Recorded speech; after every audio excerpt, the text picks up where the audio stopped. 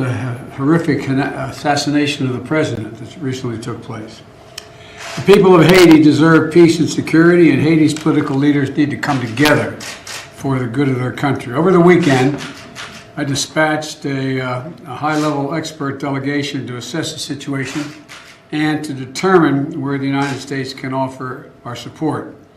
And finally, as a close neighbor and friend of the people of both Cuba and Haiti, the United States stands ready to continue to provide assistance, and I'll have more for you as we move on. But the purpose of the meeting today is we've convened a group of law enforcement and other community leaders, including mayors of our cities. One, to thank them for their service because we owe them big time.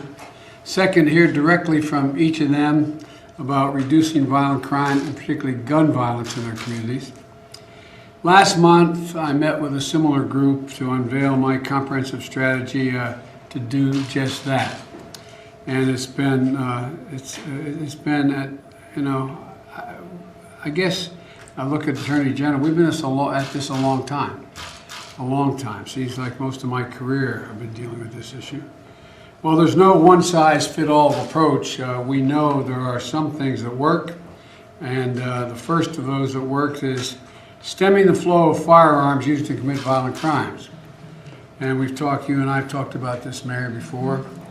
And it includes cracking down on holding rogue gun dealers accountable for violating the federal law. It includes the Justice Department creating 5 new strike forces to crack down on illegal gun trafficking, and the Carters supplying weapons to cities of New York, from New York to the Bay Area. Secondly, is supporting local law enforcement with federal support they need. Our strategy provides including funding for law enforcement through the American Rescue Plan for states, cities, and to be able to hire police and pay them overtime in order to advance community policing. Third, our plan invests in community violence and intervention. What we want to do is, when we know we utilize trusted community members and encourage more community policing, we can intervene before the violence erupts. At least that's been the consensus in our experience. And community violence intervention programs have shown to reduce crime in some cities by up to 60%. Fourthly, our strategy to fund other vital services like mental health and substance abuse disorder programs, job training, and summer job programs. And this is going to help prevent crime and support young people to pick up a paycheck instead of a pistol. And fifth, our strategy helps formerly incarcerated people successfully re-enter society with housing, jobs, and training and other support that up to now has been denied them. Somebody gets out of jail right now after serving their time, they get a bus ticket and $25. They end up under the same bridge they left. And we know this will help. This will make us all safer. And the American Rescue Plan funds programs to help get job training, apprenticeships, and work experience so they can gain stability and security and a chance for a better life. There's a lot more to my strategy, but that's at the core. It's about coordinating at a federal, state, and local level. That's what ultimately we're going to talk about today. We recognize that we have to come together to fulfill the first responsibility of a democracy, and to keep each other safe. And that's what the American people are looking for when it comes to reducing violent crime and gun violence. And I think this group is illustrative of what we need to get put together. And I want to thank them for being here, and I'm going to look forward to hearing from them because I'm going to be asking them what they think we should be doing at the federal level. So thank you very much, and we'll have more to say as we move on. Thank you. Mr. President, would you consider changing the embargo on Cuba? Would you consider making any changes to the embargo on Cuba? Will you be ready to change Trump's reversal in Cuba, Mr. President? We are going to have more to say about Cuba and Haiti as the week goes on, and so stay tuned. Thank you. All right, so that was the briefing there, just a little bit on camera for President Biden. You're watching for Live Now from Fox, everybody. As we get close to the next hour, we do know that in just a little bit, coming out of San Francisco, there will be a crime meeting to talk about the recent surge there that we see on social media there as well. So we'll keep an eye on that. We take you out live right now to Tampa as the celebrations do continue for the Tampa Bay Lightning for another big win and championship back-to-back. Let's take in some of the sights and sounds right now from the rally. Let's listen.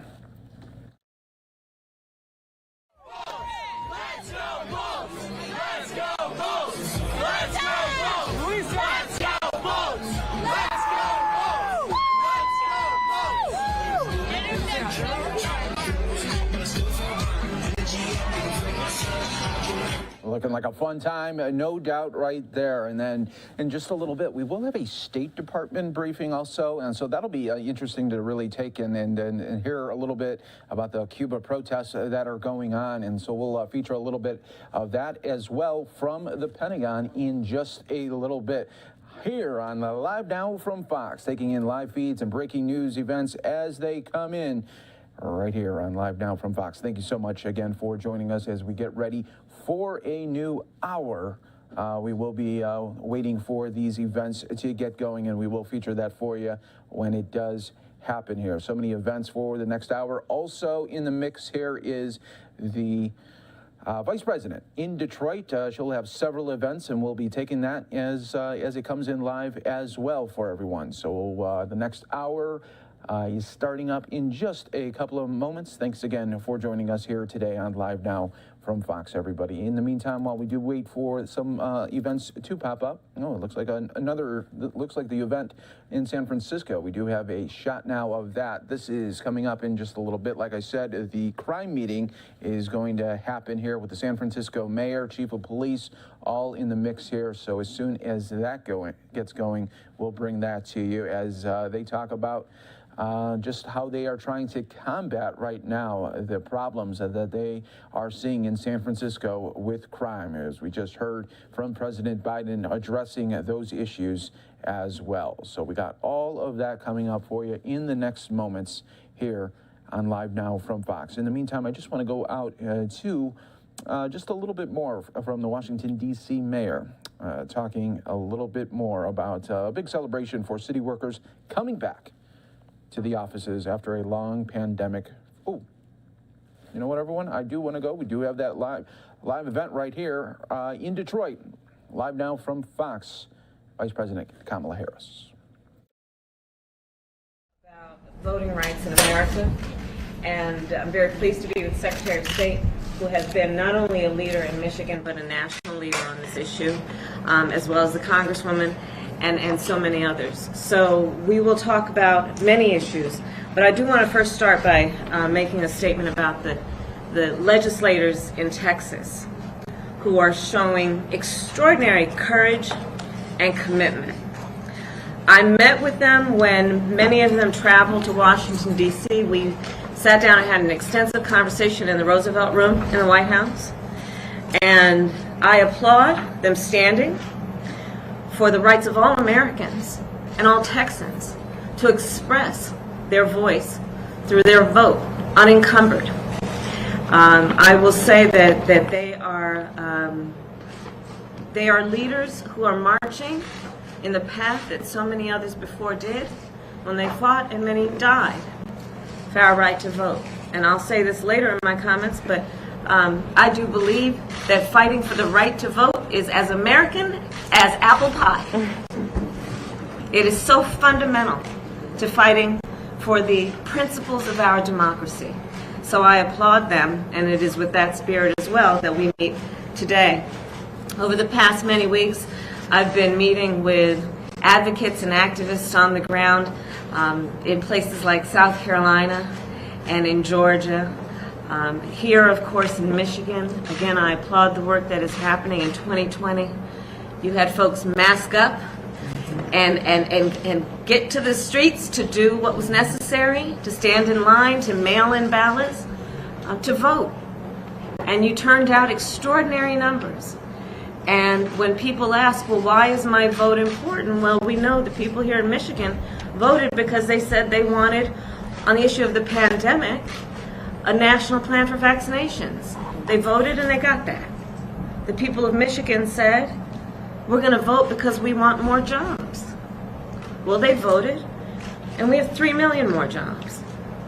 The people of Michigan said, we're going to vote because we want to see children in America lifted out of poverty.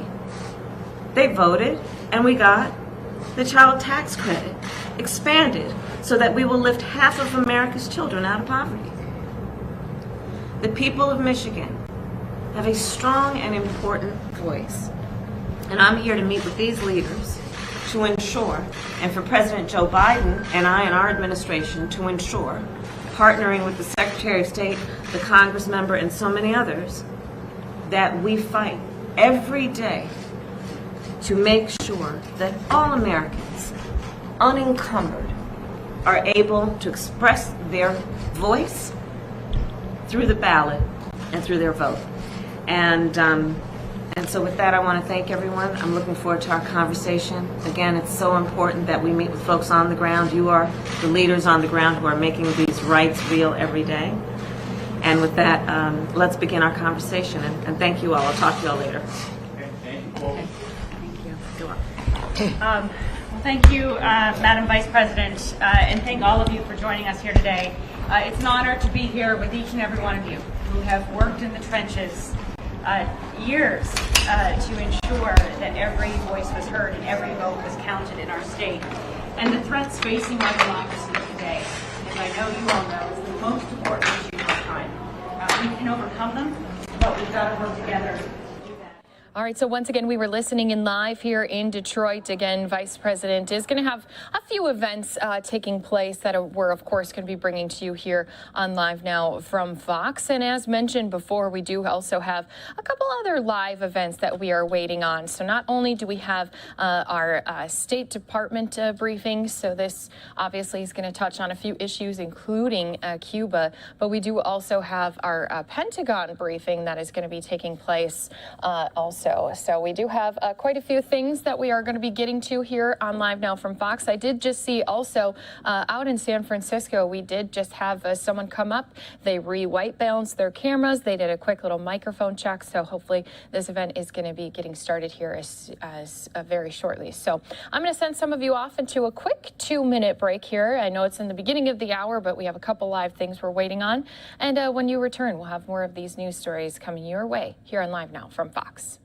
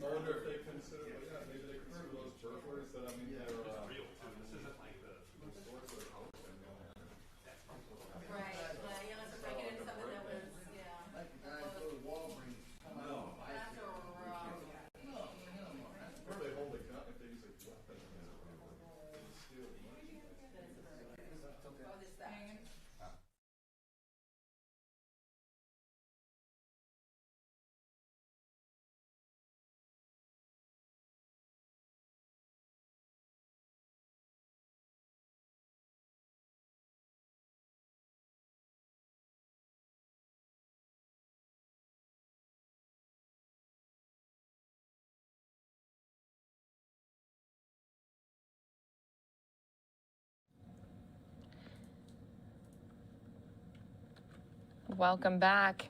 A live look. Our Skyfox giving us a few different views as they fly up above all these bodies of water here in Florida. Now, the Florida red tide has prompted beaches to close, around the clock cleanup happening in many of the counties across Florida. You can see there, that's all mounds of dead fish. So I know it's kind of gross to think about, but red tide does happen often. But of course, the tropical storm making things seem a little bit worse here as we now have this Skyfox giving us a look. So massive amounts of dead fish have been washing up on shore across Tampa Bay. Several beaches have closed. Crews racing to clean up that smelly, and I hate to say it, but smelly, decaying mess. So area experts do say it's happening because of red tide, but it is early in this season because they have seen such high concentrations of the algae. So city of Tampa has had to shut down quite a few different areas. As you can see here, we're flying up above as they're giving us a look. And in the wake of, at the time, Tropical Storm Elsa, they did have levels of red tide that were actually beginning to be higher in Tampa. So they've had bait fish, sport fish, stingrays, even dolphins and manatees all killed by this red tide pileup that happened even last week when we were covering the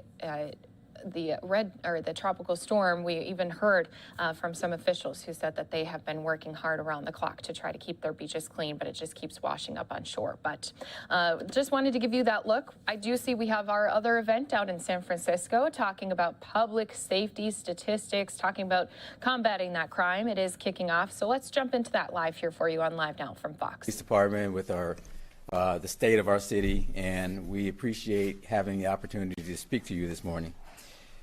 So before the mayor takes the microphone, I want to say a few words and introduce our mayor, London Breed.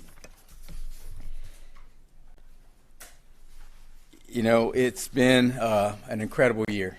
2020, first part of 2021, has been a very challenging year for all of us. And I can't be more proud of being a part of a city under the leadership of our mayor, London Breed, because in 2020 we saw what true leadership means. We saw what courage means.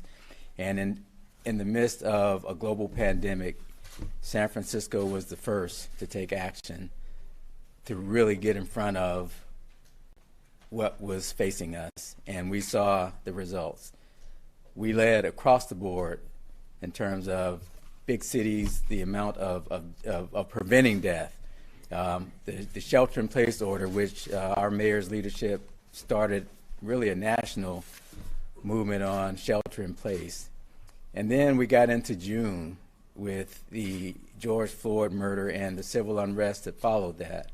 And again, our mayor played a key role in having our city, even though we had our issues, step up and respond to the challenge, to get the resources that we needed to really put the riots and the civil unrest and the looting and the fires and all that down very quickly. And we saw where a lot of cities continue to have problems for months. We saw really a peaceful summer here in San Francisco last year, given all that was going on in our country. So leadership is important. People are important. Staffing is important. And we're going to talk a little bit about all that today. But the other thing that I'd like to say, that with our mayor and staffing and all the issues that I just brought up, it didn't just start when she became mayor. You know, Mayor Breed was, I think, the first supervisor that I met when I got here in the Board of Supervisors, and she has been supportive from the day that I arrived. And I just want to highlight and lift that up because it is really, really important. And I appreciate it. The members of the San Francisco Police Department appreciate it.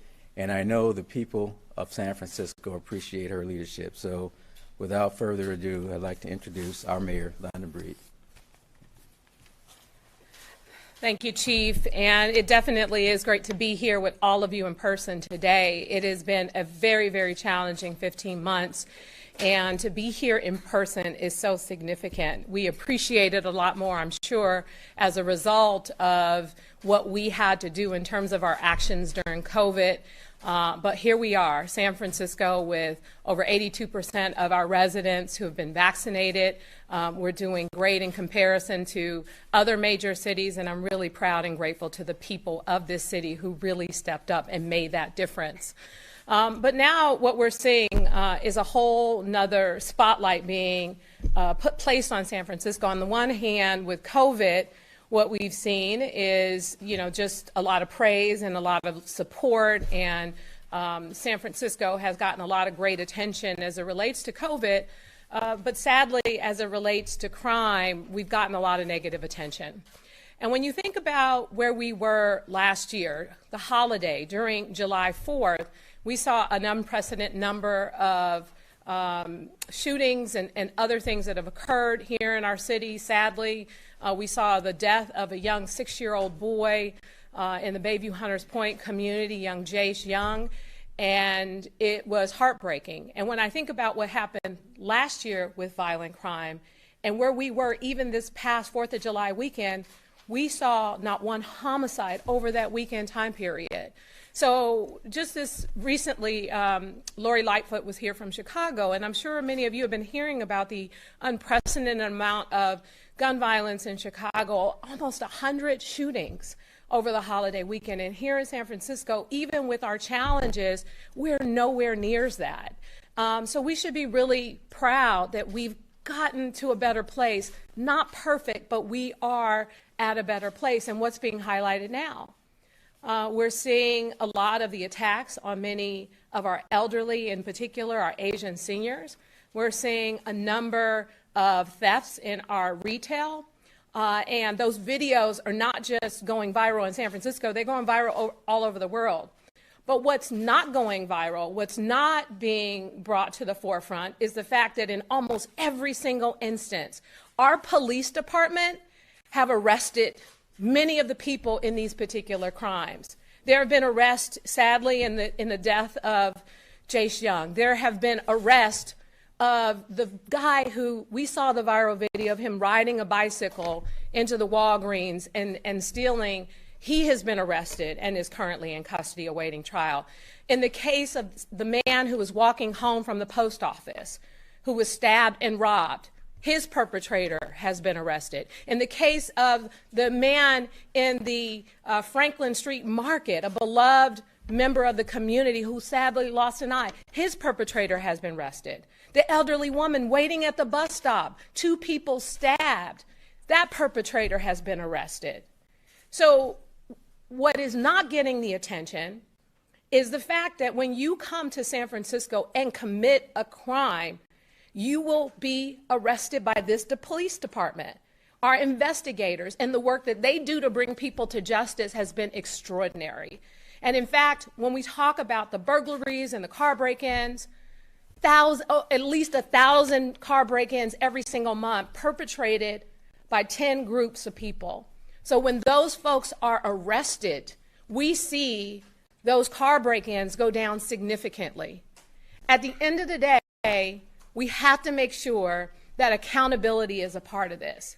And one of the big conversations that's happening around defunding the police is not taking into account all the incredible work San Francisco has done to invest in programs that help to prevent crimes from happening in the first place.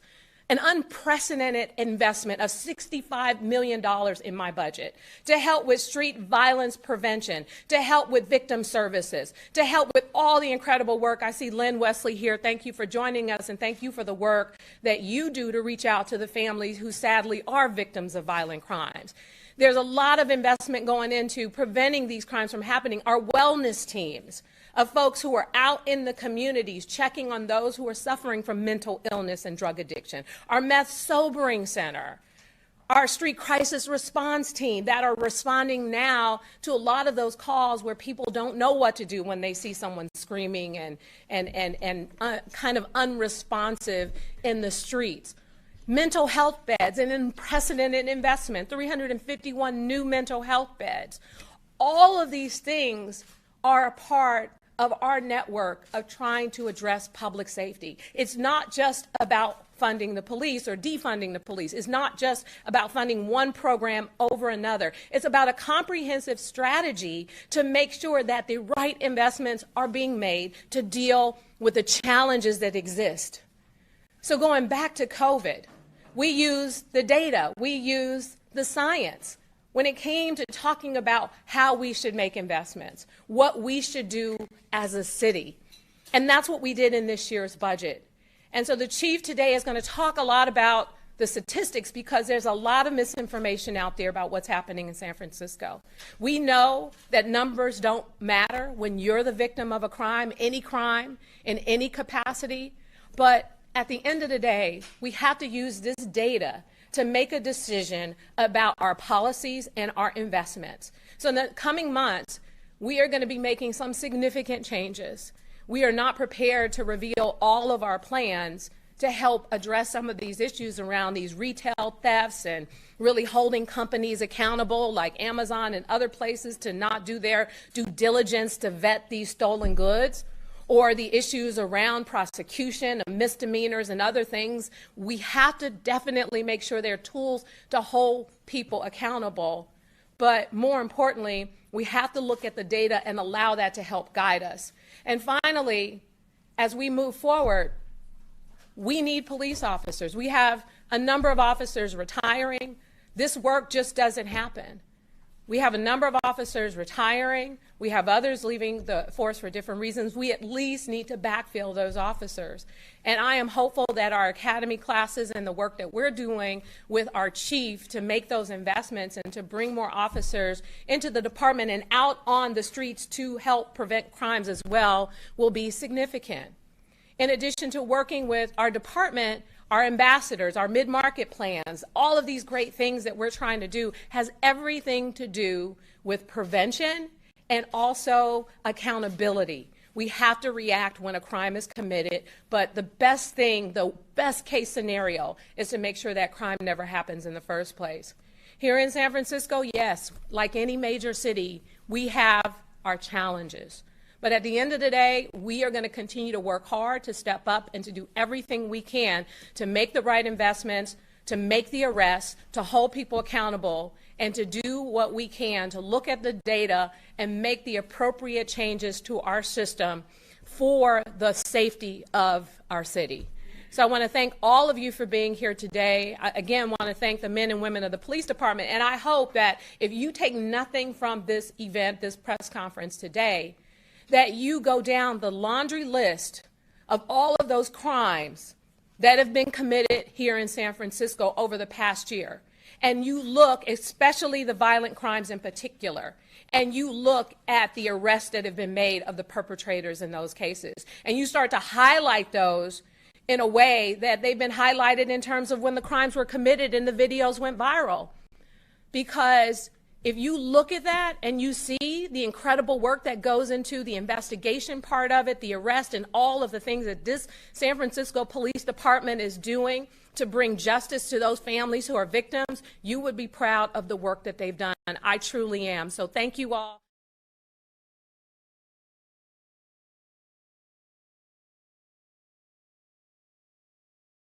For being here today, and thank you, Chief Scott. And at this time, he will go over the statistics so you can see the comparison of the past couple of years of where we are with the crimes in San Francisco and see for yourself. Thank you. Thank you, Mayor Breed. So I know the mayor touched on public perceptions, and I think it's important that we start today by acknowledging people's fears about crime, particularly when these videos go viral, as the mayor said. I mean, these things, they get in our head, and people start to believe that is our city, but that is not our city. In today's news conference, I'm going to show you some comparative numbers from our latest CompStat report, and just think of this as a mid-year check-in. For those who don't know what CompStat is, it really stands for Computer Statistics. It's a program that police departments across the country use to inform public safety strategies and to inform about basically the state of where their cities are in terms of crime statistics. It allows us to better deploy to reduce those crimes and prevent them, as the mayor said. The data measure represents incidents, but let me be very clear about something, about two things. Those numbers that you're about to see represent human beings. They represent people. So I don't want to be dehumanizing when I talk about numbers and statistics. We understand, particularly we understand, because we see it day in and day out, that these are people. These are our brothers, sisters, nephews, nieces, aunts, friends that are being victimized. And it's really important that we take a step back and remember that statistics represent people. The other thing is there is no statistic for brazenness. You know, what we see on some of these videos are just brazen, heinous crimes, and there's no statistic for what that does to our outlook on how we perceive what's happening in our city. And that's why police officers are so important, because they balance that fear of crime. Most people feel more comfortable when they see officers in their neighborhood. I know I do. And I would venture to say that most of us in this room feel more comfortable when they see officers in our neighborhood. So that's part of the adjustment to balance what we see on these videos with the reality of our officers being on the beat, being on the streets, being in the communities to make people feel safer. These crimes aren't as frequent as many people would think, but it's still unsettling. And as the mayor said, most of these crimes we have solved, and we will continue to do that. So I want to start by really lifting up what's going on here in our city, and it starts with the members of the San Francisco Police Department. You know, I'm the chief of police. You see command staff members on the wall here. The mayor, who's the leader of our city, but really the work is being done by the members, the patrol officers, the investigators that are on the street day in and day out, solving crimes, preventing crimes, intervening, working with the community, and doing what we need to do to keep our city safe. But still, even when we have everything to work right, it seems like it's not enough. And you've heard this cliche before, we can't arrest our way out of problems, and I believe that is true. But we do need to make arrests, make no mistake about it. We need to hold people accountable. The other side of that equation is officers on the beat. I know this mayor from day one and even before has been very, very definitive about the need to have officers on the beat. And she supported our budget, she supported the staffing, and we need to have the staffing to have officers on the beat to balance the other side of the equation. Holding people accountable and making arrests, that will always be one half of the equation. But the other side that we struggle with is keeping enough officers on the streets where you see them in your communities, where we can prevent a lot of what eventually happens from happening. According to CityBeat, and this was the CityBeat poll that was released last month, 75% of San Franciscans want more SFPD officers in high crime areas. 76% of San Franciscans want expanded community policing to their neighborhoods. And 64% of San Franciscans want more SFPD officers in busy areas like Union Square, Hayes Valley, where we have these brazen crimes that we've seen on video, Chinatown included. That's why we are so appreciative of what's happening with the mayor's leadership, with the men and women of our police department, with community members that are calling to staff this department adequately so we can do our jobs. And that is not going to go away. We will continue to advocate for what we need to keep this city safe. Now, we can never lose sight of the fact that every number, as I said, represents a human being, and even when someone has suffered a loss of injury, sometimes the damage is irrevocable. People have to live with these consequences. Homicides, we have people in this room that have lost members of their family to homicides, both in uniform and out of uniform. We have people in this family that have had their houses burglarized, that have had their cars broken into, and we all know how it feels when that happens to you. You don't care about statistics. You don't care the crime is going down or going up. What you care about is it happened to me, and it just turned my life upside down. And we understand that. And that's why it is so important to work with our community. Through the mayor's leadership and the mayor's urging, in October of this year, we established a community liaison unit to help people get through the turmoil of being victimized, to provide a better service We want to prevent it in the first place, but when it happens, people need support. They need to know how to navigate the system, and they need help. And that's what the Community Liaison Unit does, under the leadership of Deputy Chief Dave Lazar and Commander Darrell Fong. So let's go to our statistics. This is our mid-year statistics, and how we're going to frame this conversation is show you not only year-to-date mid-year statistics, but we're going to take a look back so you can compare where we were in 2016, 17, 18, same time of year. And actually it adds a little bit of perspective, because one of the things that makes this year challenging and unique when we look at statistics is last year was an aberration. You know, we had people that were inside their homes. We didn't have the tourists that we normally have. And so it's really hard to get a gauge on where we are in crime when you only look at last year. So we're going to look at 2019, 2018, 2017, so you can get a perspective of where we are as compared to where we've been. And we're going to start with homicides at mid-year. And as you can see with our homicides, we are up somewhat from where we were this time last year. And if you look at 2019, 2018, 2017, you see pretty consistent numbers mid-year, 2018, 2019, 2020, and then we're up 4 this year. If you go back to 2017, we're down pretty significantly from 2017, even from 2016, and up slightly a bit from 2015. The next slide. Before we move on to homicides, let me say a few things about that. Some of our strategies that we've introduced this year on homicide include a partnership with an entity called the California Partnerships for Safe Communities. And one of the things among the many that we want to do with homicides is really, and this speaks to what the mayor said earlier, really address some of the root causes. You know, our investigators do a magnificent job in terms of solving homicide cases. We're at about a 92% clearance rate for homicides, or 90% clearance rate for homicides year to date. But the other side of that is, what can we do for the individuals most at risk for being involved in a shooting or a homicide, either as a victim or as a perpetrator? What can we do for those individuals and their families to try to prevent it?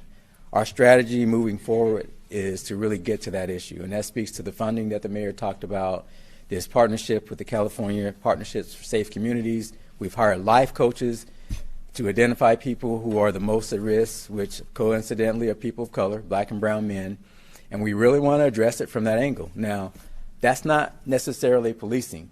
We are a conduit to get services to these families that are the most at risk. But I want to be clear, our job is to prevent crime, to solve crime, and to get other people involved to address those issues to make this situation better. Let's go to gun violence. And just want to give some of our viewers a heads up while we listen into the ways that these leaders are trying to not only reduce crime but also deter crime. I'm going to send some of you off into a quick 2-minute break. Again, this very timely as President Biden is also getting briefed on crime as it surges here in the United States. So let's again go into a quick 2-minute break. We'll have more coming your way here after that. We were at 80, 2017 we were at 90. So when you go back several years, you can see that we're not terribly higher than we were in 2016, 17, and 18, but we're almost double where we were the last 2 years, and that is a huge concern. So part of the strategies that I just mentioned will help address that. We've gotten some traction from that. It also builds relationships with community members that are necessary to actually get a handle on this issue. On my left, you have Acting Commander Carl Fabry. We have Commander Pete Walsh. They're a big part of this, along with our Investigations Bureau and our Director, Tiffany Sutton, that's really bringing all this together. And our strategies on gun violence are holistic. We have to get a handle on this. The other issue with gun violence are illegal ghost guns. The number of illegal ghost guns that we've confiscated over the past 4 years, and we don't have this chart on there, but the information has been available and we've made it public, has increased exponentially. These are unserialized guns that are made in people's garages, in their kitchens, or wherever they choose to make them. They're dangerous, they're unregulated, they're untraceable, and they're a problem for our city. So through our Crime Gun Investigation Center, which is under our Investigations Bureau, we are addressing that with help of our partners from ATF and our federal partners. And we hope to continue a record We have an increase in confiscation of those guns, and we hope to continue to do that, to take guns off of the streets so they can't get in the hands of the people that are driving these numbers up. Next, we'll go to sexual assaults.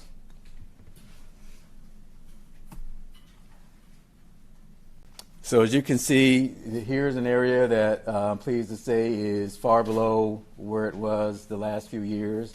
When you look at 2019 to 2020, there was a significant drop in sexual assaults. And 2021, we continue to go down in that area. Still, that's 88 victims that have been sexually assaulted, far too many. Our investigators in our Special Victims Unit are responsible for investigation of these crimes. We're working with our district attorney and the advocacy groups who really have been pushing on better sexual assault responses, including treatment and services to the victims of sexual assault. So that's a part of our plan, if you will, to get better in all of those areas. I mean, we do okay, but we can always get better. We jumped on sexual assaults from 11 cases in May of 2021 to 19 cases in June, and that's a huge increase from a month-to-month perspective. So definitely it's something that we want to keep an eye on because that's concerning, and we want to make sure that we keep control of that. Next, we'll go to robberies. Robberies, as you can see, again, videos drive perception. And when you see people getting robbed, when you see elderly victims in our city getting robbed and those videos go viral, you think, oh my goodness, things are out of control. Well, here's the reality. The reality is that our robberies from 2018 to date, year to date, have gone down each year. We hope to continue that by year's end, and if we can continue the trend, we hope to keep this going. Now, robberies are one of the categories where cops in the street matter. And hear me on this one. Police officers in the streets really matter when it comes to driving down robberies because people are less likely to rob people when they see officers nearby. That's just a reality. It's proven, it's tried and true. It matters. Deployment matters, and I'm going to say this over and over again because I can't say it enough. We need officers on the streets to keep this going in the right direction. And some of our high traffic corridors, particularly our tourist areas, people walking around, enjoying themselves when they come here and visit our city, we have to see police officers out there. The mayor's mid-market vibrancy plan in Tenderloin, we have increased our deployment pretty significantly over the last month and a half. We have seen robberies cut by, I believe the number is 38% in that area. It matters when police officers are on their beats, particularly foot beats, and when they're able to stay out on their beats, robberies go down. So we want to continue that trend and make sure that we keep that going in the right direction. Aggravated assaults is our next category. And if you look at the 5-year period, again, this is some of the videos that we see, aggravated assaults that are happening that go viral. But when you look at where we are now compared to where we were just 3 years ago, we're actually doing okay. Now, I want to say this. We know that not all crimes are reported. There's always, besides homicides, there's always a degree of underreporting of crime. And we encourage people to report if they're victimized because that's how we know what's going on and that's how we deploy. We deploy by where the problems are. If you look at this though, you look at 2018, 2019, 2020, you see a significant drop from year to date, 2018 to 2019, 2019 to 2020. 2020 aberration because of COVID. We don't know how much that impacted. But when you look at 2021 compared to 2019, we are below where we were this time at 2019, our last pre-COVID normal year. So can we always do better? Yes, we want to do better on aggravated assaults, but we're not doing terribly, and we want to keep that trend going as well. Again, research. The University of California Goldman Policy Lab, they studied our footbeat deployment to see how that impacted aggravated assaults. That research was done in 2018. It's online if you want to take a look at it. What's proven is cops matter. When we increased our footbeat deployments, put them in those areas, high corridor areas, like the Tenderloin, assaults went down. We know it matters, and that's been proven by academic research. Next topic is burglaries. So as we talk about property crime, the narrative in San Francisco has been car break-ins it's been that way for a long time. But we're going to start with burglaries because here's an area where we're struggling somewhat in terms of increases. We saw this trend start even before COVID. Last year, early 2020, we started to see burglaries go up.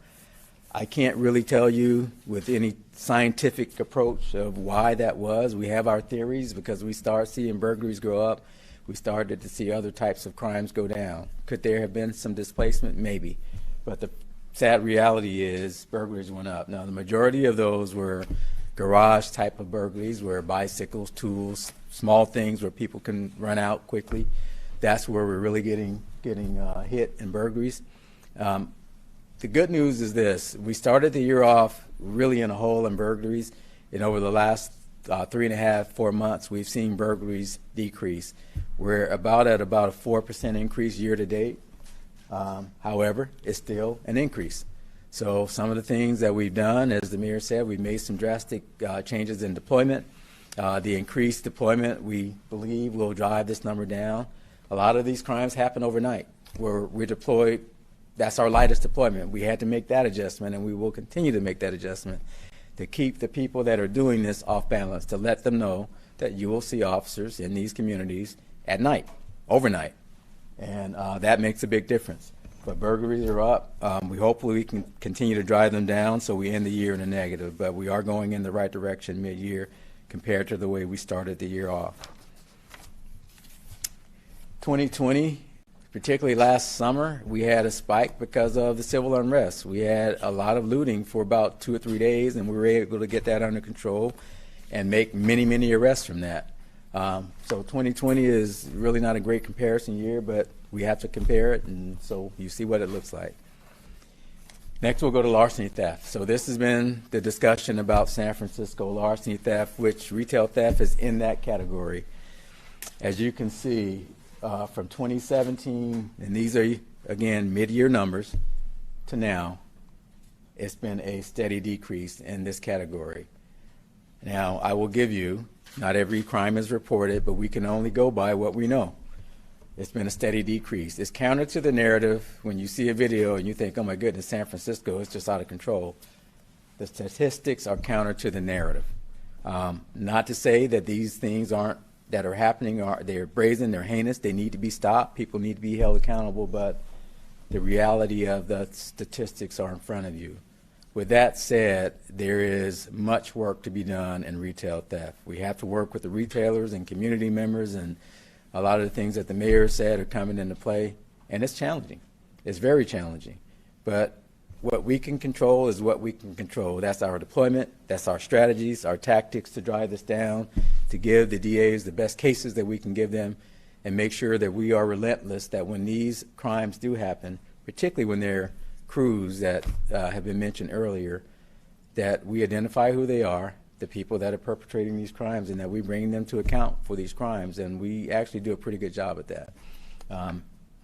But we got to get better, because this is something that people, it's personal to me when people look at our city and they think what they see on the video is what this city represents. We all live here, work here. This is a great city. And it's a safe city. But you wouldn't think it when you see a video of a man riding into a local pharmacy and having at it with whatever he wants to have at it with. He's in jail. And I want to send a message to others who have that idea. You will go to jail. We will catch you. Eventually, we will catch you. So let me make no mistakes about that. We're very good at what we do.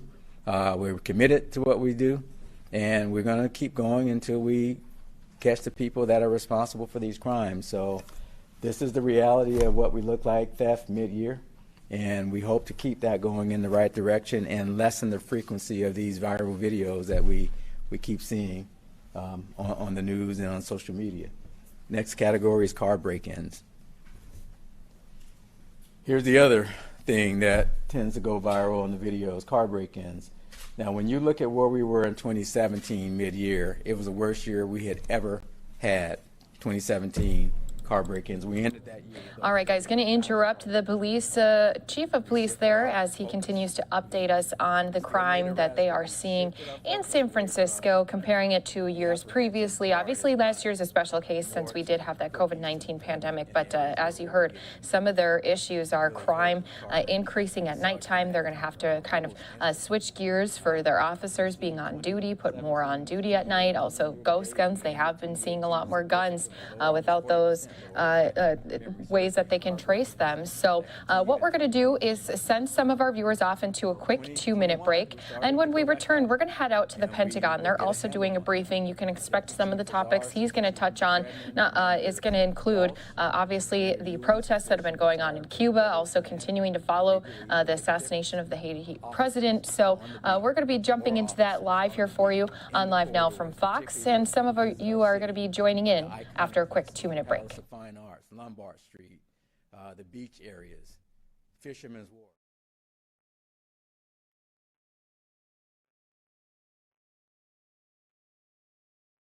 I do have two questions for you related to the transfer of authority from General Miller to General McKenzie. First one is, do General McKenzie's authorities to conduct airstrikes against the Taliban end on August 31st?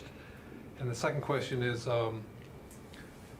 when you mentioned that the airport security will be one of the 4 missions or purposes, what exactly, have you worked out what exactly U.S. troops would do at the airport? Will they be operating some sort of defensive weapon systems, or what will they be doing?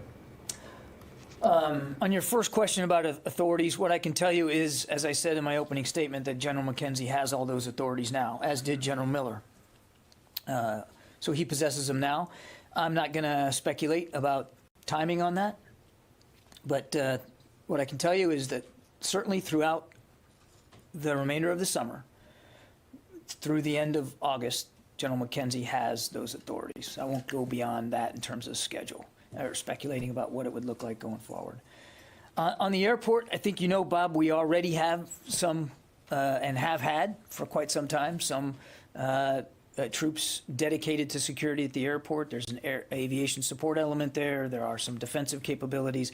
And I would expect that, without getting into details, to some degree and in some way, that support will continue through the drawdown. Now, what things look like after that, and after we've continued to flesh out all the details with Turkey, who has agreed to lead this security effort, we'll see. But what that looks like going forward after the drawdown. But through the drawdown, yes, we will have requisite capabilities there at the airport to assist in the security.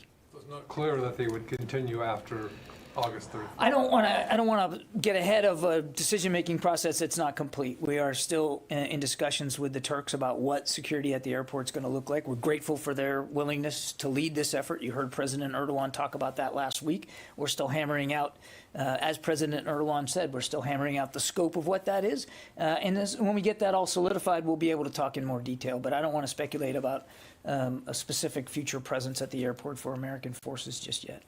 Follow up on the airport, Yeah, I think. sure. So I understand there's some kind of an agreement on a framework for the providing security for the airport by the Turkish side, but there's some sticking points. It's still under discussion.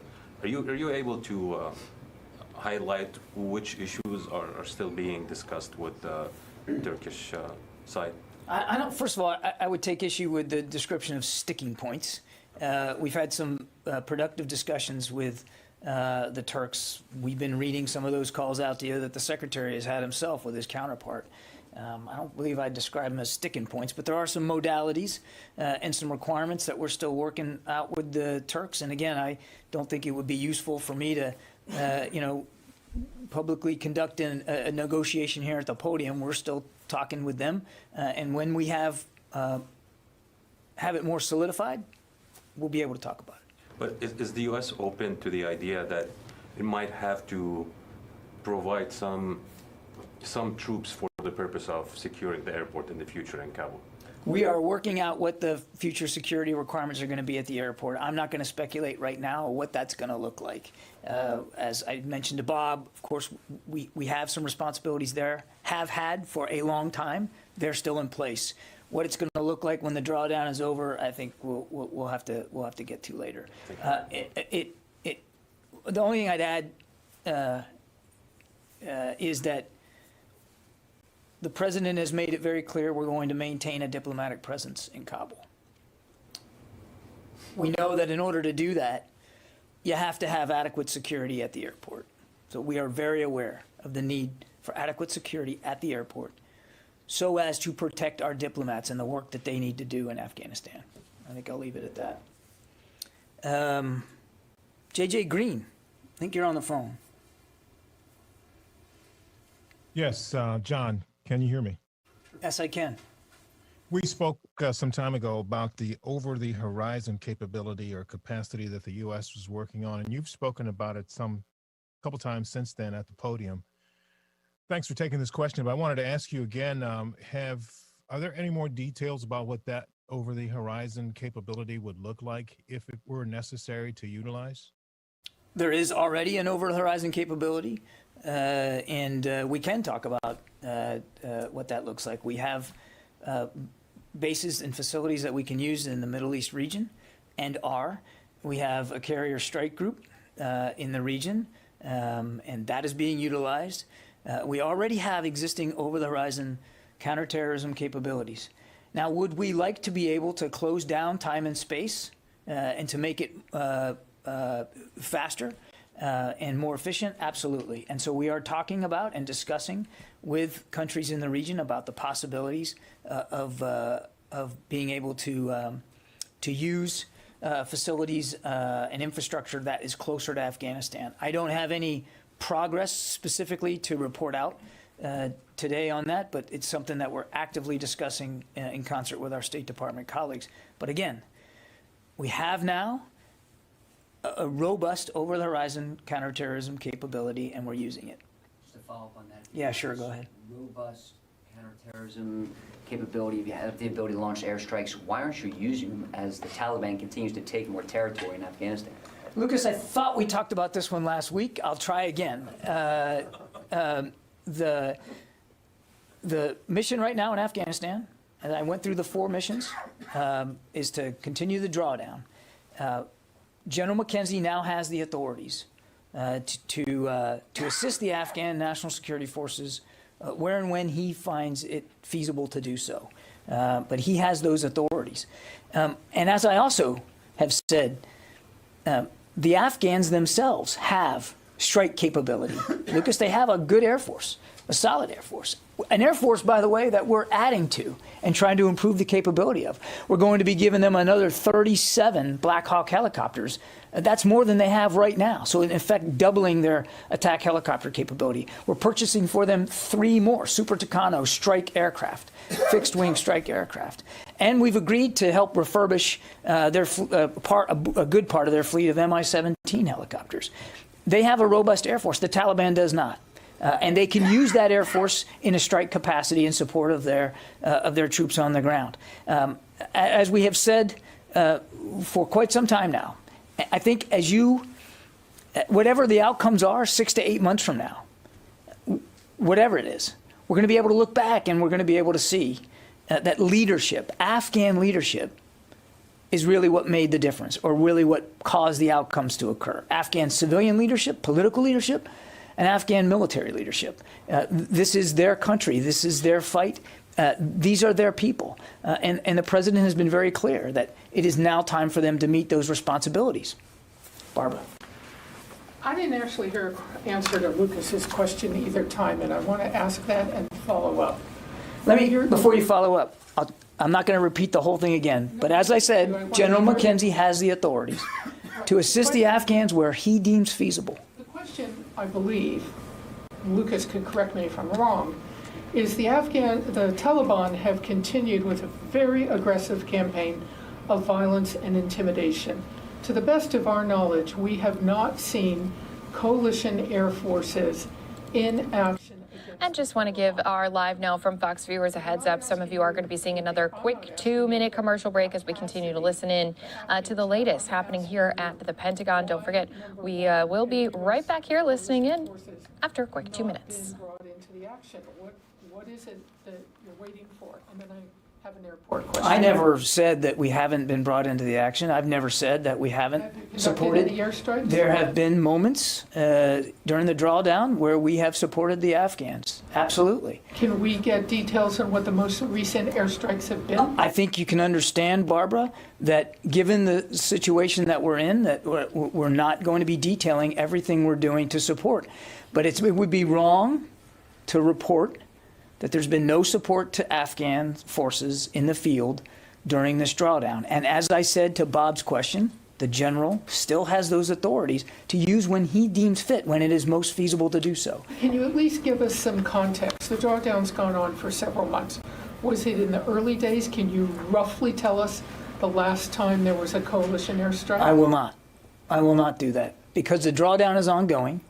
And as I've said from the very beginning, we have to assume that this drawdown is going to be contested, so we're going to be careful about the kind of information we're putting out there. But it would be wrong to conclude, inaccurate to report, that we have not come to the assistance of the Afghan National Security Forces throughout this period of drawdown. My other question is on the airport. You keep talking about future security requirements and the need to maintain security for the adequate security for the embassy and these future security requirements. So, and that you're continuing to discuss this with the Turks about what these future security requirements are. So by definition, does that mean that there is not currently adequate security at the airport because you are still having discussions about future security? And what is your assessment of the security situation at the airport? It does not mean that. How does it not mean that? Help me understand. Because there is still, the security at the airport has historically been a mission the Turks have contributed to under the Resolute Support umbrella. So they are there now, and they have agreed to stay there. There are, but as all forces draw down out of Afghanistan, there are going to have to be adjustments made to who else is helping the Turks and in what way that help is being rendered. That's the discussion that's happening right now, and I'm simply not prepared because it's not complete to detail that for you. The Secretary's comfortable that there's adequate security at the airport right now and is determined throughout the period of the drawdown to make sure that that security remains in place. Some of that security is being provided by the United States. What that's going to look like after the drawdown is over, we're just not there yet. So what's your assessment of what the Taliban's goal is?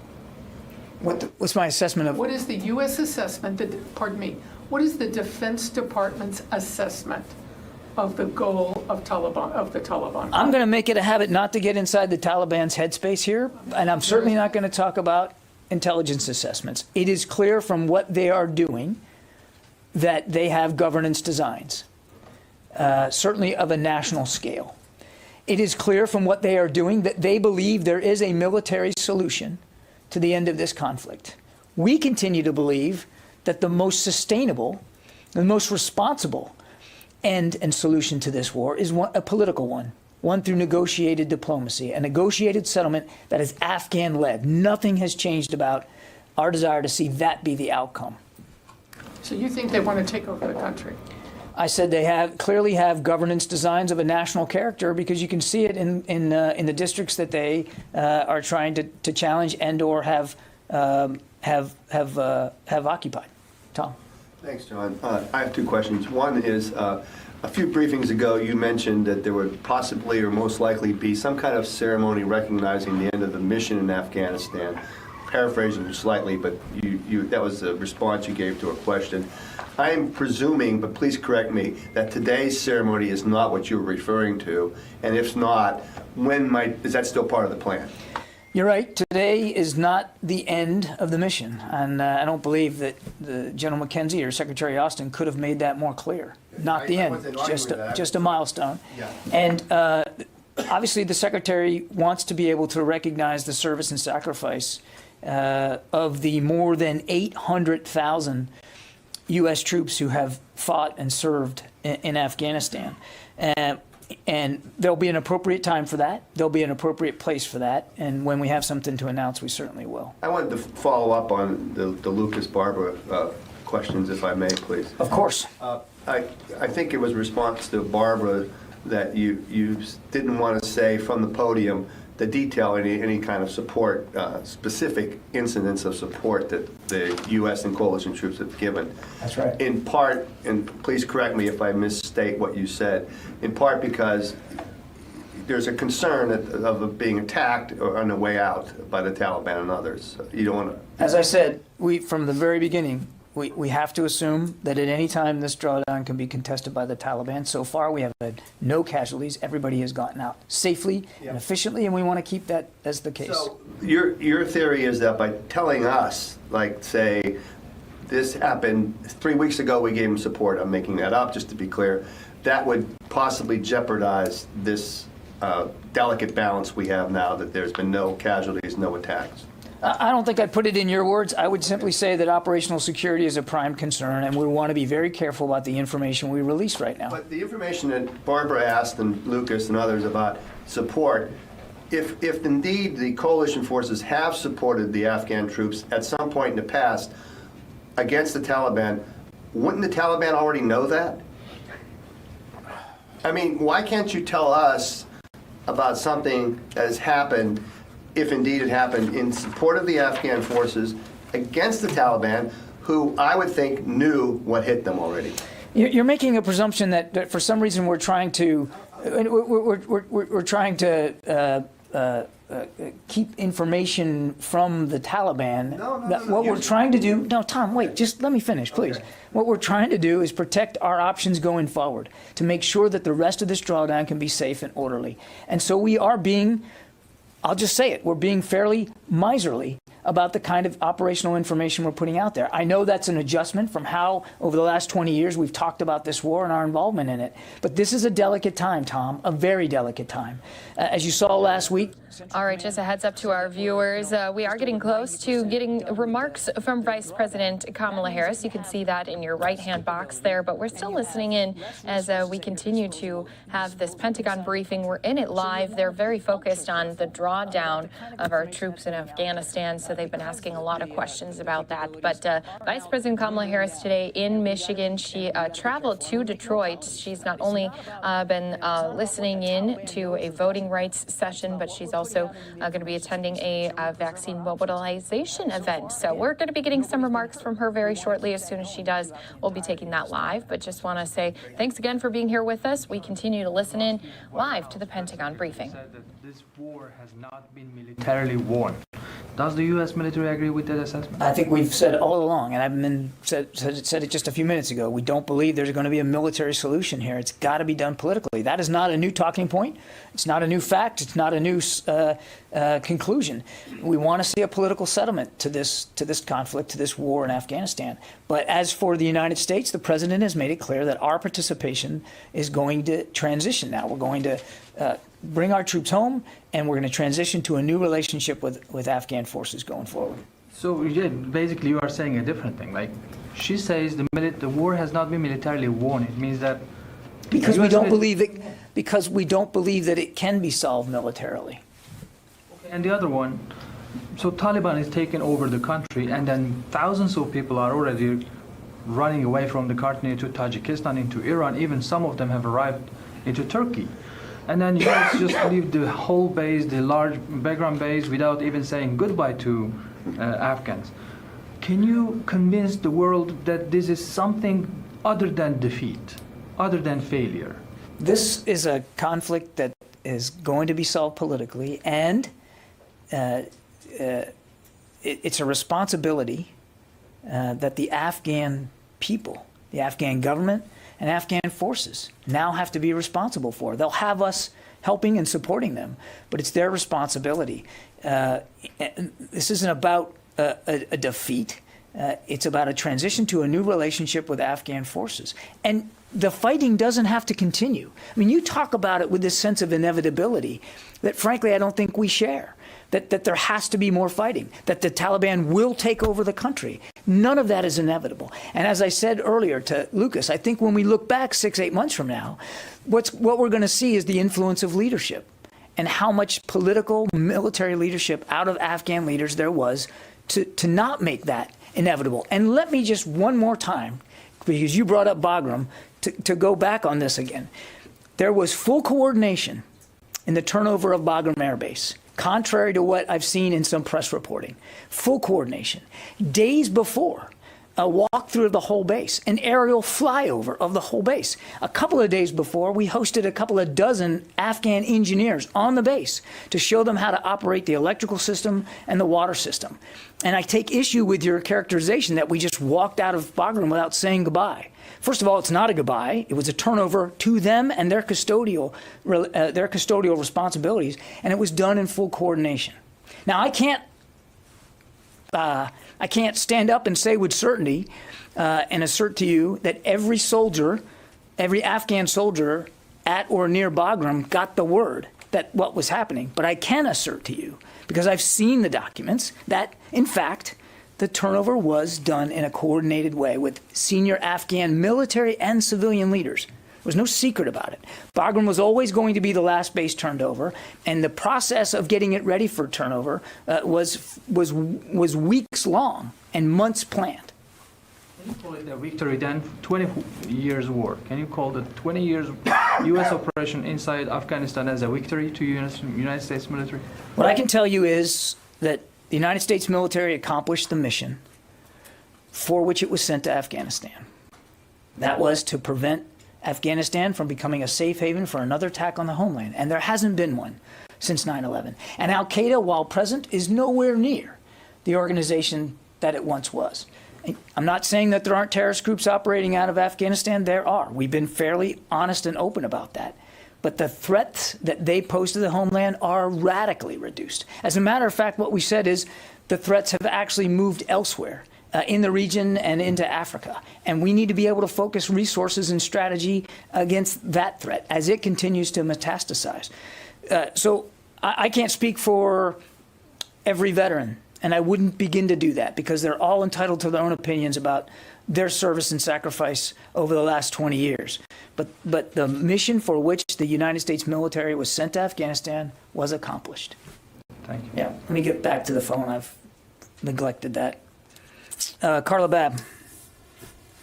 Hey, John. I saw your, hey, can you hear me? Yeah, I got you. My iPad died on me. One of the challenges of technology, so I just wanted to restart it. Go ahead. Okay, great. I was just wondering, I heard your comments with Fox News Sunday, and I wanted you to talk about if there's a worry among officials at the Pentagon that, I know you said the Taliban victory is not inevitable, but is there a worry that the Taliban is wiping out and will continue to wipe out gains that the U.S. has fought for and died for alongside Afghans? Carla, we are certainly concerned about the prospect that the social, economic, political progress that has been made in Afghanistan over the last 20 years could be harmed or put at peril by increasing Taliban advances. We're obviously concerned about that. We're not, thank you, we're not unmindful of the threats that are posed in that regard, which is why the president has made it clear we're going to maintain a diplomatic presence in Kabul.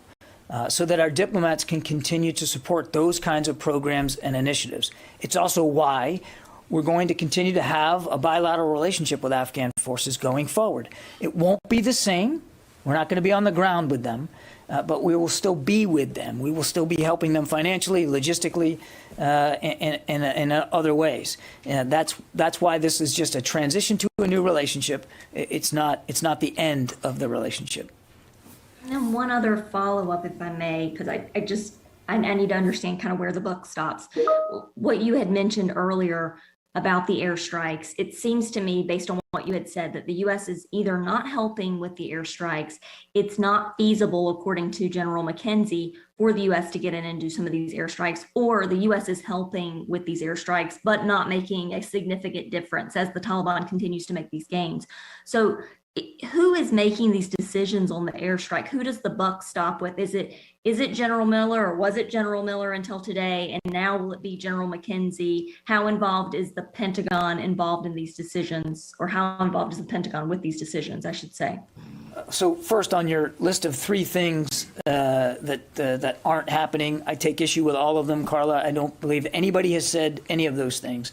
And as I said at the outset, General McKenzie now has the authorities that General Miller had, and the decision-making ability for how he wants to, or can, or is feasible to support Afghan forces in the field. Idris. Hey, John, can you hear me? Hey, can you hear me, John? Yes, I can.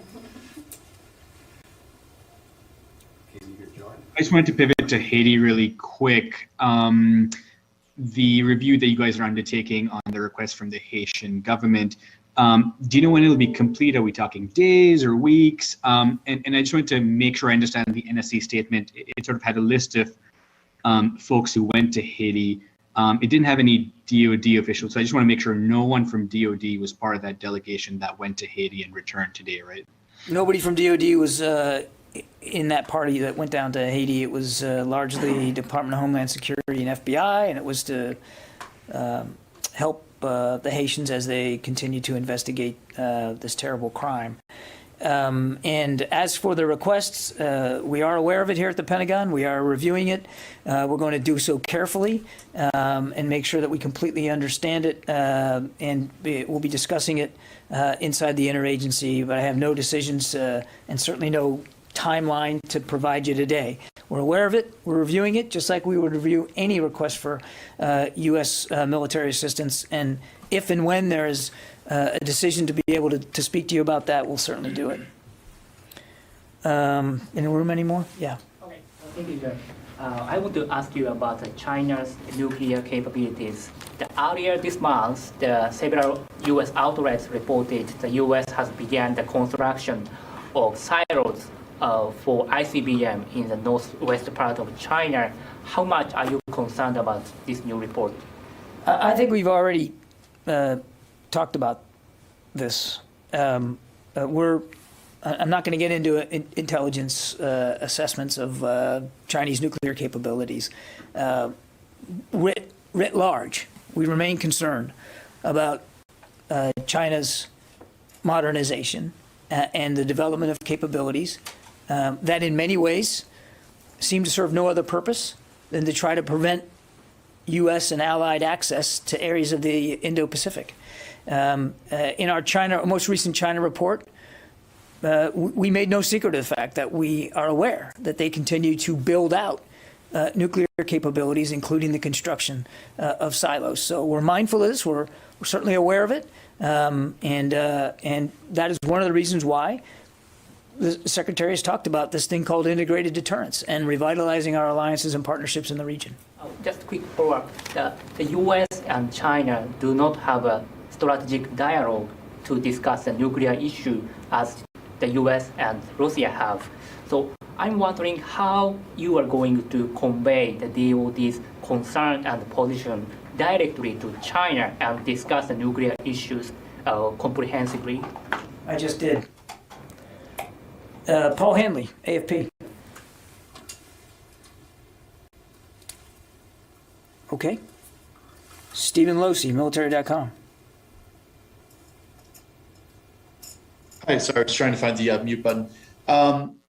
Today marks the 1-year anniversary of the Bonhomme Richard fire. Do you have any updates on where the investigation into that stands, into the cause of it? And is it likely or expected we're going to see charges as a result of the investigation into what caused the fire there? I really can't help you with that one. I would refer you to the Navy to speak to that. That's not something that would be appropriate coming from me today. The Navy's a much better place to go for an answer to that question. Yeah, in the back there. Thank you. My question is on South China Sea. Today marks 5 years from the International Tribunal decision on South China Sea, which rejected Chinese historical claim on the vast area of the sea. And how does the Pentagon assess this development of the situation in these 5 years? Well, I would just reiterate what you heard Secretary Blinken say just a couple of days ago. Freedom of the seas is an enduring interest of all nations, and it's vital to global peace and prosperity. The international community has long benefited from the rules-based maritime order, where international law, as reflected in the UN Law of the Sea Convention, sets out the legal framework for all activities in the oceans and seas.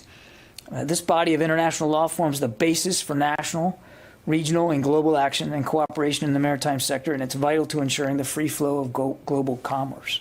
Nowhere is the rules-based maritime order under greater threat than it right now in the South China Sea, 5 years later. The People's Republic of China continues to coerce and intimidate Southeast Asian coastal states, threatening freedom of navigation in this critical global throughway. And for our sake, we remain committed to the freedom of those seas. I got time for one more. Yes, ma'am. So I'm wondering if you could talk a little bit more about the guide exercise, NORAD, NORCOM guide exercise. What kinds of goals are there for that exercise? How many days will it last? It goes from July 8th to the 15th. I think I said that in the opening statement. The focus is on rapidly developing capabilities needed to increase deterrence options with a data-centric, software-based approach. The events that they're going to be conducting will combine people and technology to innovate and accelerate development for, it looks like, 4 things: information awareness, information dominance, decisional superiority, and global integration. And if you have any other additional questions, I'd point you to NORAD Northcom. Go ahead, Lucas. But you said there was going to be flyovers as part of There is that. a fly event. Yeah, there is a live fly event. But again, I'd refer you to Northcom NORAD. John, there's a piece in the Wall Street Journal speaking about the Navy, saying if it comes to war, will the U.S. Navy be prepared? That's the headline. There's a new report coming out from some retired brass saying a key finding of this report is, quote, many sailors found their leadership distractive, captive to bureaucratic excess, and rewarded for the successful execution of administrative functions rather than the core competencies of war. And quotes a senior enlisted leader saying, a recently retired chief saying, I guarantee you in every unit in the Navy, it's up to speed on their diversity training. I'm sorry that I can't say the same for their ship handling training. Any reaction to this report? I think the Navy's already reacted to this, Lucas, and they have said that they welcome the insights that are provided in this report. They reiterate some of the things that they know they need to continue to work on, and that they are working on it. And they welcome all input to help them as they continue to make sure that the surface community in the Navy continues to be the strongest and most viable surface fleet in the entire world. Does the Pentagon and the Navy also welcome the comments from former Navy Secretary John Lehman, a respected alumnus of this building, who said that former 5-star admirals who won World War II made mistakes? Bill Halsey was, quote, consistently getting in trouble for bending the rules, for drinking too much. Chester Nimitz was put his first command on the rocks. Ernie King was a, quote, womanizer. They were punished several times, but Navy leadership always realized they were very, very promising officers. None, he concludes, could have made it past captain in today's Navy. Do you agree with that assessment? Do I agree with the assessments of those former 5-star admirals, or Secretary Lehman's assessment? Yeah, I think obviously we have great respect for former Secretary John Lehman, and we certainly, as I said, we welcome all these insights and all the scrutiny over the United States Navy. I think Navy leaders today understand well that their officers, their leaders, their petty officers, their sailors, they're human beings, and that people do make mistakes. And again, nothing that I've seen coming out of this report, certainly the Navy has talked to this, stands in stark contrast to what the Navy itself and the surface community know they need to continue to work on, and that they are. Ensign Nimitz put a ship on the rocks as an ensign, and he, of course, was still promoted to admiral. Could that happen in today's Navy? I'm not going to speak to individual hypothetical incidents. Running a ship aground, Lucas, is generally frowned upon, and the Navy has all kinds of ways of making due accountability for that. But look, everybody here in leadership positions understands that our people are human, and that there are mistakes and there are mistakes. Nobody's interested in having a zero defect mentality throughout the military, not just the Navy, but throughout the whole military. We take accountability serious for just that reason, and the responsibility that leaders have to hold everybody in their charge to as high a standard of conduct and behavior as possible. But I want to pull back to what, as I understand, is the focus of this report, and what the Navy said about it is about making sure that we continue to have the most powerful Navy in the world. And you've heard the Secretary talk about this as recently as budget hearings just a few weeks ago. We do.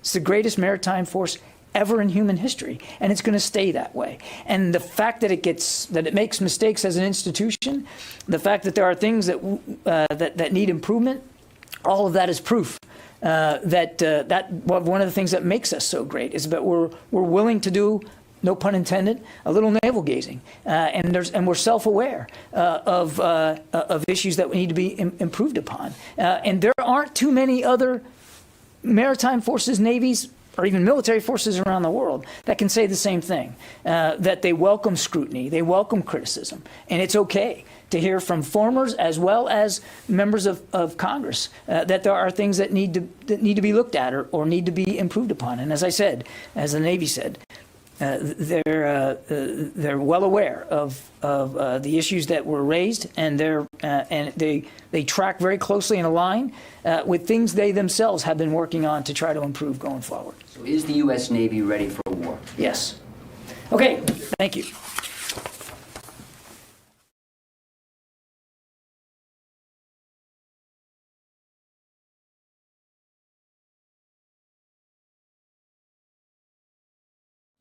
And with that, everybody, we will be taking a quick 2-minute break right here on Live Now from Fox as we continue to wait for the Vice President there in Detroit, Michigan. We'll be bringing that to you pretty soon. You're watching Live Now from Fox.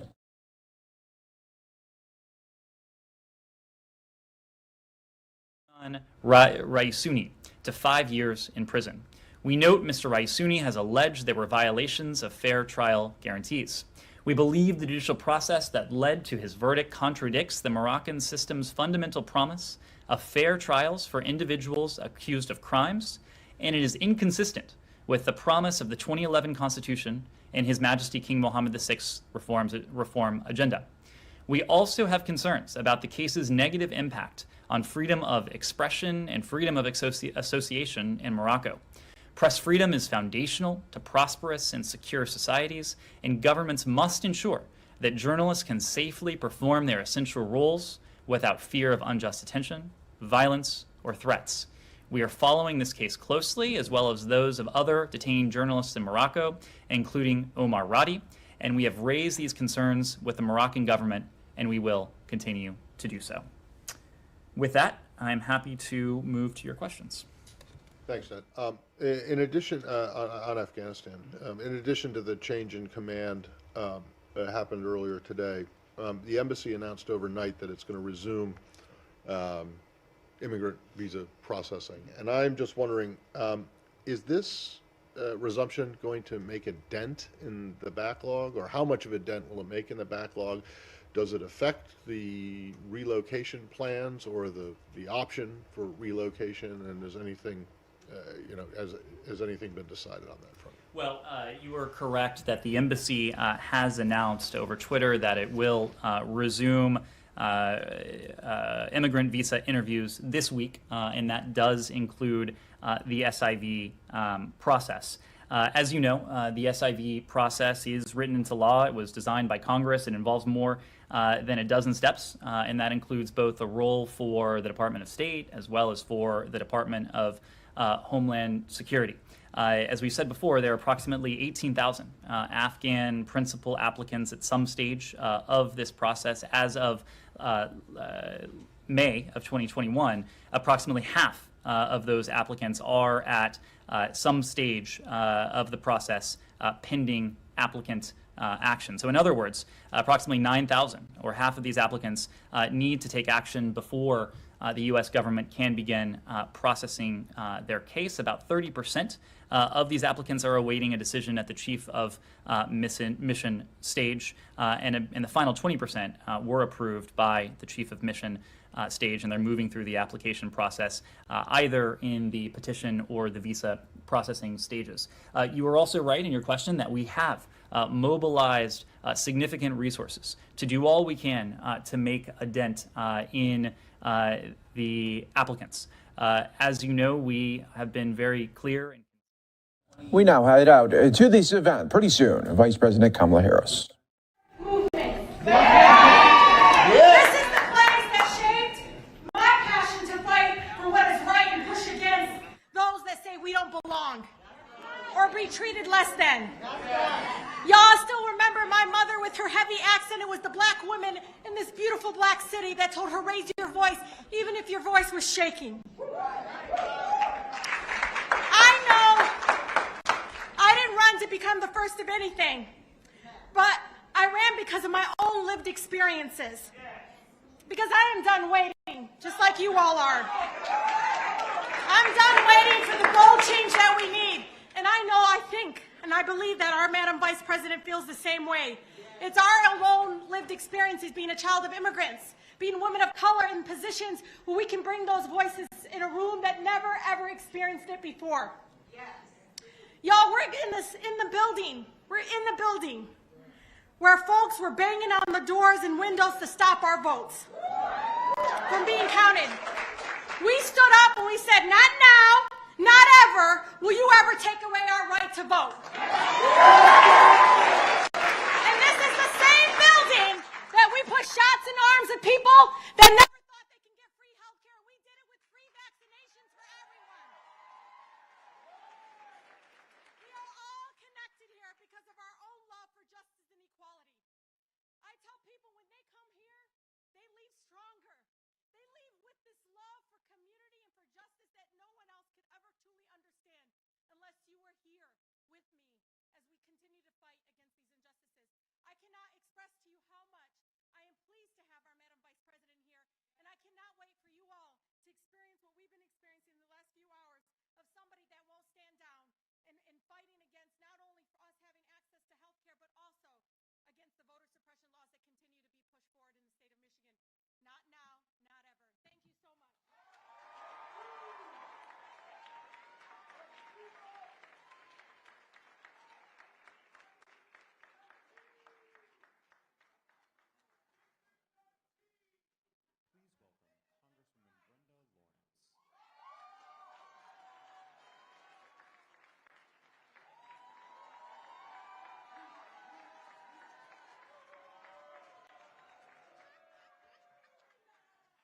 I see I have my colleagues in the House, your Michigan delegation. Good afternoon and welcome to the 14th District. I am so excited to be here today, and we've come with a unified message. Get the shot. GOTV, get out the vaccine. We are ready to get off of this corona highway. This road has been too long. We have cried at too many funerals. We sit by the side of those who are suffering. The only way we get off this highway is to get the shot. We need to get the shot for our country. Get the shot for our economy. Get back to work. Get the shot for the education of our community. Get our children back to school. And get the shot for our families, for those we love. Please join me in saying, get the shot. This shot will give us the tool that we need. If you say you love me, I always say, show me. Show me you love me. Get the shot. I want you to know that Black and brown communities have been disproportionately affected by this pandemic. We have an opportunity. We have a responsibility. And we have a moment where we can step up. For those of you who have not gotten your vaccine, I still love you from a distance.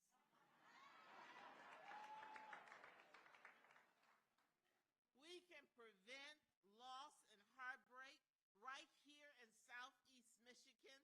I led our communities in a GOTV, Get Out the Vaccination movement, and so many of you, 5,000 people doing that week, showed up and got their vaccines. I'm thankful right now for the leadership and the efforts of our frontline workers. Let's give every frontline worker a round of applause.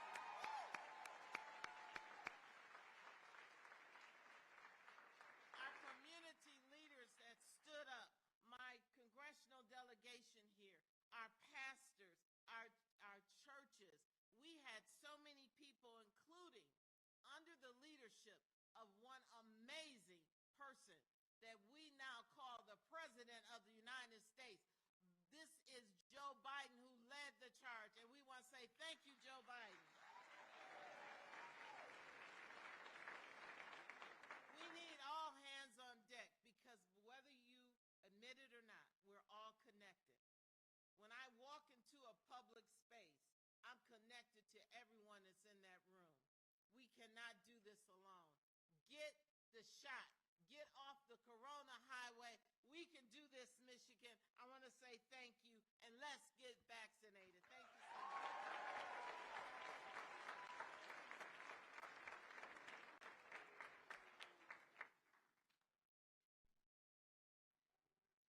Please welcome Mayor Mike Duggan.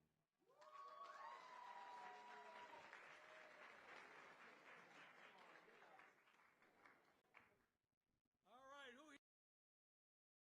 All right. You know, it was a year ago last spring when Detroit and Michigan were devastated by COVID. We didn't really know what was happening. There wasn't much guidance. We were losing 50 Detroiters a day, and it hit us hard. And we had no help from the White House. Remember what that was like? But Detroit led the way. We set up our testing sites. We committed to social distancing. And we had great leadership in the state of Michigan with Governor Whitmer, who fought back every step of the way.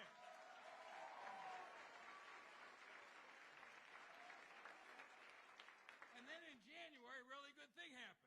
We got a partner in the White House, and the vaccines started to flow. And right here in this building, we were vaccinating more than 5,000 people a day. The drive-through site at TCF was efficient as any place that you could have gotten, and we started to lead the way again. But we have to be honest. Right now, at least in Detroit, we've fallen behind. We've got less than 40% vaccination in this city, and people are like, well, I don't know anybody getting sick right now. But we know what's going to happen. We know what the seasonal flu cycle is like. In November, this Delta variant is going to hit this state hard. And here's the thing about leadership. Vice President Kamala Harris didn't wait until November when people are in the hospital to come down and talk to us. All right? Right now, in this city, in this state, you can walk in, you can drive in, you can get an appointment today, you can get an appointment tomorrow, you can protect yourself and your family, and you won't have to be the one who's in the hospital that causes all your friends to go and get the shot. This is what leadership is all about. Being here ahead of time, telling us what we need to do. And so please, we've waited a long time for this kind of support from the White House. So when she gets here, let's give Vice President Harris the welcome she deserves. Welcome to Detroit.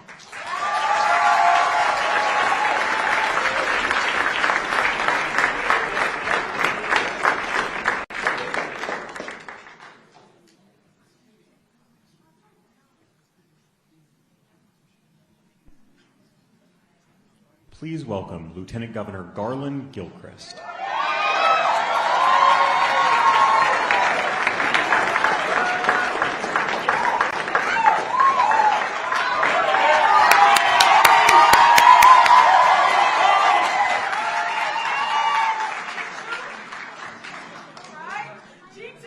What up, though, Detroit? So we here because when we come together, we can do anything. When we came together, we got us a vice president who was here for us. Vice President Kamala Harris You see, Detroit was the last place she visited before she became vice president-elect. Y'all know that? She did that because she knows how important you are. So on behalf of the entire state of Michigan, thank you, Vice President Harris, for coming to Detroit.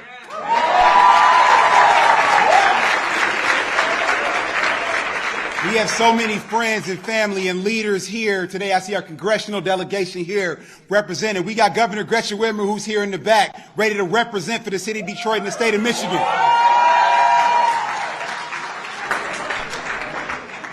But today we're here to talk about the job that we have to do to make sure that our people are in a position to be healthy and successful going forward.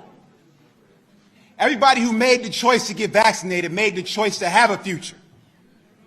And everybody who made the choice to help somebody get vaccinated made the choice to make way for somebody else's future. We call this a vaccine mobilization event, not because we're here to talk about vaccines. We're here to talk about what it takes for people to get vaccinated. I want to thank all of you for stepping up and standing tall for our communities and making that possible for somebody else. I bet everybody here has convinced somebody to get vaccinated. But guess what?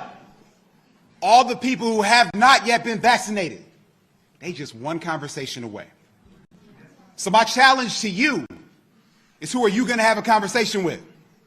Better yet, how many conversations are you going to have today? How many conversations are you going to have tomorrow? How many conversations will you have next week? Thank y'all for catching up with her. I appreciate that. Look, so for everybody in here, you know you lost somebody to the pandemic. I lost 27 people to COVID-19. Okay, and these are real people, right? My AAU basketball coach, associate minister at my church, the oldest living relative on my father's side. We have to build upon those legacies. We have work to do to live up to those legacies. This pandemic is not the end of our story. And the chance to write another chapter comes by people getting vaccinated. That's enough motivation for me to keep having those conversations. And I think it's enough motivation for y'all.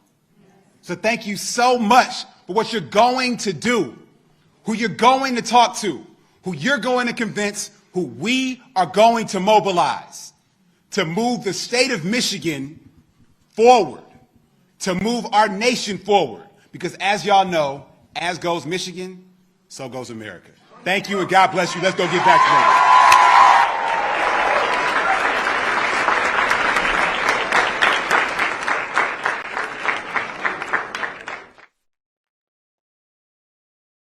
Please welcome the Detroit Youth Choir.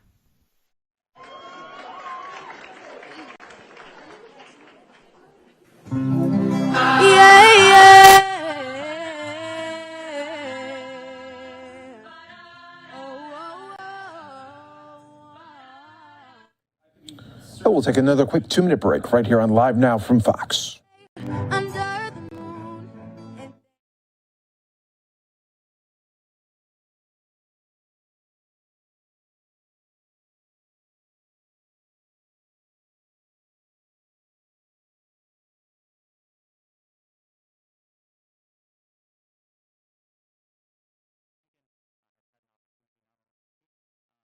President Abbas, but also to meet in person with him. As you know, Deputy Assistant Secretary of State Hadi Amr is in the region right now. He is meeting with, and will be meeting in the coming days with Israeli officials, with Palestinian officials, but also with elements of civil society. And his interaction and his upcoming, forthcoming meetings with elements of civil society are important to us because that is what we know needs to be empowered through all of this. And so Deputy Assistant Secretary Amr will have a series of meetings where will be able to push forward with some of this important work. We understand, but on this issue of administrative detention, which is practiced by Israel time and time and time again, without any charge. I mean, when people are charged with something, that is clear. But they keep arresting people, and sometimes they go on for 20 years, 15 years under administrative detention. Doesn't that bother you as a basic violation of a very basic human right? Said, we have spoken about administrative detention before, we have made clear that whether it's our closest friends or other partners around. All right, everybody, we are going right outside of the White House where the meeting with President Biden on crime surge in America has wrapped up. Let's listen. We got the Chicago superintendent there, as well as other officials talking about what they are trying to do to combat violence in their cities. Robert Tracy, Chief of Wilmington Police, Delaware. So how was the meeting, and what did you glean from the meeting that's the most important issue? Well, I'll just jump in quickly. It was a very robust meeting. The president is genuinely engaged with local communities, trying to understand what's happening on the ground and looking proactively for partnerships that will enable us all to reduce gun violence in our own communities. He has laid out a very extensive plan. It's clear that the creative leaders you see standing around me have been leading innovative efforts to tackle violence in their own communities, and he is looking for those ideas that he can then scale throughout the country as he continues to push forward. Mr. Adams, could I ask you two questions from the New York Post? As a former Republican during Mayor Giuliani's reign, are there any positive lessons on combating crime from his era that you'd like? And also, if I could ask a second question, are you going to be making sure that there are more NYPD officers hired and that they're paid more as President Biden proposes? Well, okay, first I want to touch on that I will hope every American will just hear from these men and women who I am here with right now. Oftentimes you think about policing, that there's a conflict between those who wear the uniform, these amazing innovators around violence, the diversity, having a woman that heads a police department, as I see, is important. The meeting before the meeting was extremely productive. We had a great conversation, and the information sharing must be between these great men and women who are behind me. The question is, as we mentioned in the meeting today, we spent too much time looking at the role the police play. And as a former police officer, as a former, as you say, Republican, as a current Democrat, as a former person who was arrested and beat by police officers, I'm so many formers, I'm trying to figure out the current. One thing I'm clear about, the prerequisite to prosperity is public safety and justice. And if we don't have them both together, it doesn't matter how many police officers you put on the streets. We can't continue to respond to symptoms. It's time to respond to the underlying causes of violence in our city. This president is making it clear he's going to redefine the ecosystem of public safety, and that includes identifying the role of police, schools, families, resources, employment. This is where we need to go as a country. And I have to take my hat off to this president. Why did it take so long before we heard the gunshots that families were listening and hearing every night?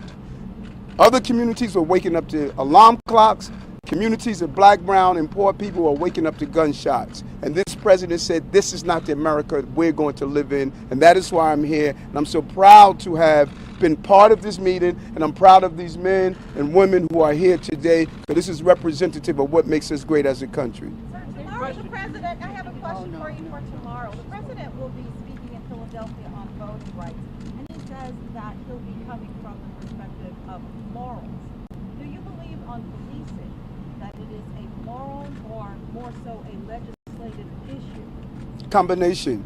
I believe that change is about those who agitate, such as the marches, negotiate, and legislate. And the real legislative response should be to the moral response. We've abandoned black and brown and poor communities in this country. We responded immediately when we saw those shooters with assault rifles that hit our college campuses and suburban counties, and it was the right thing to do. But the problem in America is the handgun. Yet the demographics of the victims are black, brown, and poor. We have ignored it for far too long. And we continue to have institutions in place and practices that feed crime in our country. How do we have a prison system where 30% of the people, the inmates, are dyslexic?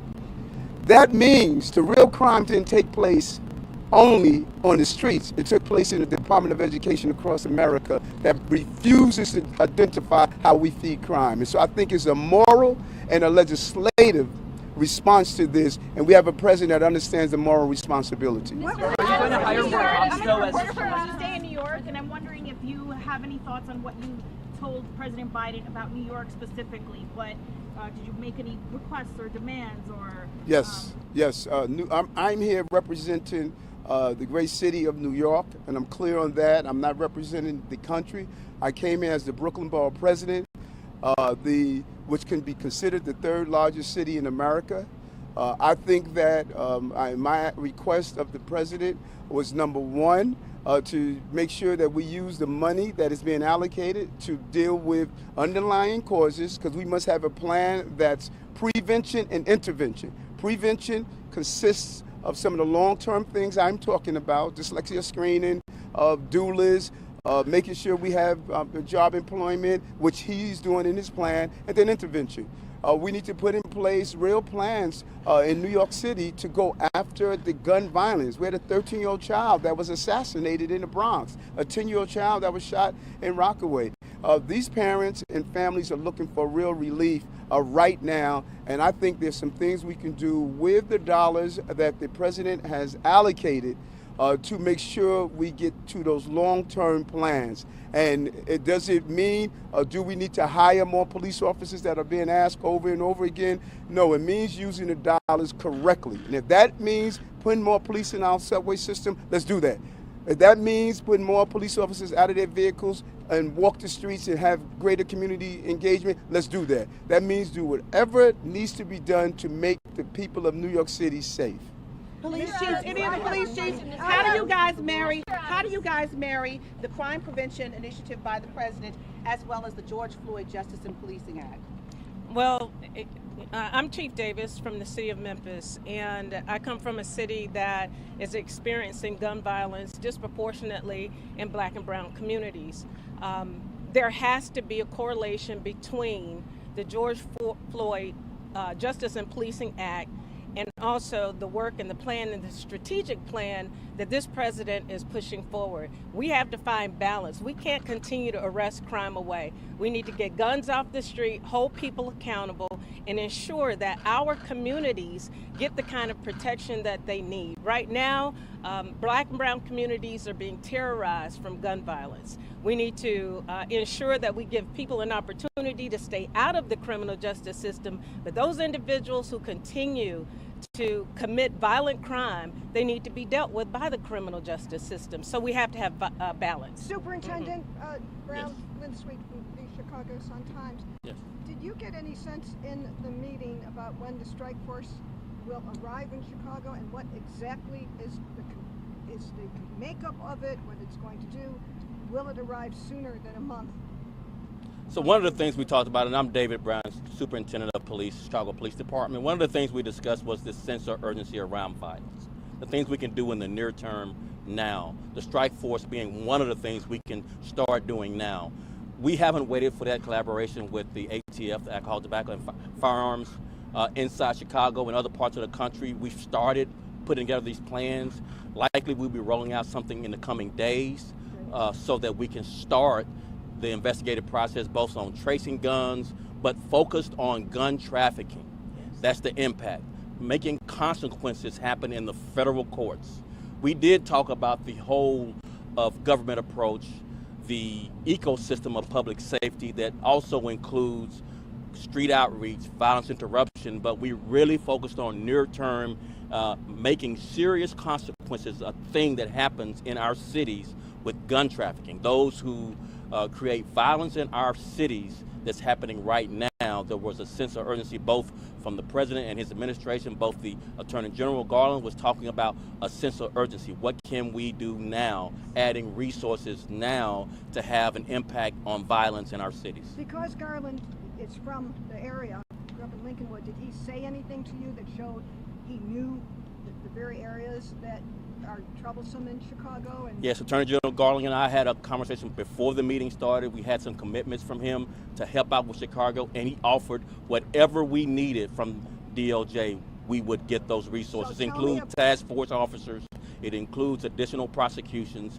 It includes fast-tracking investigations on conspiracy cases. These are the people that drive violence in our cities. And so there was a significant commitment. It wasn't just a bland, great thing that you didn't, it was very substantive. so is this to redeploy people who are on the ground already, or to send in extra people? It's both. It's deploying more resources as well as a hyper-focus on people who drive violence in our cities. So is this a one-on-one pull-aside you had with Garland? Yes, this was prior to the meeting. He and I talked and we discussed it during the meeting, and we'll have significant follow-up following the meeting. Okay, so you, Mr. Adams talked about a pre-meeting. Who was at the pre-meeting? Who was there? We all of us was at the pre-meeting, Okay, so we who all had did you just meet kind of with? informal conversations with amongst the group, just everyone in the among you group. all. Yeah, and I think Not others want to anyone ask who questions. You've done like 5 in a row. During the meeting with President Biden, did he express a concern about gun violence and crime being worse in the weeks to come? He expressed a concern regarding a sense of urgency to do something now, and not just to discuss the problem, but define solutions that we all could bring to the table that we could do almost immediately. And one of the things was a strike force, but additional resources from DOJ, from the Attorney General's office was discussed. A real commitment to follow up after today's meeting with significant things we all can do now. We did talk about long-term impacts, things that happen that speaks to the root causes of violent crime, but we had significant discussions around what we can do now. I want to just give some time to this gentleman who is part of the ecosystem of criminal justice that impacts the things that calm down the community, that creates peace treaties in the community with people who will commit crime. Please. Yes, sir. I know that traditionally we say, traditionally you say public safety and people say police. And as my colleague said, that, there's an ecosystem of public safety that we actually have to fund. For far too long, we've invested heavily in law enforcement as a single, kind of ubiquitous point of safety, in our community, and we haven't invested in community-based solutions. So I represent an agency, the Community-Based Public Safety Collective, that is agencies who have been for close to 30 years doing community-based public safety initiatives like Cure Violence, like Advance Peace, like the National Network of Safe Communities, who have evidence-based results as well as community support in terms of their complementary strategy to reduce violence and crime in urban cities across the country. So the CBI initiative is unprecedented because we've seen violence spike, during the summertime in urban communities for close to 30 years. And so this president, this administration is launching an immediate, strategy to address violence on the ground now. This strategic partnership with community-based violence intervention, philanthropy, law enforcement to address immediate violence, as well as lay the foundation for a longer-term strategy. Someone talked about the George Floyd Act or the Break and Cycle of Violence Act. Those are also really important initiatives. Those local officials from across the country, the local leaders there, after speaking to Biden on reducing crime across the country. We'll have a full play out of this a little bit later today on Live Now from Fox, but we do want to go back out now to Detroit. We do have the Vice President Kamala Harris there speaking. Let's listen.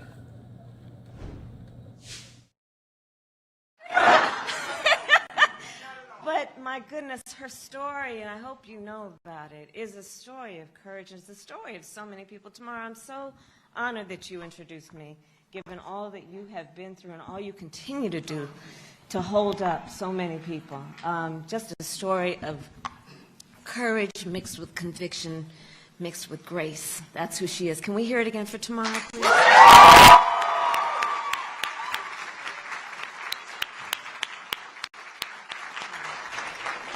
Well, hello, Michigan. Hello, Detroit. It is so good to be back with you again, to the Detroit Youth Choir. It's so good to hear you all again. And I want to thank a friend, a leader certainly of Michigan's, but a national leader, Governor Gretchen Whitmer.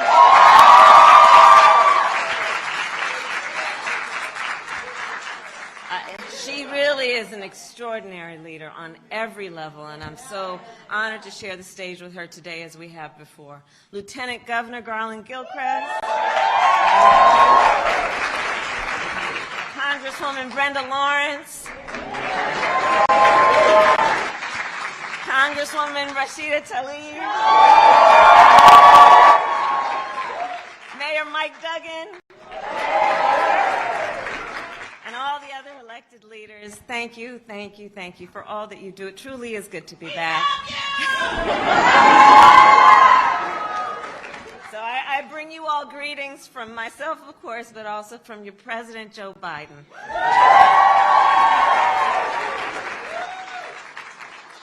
So thank you all for showing up here today. Thank you. And thank you. We're here together. And for showing up for our communities, and showing up in this case for the city of Detroit. Detroit really is, and I've been here many times, so I say this with knowledge, Detroit really is the definition of resilience. It really is. Time and again, this city has been rebuilt. This city has been reborn. Time and again, this city has helped lead our nation through war, through recession, and most recently, through this pandemic. At the very start of the pandemic, companies in Detroit, from small batch manufacturers to big three automakers, converted their factories and produced protective gear and ventilators for our nation's hospitals. You did that not only for the folks locally, but nationally. As COVID-19 cases rose, it was Detroit's frontline workers who worked around the clock.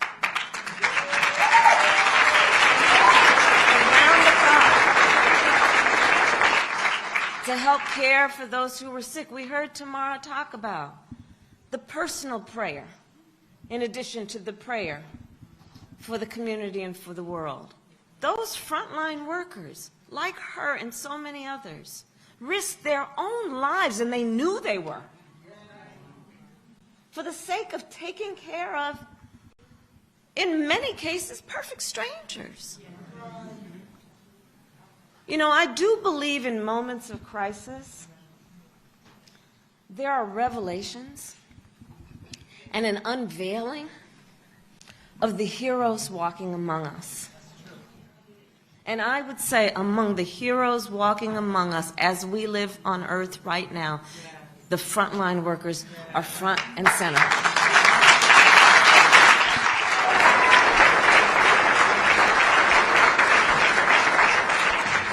And here in Detroit, as families went hungry, Detroit's food markets worked in communities to help feed those in need. And again, I'll tell you a story. I've been traveling around the country, and I know it's true in Detroit as it is in other places, where I've heard stories about food distribution centers where folks would work and volunteer. Some had lost their jobs and they'd volunteer in the food distribution center. Others would volunteer their time. And because of the nature of COVID, the recipient would be in line in their car, sometimes for hours, and then when they drive up to the place where they were supposed to get the food, they'd pop their trunk, because of course there was no interaction, physical interaction, and the volunteer would look in the trunk, the empty trunk, and see there a handwritten note written by the driver, the occupant of the car, thanking the volunteer for the time that they took to help them. Other times, the volunteers, when the trunk would pop open, there'd be a $5 bill. People who had nothing, barely could make it, and what little left they had, to thank the volunteers for the value of their time and their labor. These moments of crisis have in so many ways unveiled the grace, the dignity that each of us know we have and should give. So as we reflect Detroit on these days, these are the things I think about. As schools here in Detroit went virtual, Detroit teachers went the extra mile to educate the city's students.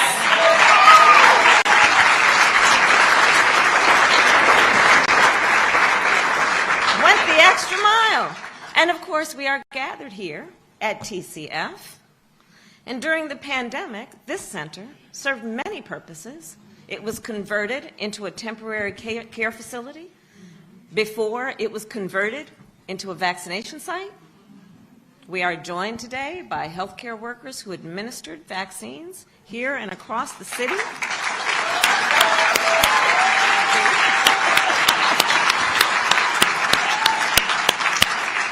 You are the heroes. You are among those heroes I was speaking of. And so thank you all. Thank you on behalf of our country. Thank you on behalf of the folks that you may never meet and the folks that may never know your name, but because of your work and your resilience are all the better for what you've done. And so here we are today, and we are together, and we're thinking about a lot. And we know that across our nation, COVID-19 cases are down from the peak. COVID-19 hospitalizations are down. COVID-19 deaths have fallen by 90%. The vaccine gave us the upper hand against this virus, and nearly 160 million Americans are now fully vaccinated. More than 4.75 million here in Michigan. This is incredible progress, and we need to build on that progress, and we need to build on that progress now, because there are still a whole lot of folks who are not yet vaccinated, and that is certainly true here in Detroit. So I'm here to say thank you, congratulations, and we have more work to do.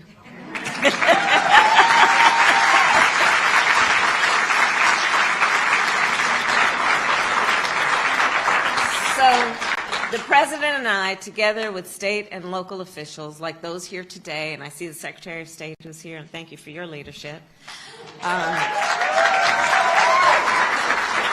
we'll keep pushing to get every eligible American vaccinated. Last week, the President spoke about what our administration is doing to boost vaccination rates. And basically, it boils down to two big things. We are bringing the facts, not misinformation, the facts directly to the people. And that's a big deal, as you all know. We got to get the facts out, because sadly there's a lot of misinformation. So let's know what it is, and let's talk to our neighbors and our friends and say, here, let me tell you about the facts. Okay, the facts, one. And two, bringing the vaccine directly to the people. Okay? So we have volunteers who are going door to door to give people information about the vaccines. Why? Because we shouldn't require that people knock on our door to find out what's going on. Let's take it to the streets. Take it to the people. That's what we're talking about doing. Knock on those doors. Hello, neighbor. We also have vaccines being sent to primary care doctors and pediatricians.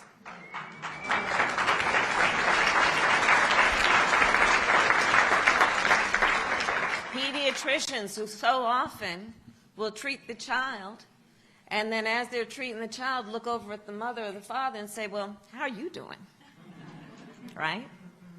And we are setting up clinics in workplaces and sending mobile clinics into communities. We are leaving no stone unturned, because we know getting vaccinated, here's the thing, getting vaccinated is the single best defense against COVID-19 and its variants. It's the single best defense. And folks, this Delta variant is no joke. Detroit, This Delta variant, it spreads faster, and it is in many cases reported to be much more serious in terms of its impact. And the vaccine will protect you from it. And here's how I know. Virtually every person who is in the hospital sick with COVID-19 right now is unvaccinated. I'm going to repeat that. Virtually, it's a fact. Pay attention. Virtually every person who is in the hospital right now, sick with COVID-19, is unvaccinated. And even more, regrettably, virtually every person who has recently died from COVID-19 was unvaccinated.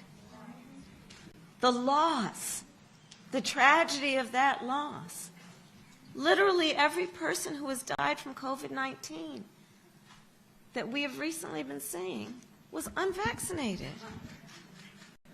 You know, you hear doctors now talking about when they're treating someone in the hospital these days for COVID-19, and then they ask, well, have you been vaccinated? The kind of response they're getting, sometimes it's nonverbal, but it's kind of people looking down and saying, no, I haven't been vaccinated. So let's do this in a way that we don't judge anybody. We're not looking down on anybody, but we do want to give them the information because nobody should have to live with any kind of sense or feeling of regret when there's so much that's available to help them. You know, I got my second shot back in January, and I'm so glad I did. And, of course, you know, I thought, oh, I can handle anything. But that next day, I was a little off for a couple, you know, I was just not feeling so well that next day. But that was it. And then back to normal, right? So, yes, okay. That's part of it. But it's just, you know, a few hours, and it can save your life. It can save your life. In the words of your own Miguel Cabrera, he said that the shots are nowhere near as bad as the virus. Fact.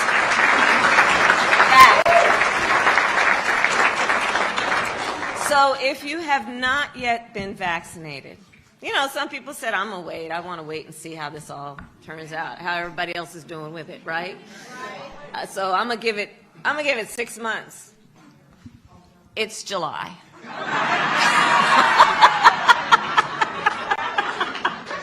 It's time. It's time.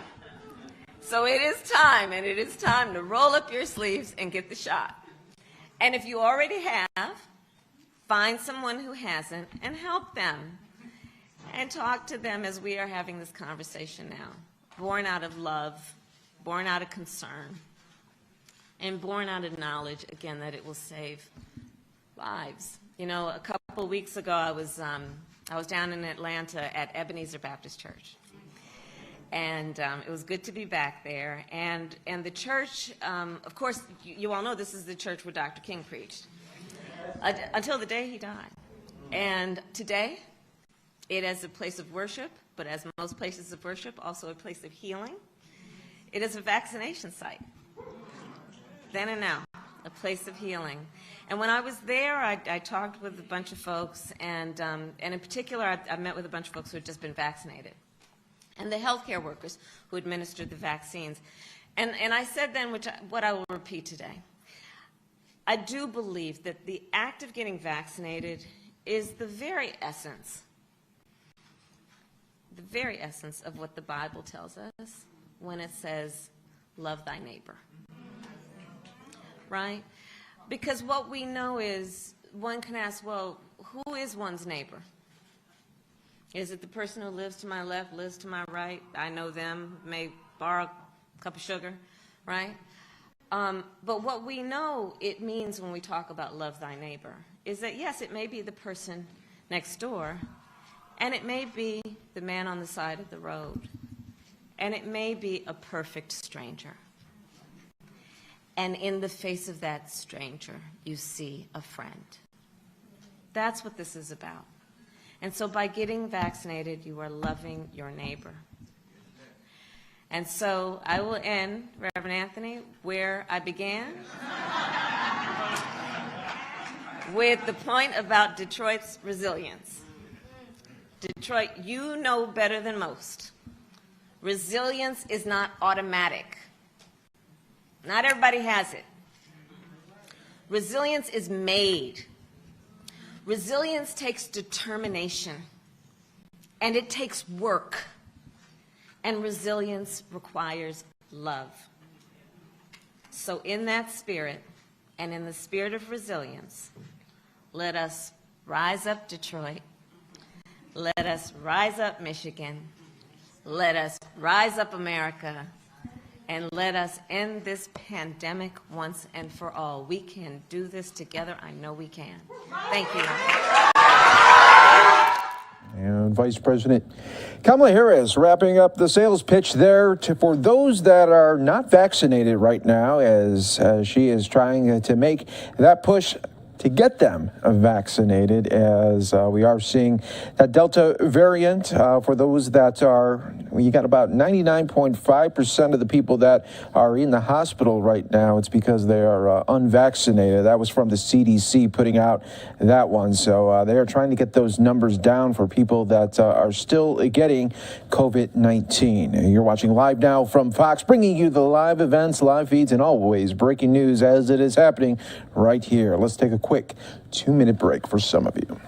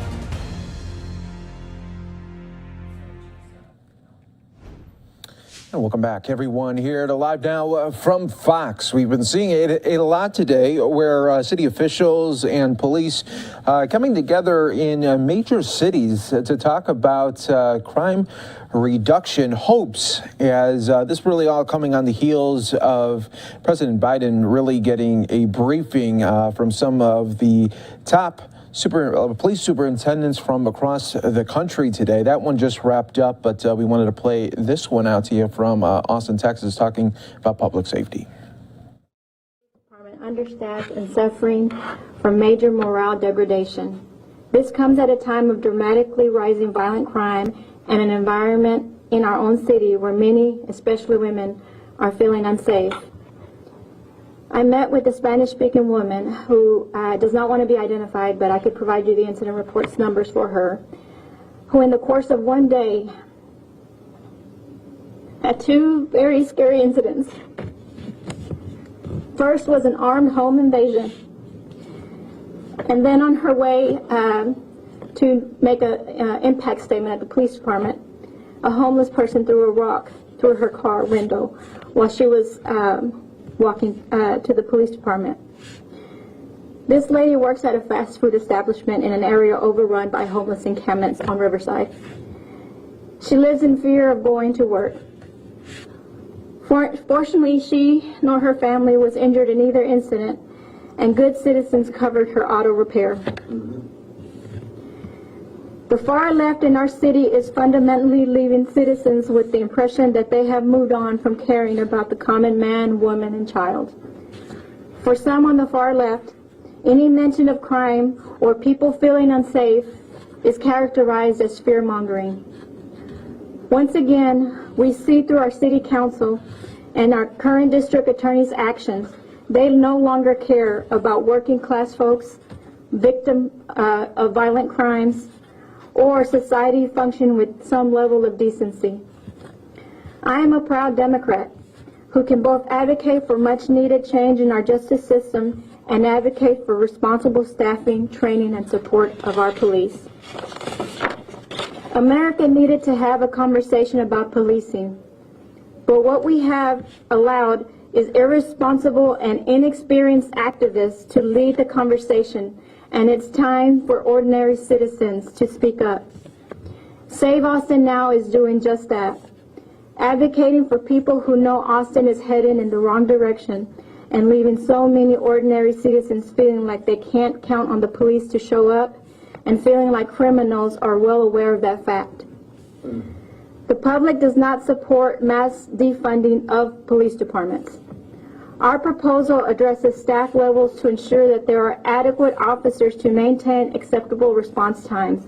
It also addresses training and, if implemented, would give Austin the most highly trained force in the nation.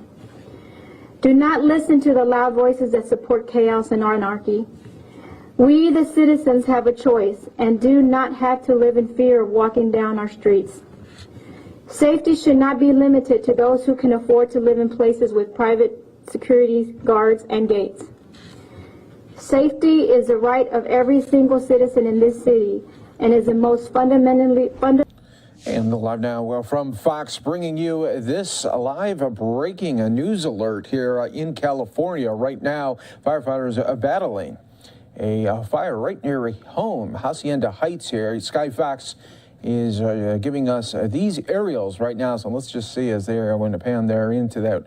And they're hoping that it just doesn't, unfortunately, spread to more of the home right now. It looks like you can see they got a little bit of RV parked in the garage there as well. And what they don't want to do is for this fire to maybe get onto another garage area there from the neighbor or something else. But let's look right here. It looks like they got it pretty much under control right now, because when we first saw it, there we did see the big black smoke, but that definitely looks like this one is wrapped up here. But I just wanted to give you that live feed here. That's what we do here, bring you these live events as they are happening in real time. As soon as it pops up, we try to go to it in real time for you, all right here on Live Now from Fox, everybody. So great job by the fire crews there, getting that fire out really, really quickly. And right, what we'll do is take another quick 2-minute break right here on Live Now from Fox.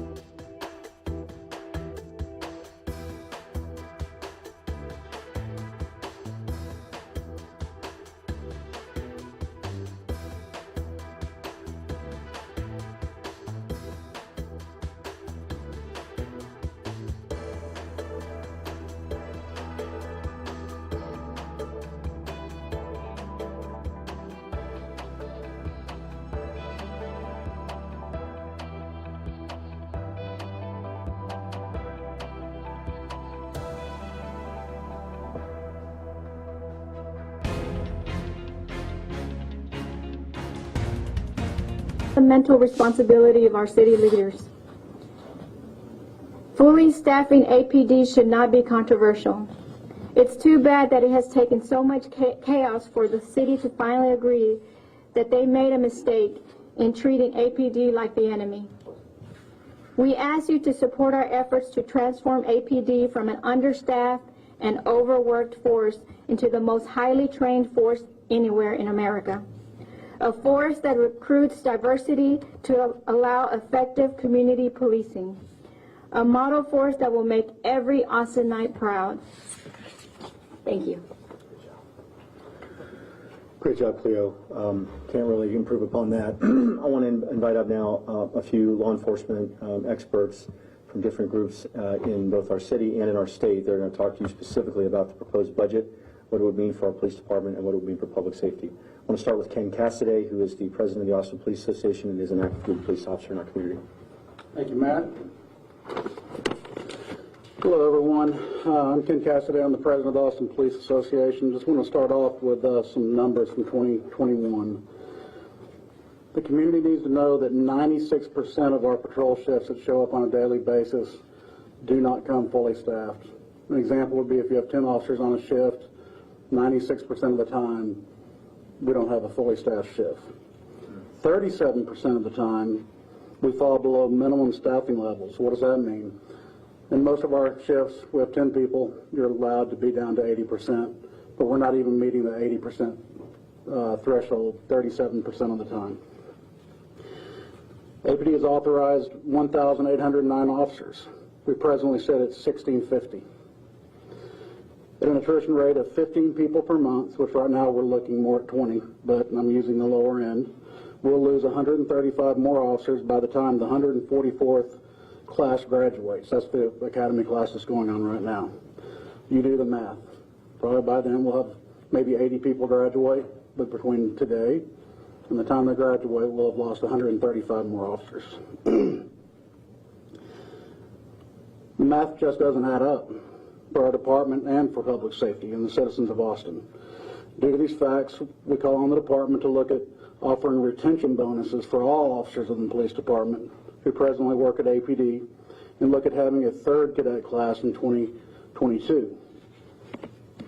Yes, we do have 2 classes and we're appreciative of the 2 classes that the council is offering, but the next class will start maybe in February or March of next year.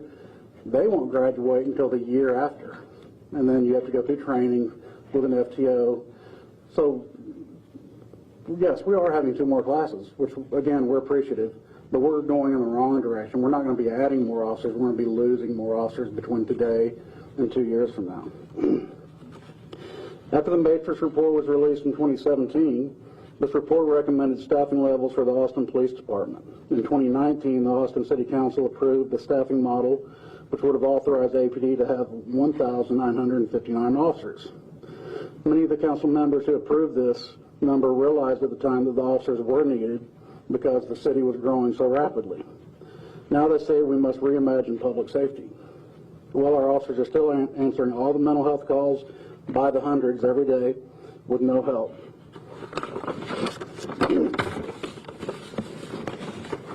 This is not acceptable to our officers or the public.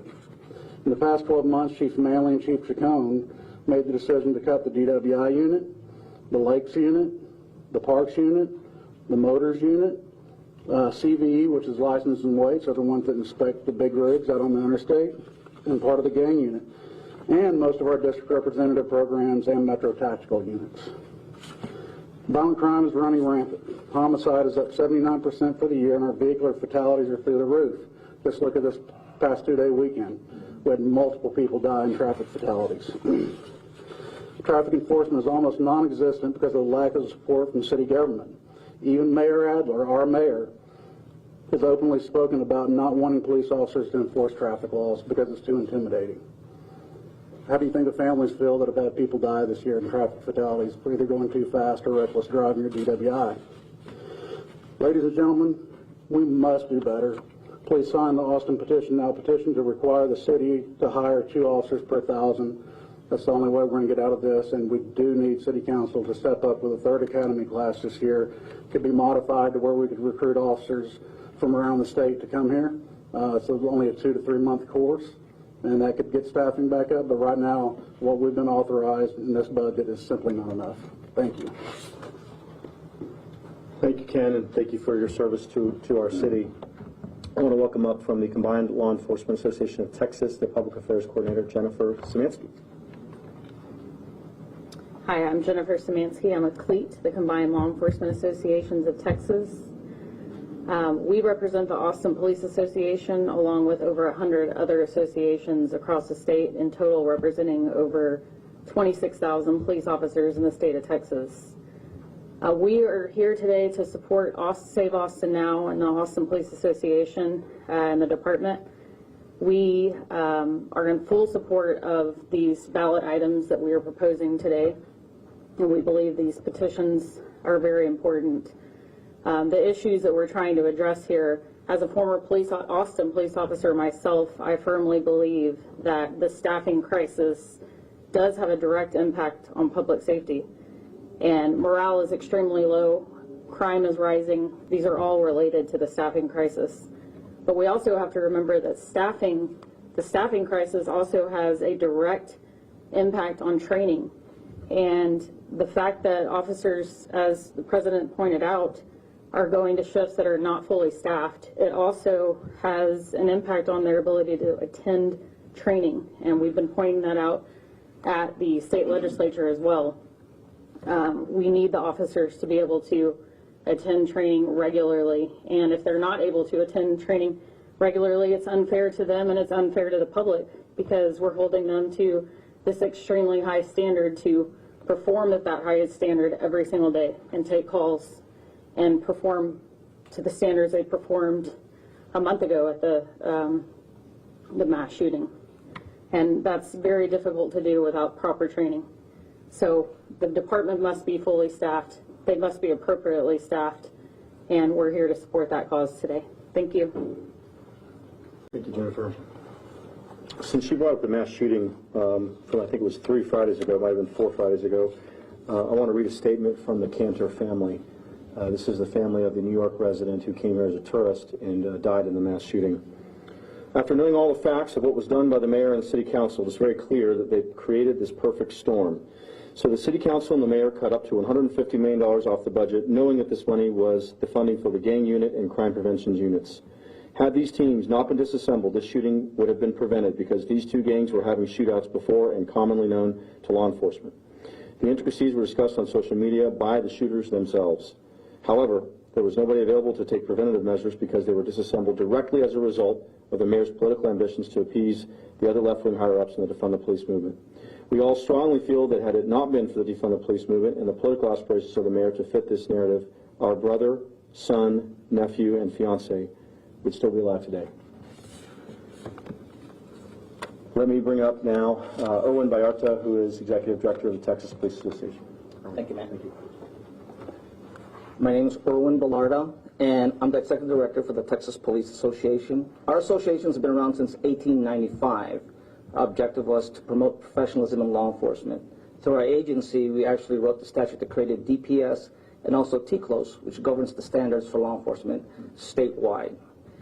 What we stand for here is understanding the need for increase of officers per ratio of population. The FTE has to be right in line with the needs of the city. But we are actually a state association, so we understand that this is affecting Austin, but this is going to affect all the other cities statewide, major cities.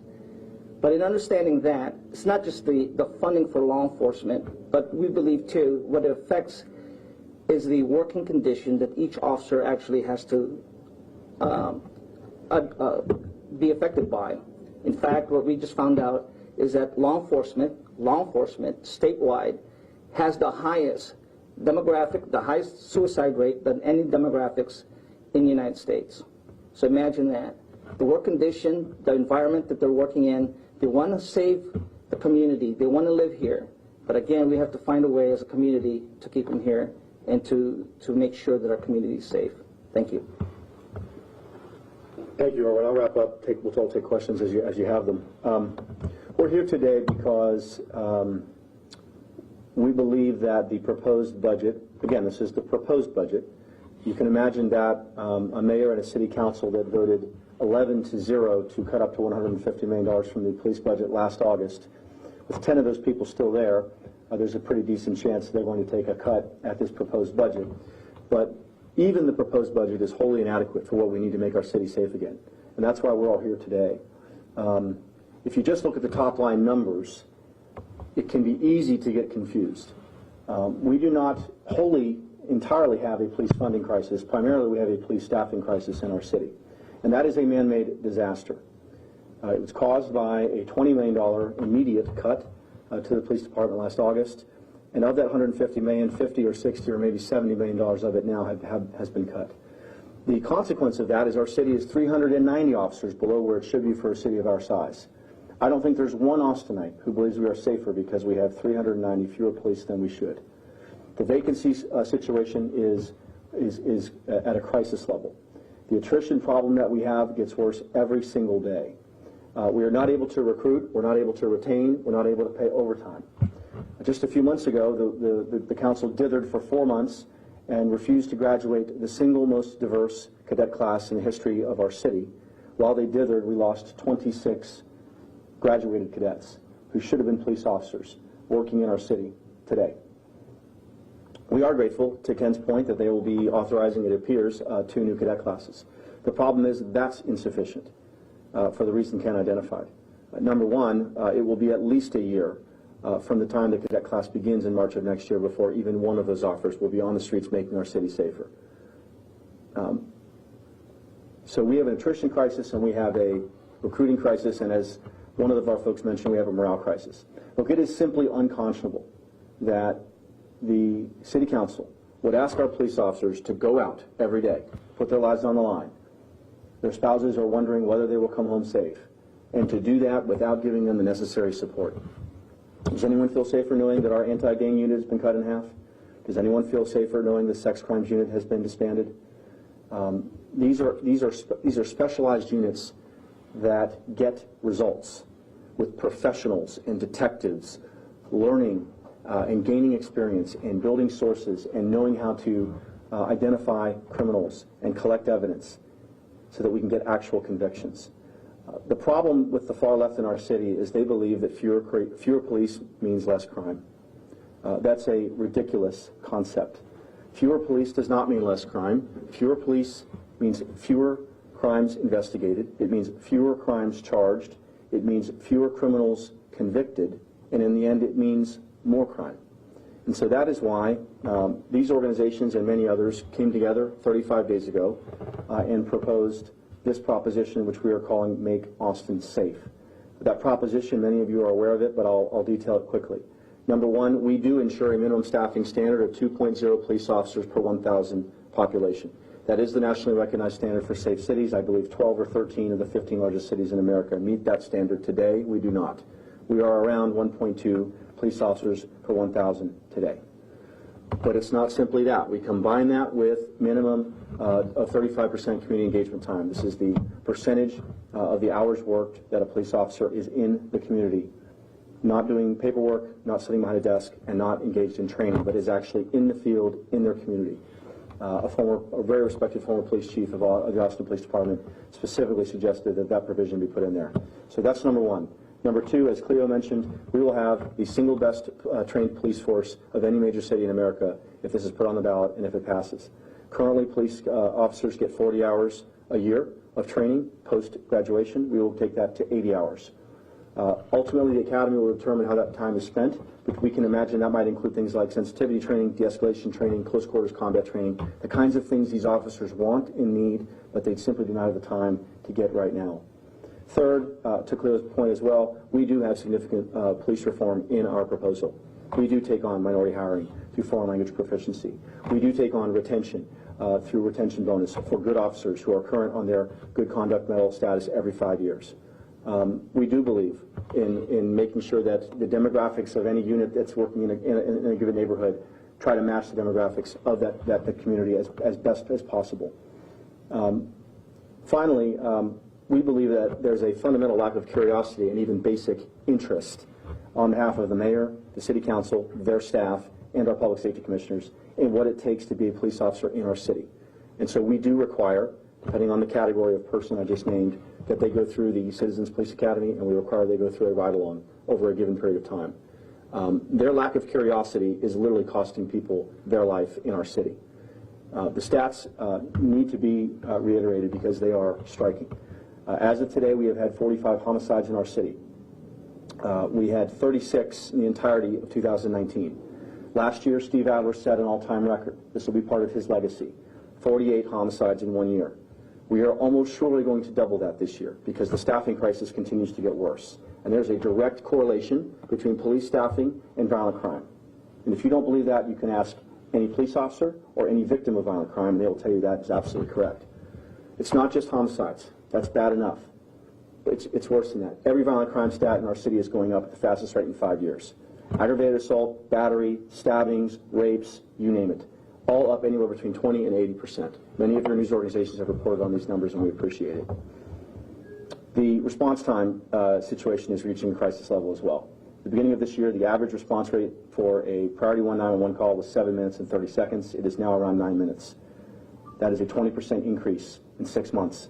I assure you, if you are in a life or death situation, or a loved one of yours is in a life or death situation, that 90 seconds could be the difference between life or death. So we are here today to, number one, say that the proposed city budget is wholly inadequate. There's a sleight of hand that's going on here, and you need to understand this. The only reason that they've even done this is because the state passed House Bill 1900, which allowed the state to seize sales tax revenue and send it to DPS to allow DPS to secure any city that defunds its police. So, but this is a sleight of hand. They are not trying to hire more police. They are not trying to make our city safe. They are not trying to improve public safety in any meaningful or measurable way, in my view. What they're trying to do is to come into basic minimum compliance with state law. How are they doing that? They're doing that by taking the 911 call center and moving it back in. They're taking that. They're doing that also by taking the DNA crime lab and moving that back in. Fine. I think we support that. It was working fine before. That doesn't address the issue of the staffing crisis that we have in our city, right? It's a question of whether we have enough police officers or not. And you cannot look at the statistics in our city and come to any conclusion other than the fact that we are far short of where we need to be and that violent crime is rising in our city because of it. So we are here today. We have 10 days left to get on the ballot. As I stand here, we're at 15,000 or so petitions in hand. The city has to certify that you have 20,000 to get on the ballot in November, and we will try to collect as many as we can over the next 10 days to get on the ballot. Anyone out there that wants to learn more, wants to sign the petition if they're a City of Austin resident or donate to our efforts can do so at saveaustonnowpac.com. With that, I'll take questions if anyone has any. We already have one cadet class that's underway, Yeah. and the proposal has for 2 more. Yeah. We heard from our law enforcement, just maybe a question for law enforcement. With those 2 more, it's still not enough. Is there anything else that Austin Police can do to try and get officers in, whether it's state training or anything like that? Yeah. Do you want to talk about that? Yeah. I think I've covered that a little bit. We could offer a 3rd academy class of modified officers, which means when you go through the academy now, it's 8.5 months. For someone that you hire from like Dallas PD or Fort Worth PD or some smaller city around here, that would be a 3 to 4 month long academy. And if we could put 50 to 60, maybe even 80 people into one of those, then those people would be out much faster and would be in a much better position. An obvious follow-up, like, do you think the council would buy something like that? Do you think the city would? I think after the numbers that I just gave you, the city council needs to take a really hard look at that. The money's there. The academy staff is there. Chief Chacon needs to jump on board with this. You know, he wants to be the police chief of the city. He needs to try to get our staffing back up to a safe level where his officers aren't in danger every day. One second. Just 1 second. I left one person out that was supposed to speak earlier, and we're going to come back to questions. I'm really sorry. I want to welcome up Dennis Ferris from the Austin Retired Police Officer Association. He was on the mayor's security deal for Mayor Lee Leffingwell. He knows a lot about all these issues. You're going to get great substance and context from Dennis. Thank you, Dennis. That's right. As long as I don't get called late for dinner, we're good, right? So my name is Dennis Ferris. I'm with the Austin Police Retired Officers Association, and that is a mouthful. I represent over 1,100 retired Austin police officers who have given about 27,000 years of service to the city. So I want you to think about that and who I represent. We're here obviously because we support our active brothers and sisters. You know, we're talking about the budget, and the budget was released on Friday, and it refunds or underfunds, I guess, what they did. But it's a proposal. It's not passed yet, which means the council gets to go in and start butchering it. Remember this time last year, the budget had 30 additional officers in it. By the time we got to September, there were 150 bodies less in the Austin Police Department than there was when they started the budget, the proposed budget. What this petition and what this does will force the city to fund the police department the way it should be funded, with the number of officers you funded. Look, I'm happy to get more members in my association, I really am, but I hate seeing what's happening to these guys. I became a police officer in Austin with APD in 1990, and the city in 1985. I've lived here since 1977. I'm not only a retired Austin police officer, I'm also the father of an Austin police officer. An Austin police officer who was on 6th Street during the mass shooting, and woke up that morning to find out that happened. And it tell you, as a parent, as a loved one of an Austin police officer, it's scary every day knowing they're going to work because they're so short-staffed.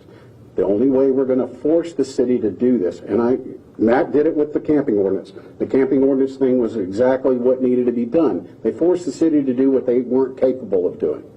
This council, Sand 1, is not capable of doing the right thing, from the mayor all the way down.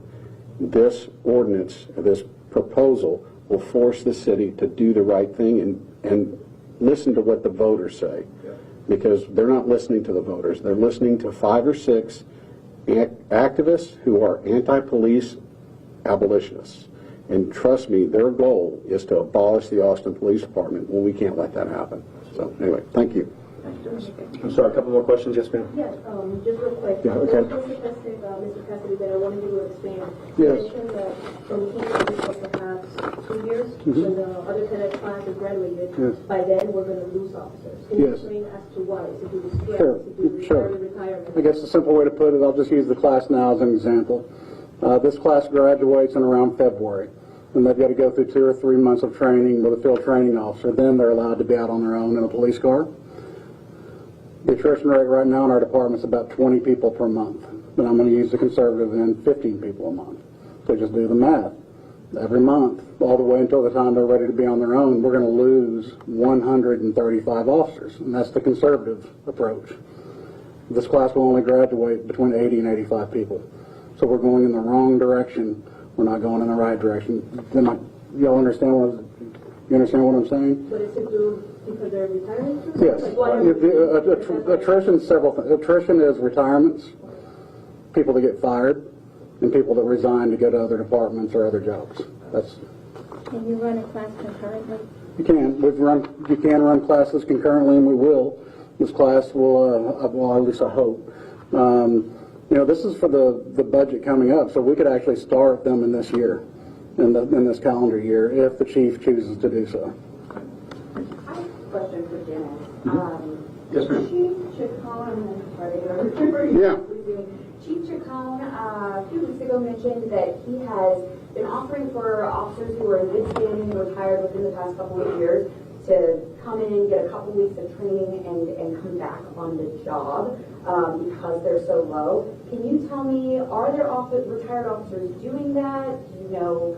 Well, let me, and I'll address this. Like Ken can address it. It's a contract issue, and they would be coming in as reserve officers, so they wouldn't be coming back as like full-fledged Austin police officers, but they would be Austin police officers coming back as a reserve officer. And if you look around the country, there's several departments that have reserve programs. LAPD has a reserve program. I think New York City has one. I think Houston may have one also. So what it would be is you would have retired officers who retired in good standard, honorably retired officers. We're not talking about guys that left here under a cloud of suspicion, but people that were retired honorably coming back. And do I think we would have Austin police? Oh yeah, you're looking at one that would probably come do it. Even though I've been retired 6 years, and I'm kind of old, I'd still come do it because I feel like I need to stand by my brothers and sisters on this.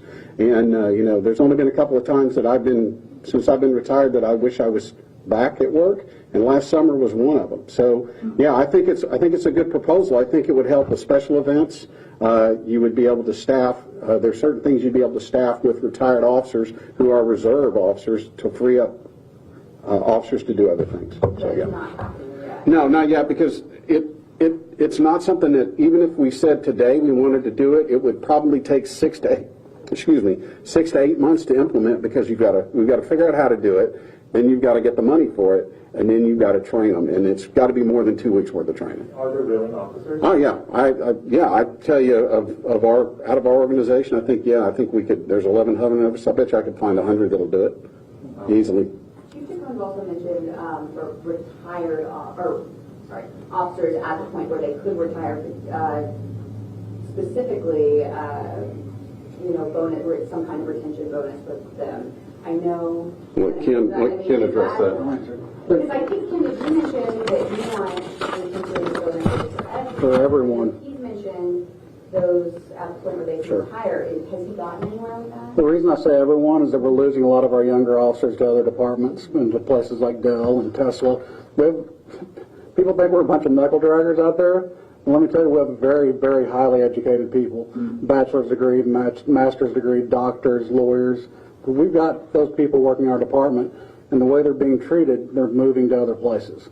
So a retention bonus for everybody, but what they are looking at are bonuses for people like me that can retire today if I wanted to say, if you promise to stay another year, we'll give you a $5,000 bonus. And then do that repetitively year after year to try to get people to stay. And they're also looking at we have had 94 officers resign to go to other places that I just mentioned over the last 2 years, and offering them a substantial bonus to return and go back to work. But none of that happening yet. I think it'll be probably in the next week. Okay. Yeah. Thank you, Ken. Any other questions as we wrap up? Yeah. Regarding the puppy, it was successful. It happened during a special election. The current position that you guys have now, if it was certified, it would be in a regular election in November, correct? Yeah, but I mean, keep in mind, it's sort of feels like a special as well, because as of now, there's nothing else that'll be on the ballot. I believe there may be another petition drive relating to marijuana and no-knock warrants. I don't know where that stands. I think they started later than we did. I think they're behind where we are, as I understand it. So it's a question as to whether that would get certified as well. But there are no candidate elections in November in an odd-numbered year in our area. So as of now, if we get certified and no one else does, unless the council puts something else on the ballot, we would be the only thing on the ballot. Now keep in mind, Greg Gassard did put the police oversight issue on the ballot without signatures. He got it through the council at the last minute with very little public input. So any council member could potentially do that before the August 3rd deadline to approve ballot language. So we can control what we can control, right? Which is working really, really, really hard to collect enough petitions to raise awareness, to make sure people understand how dire the staffing crisis is in our city, and to understand how serious the public safety situation is as well. So we do believe we will be on the ballot, working very hard to do that in the next 10 days, and we'll see what else is on there as well. And you're 500 signatures short right now for the... We're at 15,000, so we're 5,000 short of what needs to be certified. But we're not going to turn in just 20,000. We turned in 27,000 last time. We're going to try to be around that number again if we can. Do you think that's doable in the time? I do. Given how many people we have working, we have dozens and dozens and dozens of people working every single day.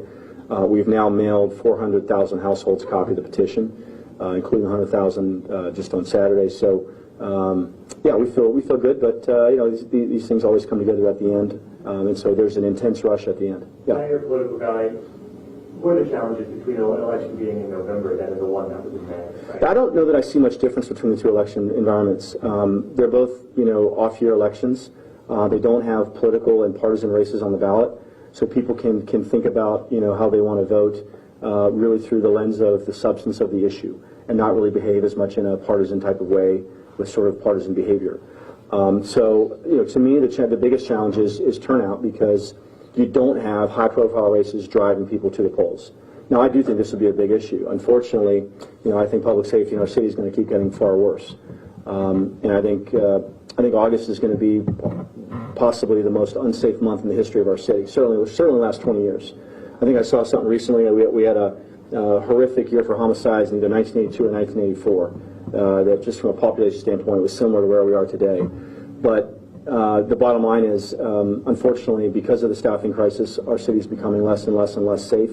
That's undeniable. Look, you have to understand something. Part of it, it's ridiculous that we're even here today for one reason. Our mayor has said that he didn't defund the police. In fact, he said it on Twitter just a few weeks ago. So he came out on one hand say he never did it, and now say he's undoing it to comply with state law. Right? Which is it? He's lying either once or twice, but he's not lying 0 times because the two things are in direct conflict. You have the ridiculous, side-by-side comparison of Greg Bissar celebrating the $150 million budget cut, and the mayor saying it never happened. So at the end of the day, we know it happened, and that's why we're 390 officers short of where we should be for a city of our size. It's why our homicide rate is going to double the all-time record. It's why every violent crime stat is up. It's why the response rates are up 20% this year. The list goes on and on and on.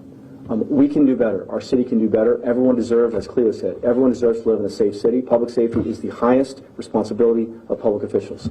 Our city leaders have failed. This budget is inadequate, and we're gonna stand up and say that. Yeah. I may say, and what hurts me the most as a Democrat is I work every day with families from East and South Austin. I meet with moms, Spanish-speaking moms. The communities most impacted by these decisions, whether it was the encampments, which is why I got involved with this, because of the homeless encampments in South Austin, Southeast Austin, that were immediately next to working class communities. They were not in West Austin. I begged for my Democrat friends in Travis Country Circle and Circle C to help me get meetings with the mayor and have community meetings in South Austin, and they ignored my requests. The Democrats that were my friends, they turned their backs on me because I wanted attention to the working class, the poorest communities in Austin that are right now being impacted again by the slower police response rate and the high crime rate.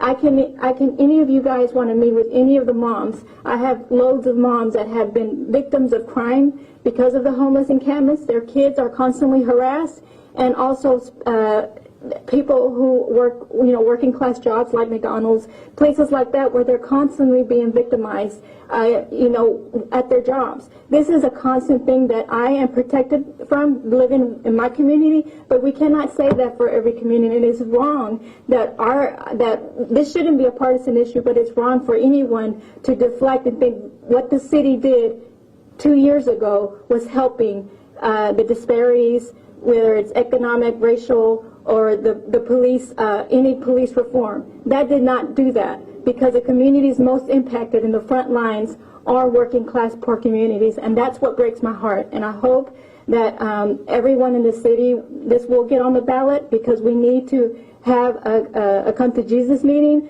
about what has happened in regards to the crime and the impact, the cities, the places in our city that have been most impacted.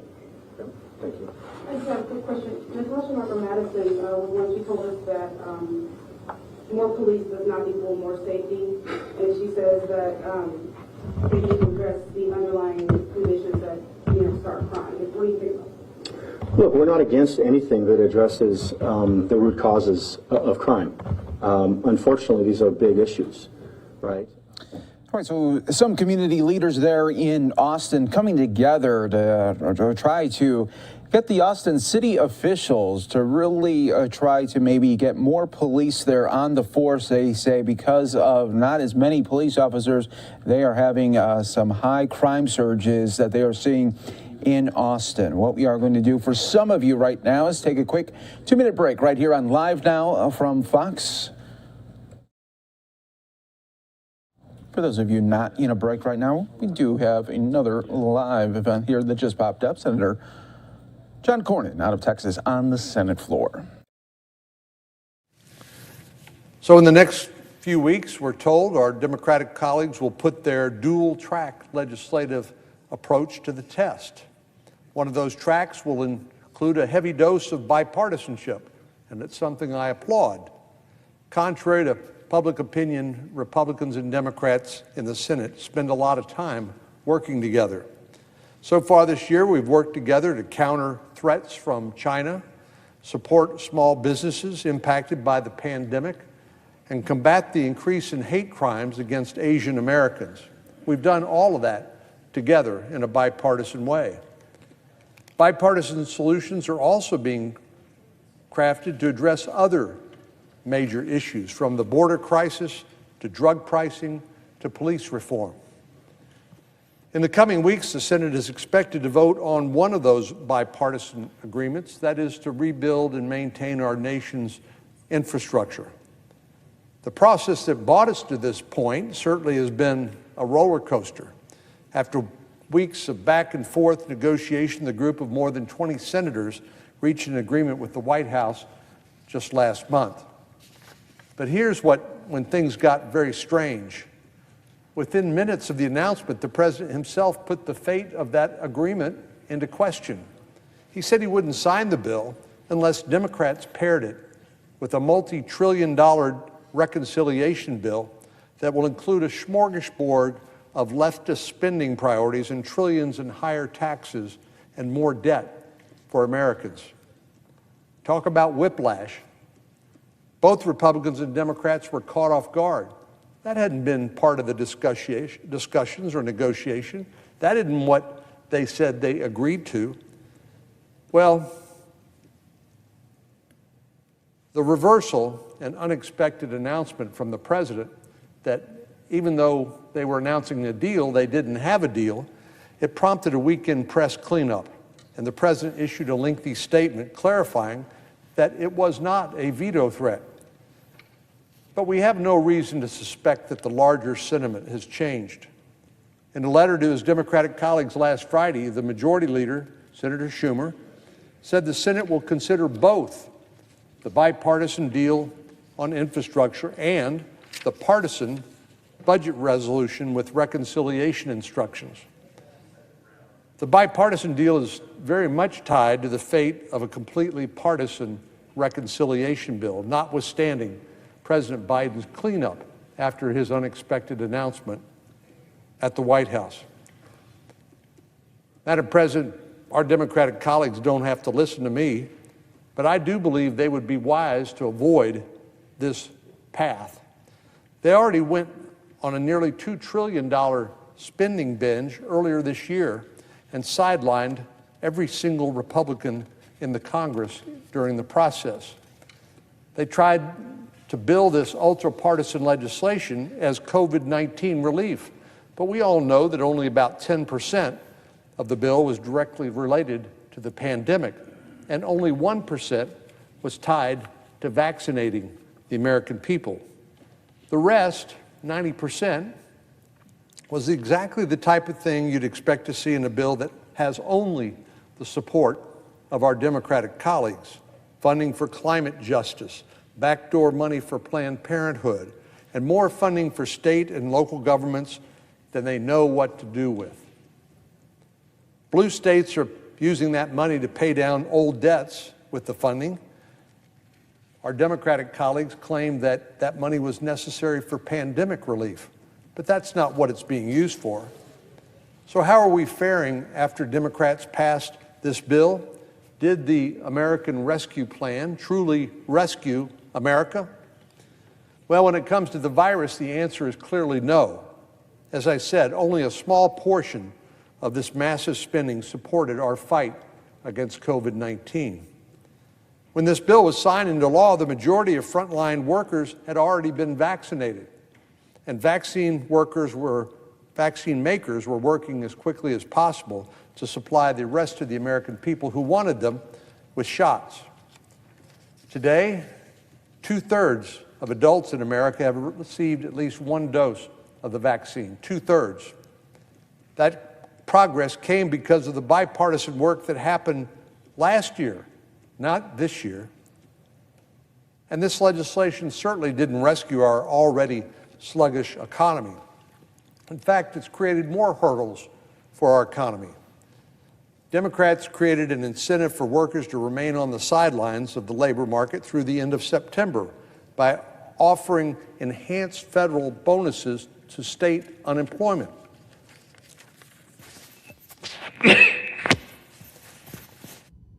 For example, businesses of all types have struggled to find willing workers. For every industry from hospitality to retail to manufacturing to energy, help wanted signs can be found everywhere across my state. And we're not alone. One restaurant owner said the government has been his biggest competitor when it comes to finding workers. The labor squeeze has become so tight that half of the states, including Texas, ended the supplemental unemployment benefits early because they were not compensating people who couldn't work or couldn't find work, but paying people more than they would earn if they did work when jobs were readily available. And those are just the problems that have been created with the labor market.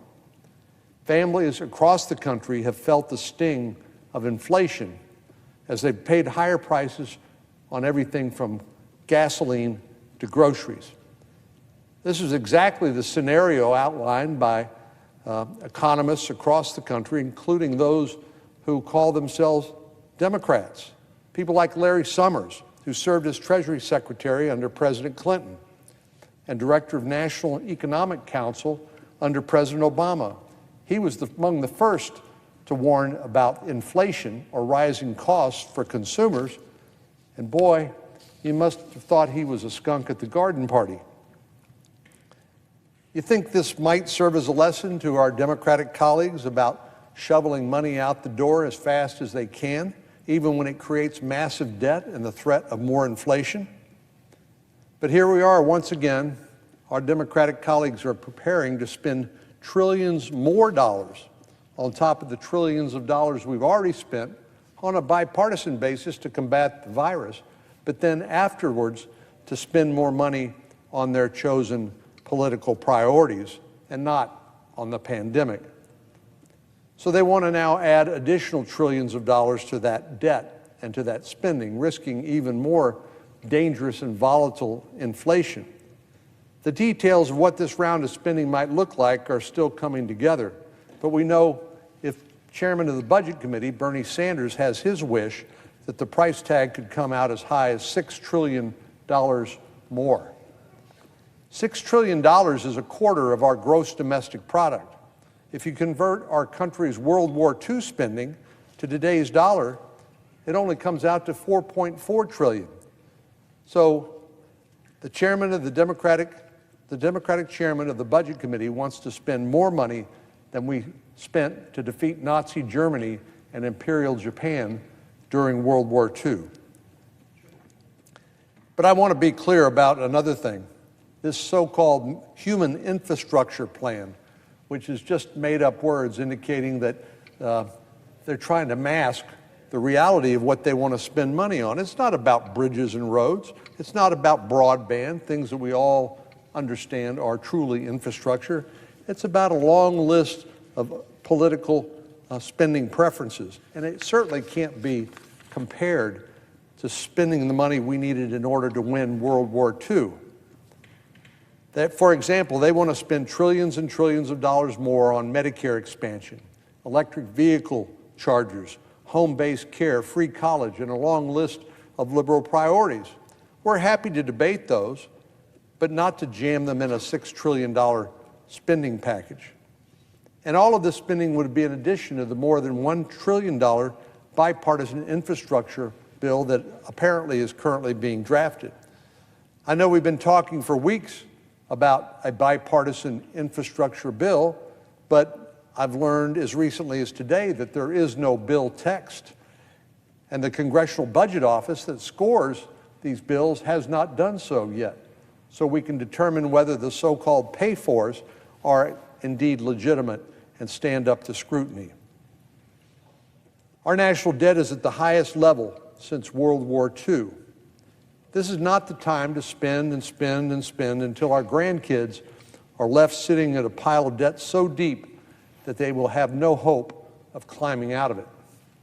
And we certainly can't tax and spend our way to prosperity. We need to take a hard look at our spending habits and make some tough choices, like most American families.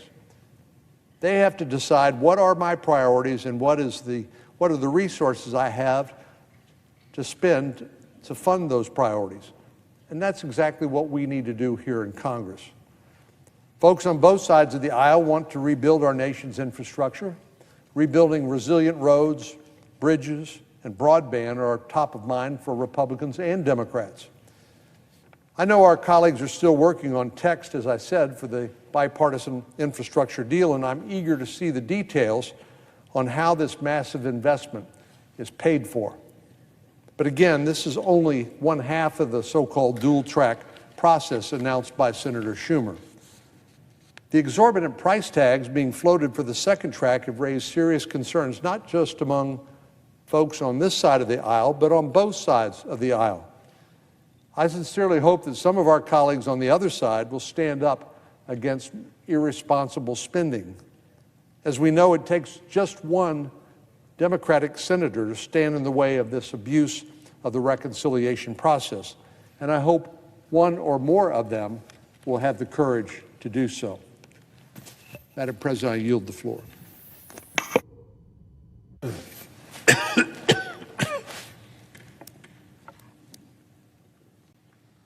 Madam President. Senator from Vermont.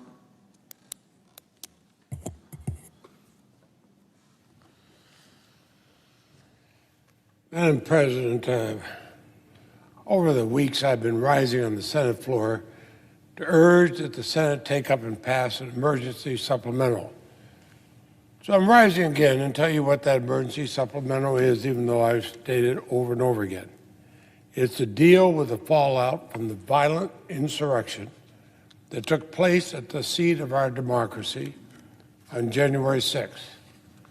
I've been making this call for 2 months now. I'm frustrated, I begin to feel a little bit like a broken record.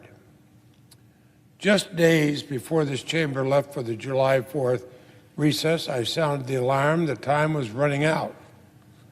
It's even more so today. The Senate has only a few weeks to act. If we do nothing,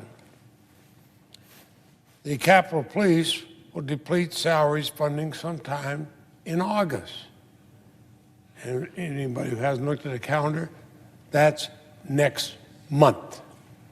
That means that the men and women who protect the seat of democracy and members of Congress and the staff in this building and the support staff who keep the building running may face furloughs and significant impacts to the department's programs and mission asset support, including the hiring of much-needed new sworn officers. These are the same women and men who fought and bled, and some died for everything this hallowed building stands for. That happened on January 6th. We owe them more than just a paycheck. As a result of this budget crunch, purchases of critical equipment, respirators, ballistic helmets, protective gear, training, that's all been delayed. Efforts to implement the department's wellness program to address mental health concerns that followed the January 6th insurrection, they've been put on the back burner. Madam President, these police officers stood with us on that horrible day. Shouldn't we stand with them now and pass an emergency appropriation to address these shortfalls? And I'd point out, Madam President, it's not only the Capitol Police that we owe. Our distinguished presiding officers served with distinction in our military. I think of the days after January 6th when tens of thousands of men and women from the National Guard from all over the country came to secure our nation's capital ahead of the inauguration beyond. They were called, they came, and they appeared here. Like many other senators, I thank them for their service. But unless Congress acts, the National Guard will be forced to cut training they need to prepare for overseas deployments and responses at home to make up for the costs incurred as a result of January 6th.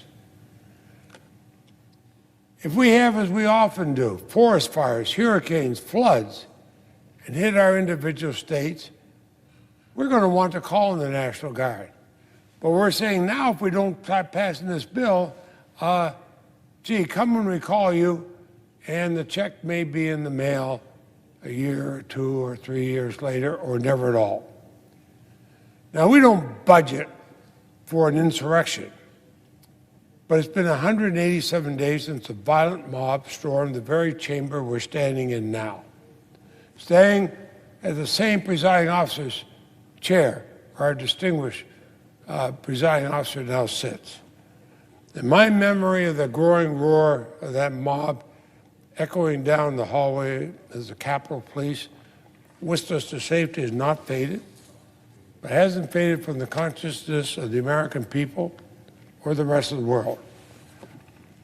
It has been 53 days since the House passed its own security supplemental, and I was shocked that not a single Republican voted for it. So I provided my Republican colleagues here in the Senate with a proposal to address these pressing needs and many others. I did that over a month ago, and I urge that we begin negotiations in earnest. Only now they come to the table with a proposal. Well, I appreciate them bringing something, but it's a pretty small something. It's a proposal that does not provide the appropriate resources to secure the Capitol or address the urgent needs that have risen since January 6th. The images of the mob breaking through windows and forcing their ways through doors expose the truth.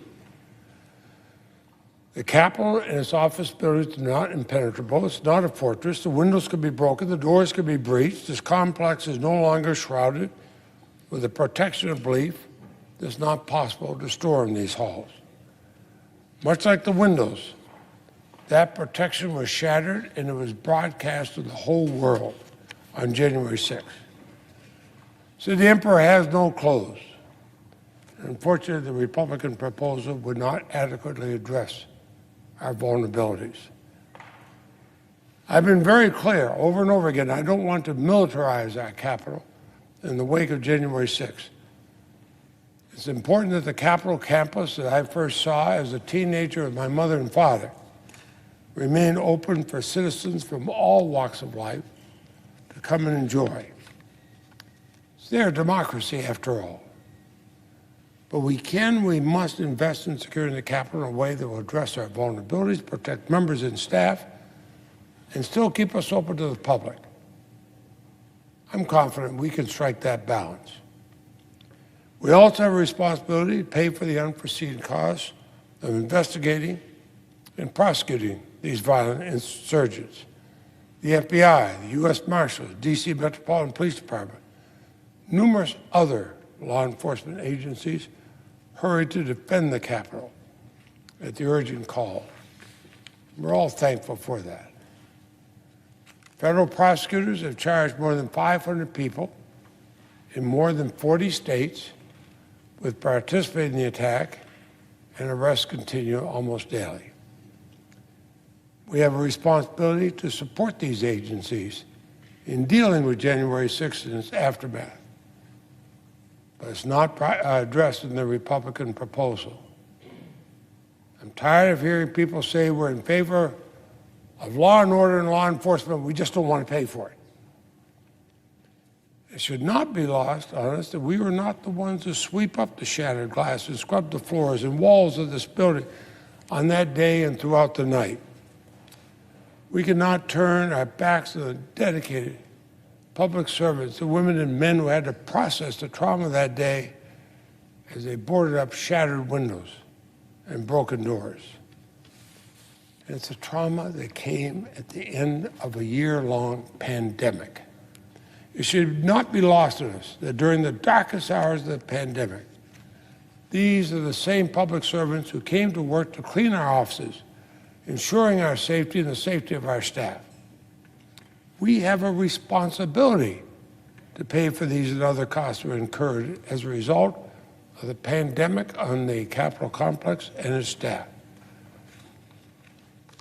Now, of course, we did not budget for an insurrection. We don't budget for a global pandemic, and we've been forced to rob Peter to pay Paul to keep our congressional community safe and healthy. The scars of COVID have not healed in our own Capitol community. They've not been addressed in the other party's proposal. But we can't also ignore the world around us. we have another emergency brewing. This one in Afghanistan, we have a moral responsibility to address it. We've been talking for 2 years now of an imminent departure from Afghanistan. Now it's happening. And we must ensure that the brave Afghans who stood with America are not abandoned as we conclude our mission in that country. And fortunately, there's bipartisan support for this effort. I think this is something Republicans and Democrats have to come together. We made a promise, whether you supported the war or not, we made a promise to the Afghans who risked their own lives to support and protect our troops in our countries. We made a promise to them. And as a country, our word should be our bond. And we all agree, I believe, both Republicans and Democrats, that bond's not going to be broken on our watch. If we don't address this now, if we don't keep our word now, then when? The bill I'm introducing today includes funds to care for the inevitable flood of Afghan refugees to neighboring countries and increase the number of Afghan special immigrant visas. They must be included in this package because the crisis is unfolding now. There's no dispute about the urgency, importance of standing with our Afghan allies. My colleagues on the other side do not address it in their proposal. I hope they will. So where are we, Madam President? A violent insurrection that none of us thought we'd ever see in our lifetime happened. A pandemic that we thought we'd never see in our lifetime happened. And the President has announced the withdrawal of American troops from Afghanistan, and these events created urgent needs that must be met. My Republican colleagues are proposing that we deal with these problems piecemeal, address some of them now and others sometime, somewhere, someday. But a piecemeal approach that jumps from one problem to the next is no way to govern. I've been here long enough to know that a promise to do it later is no promise at all. Now, it's been 53 days since the House passed a security supplemental. Only now are my Republican colleagues coming to the negotiating table.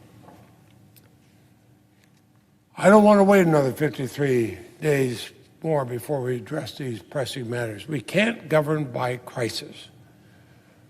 And we can't legislate at the convenience of either party. So I'm introducing my comprehensive proposal today.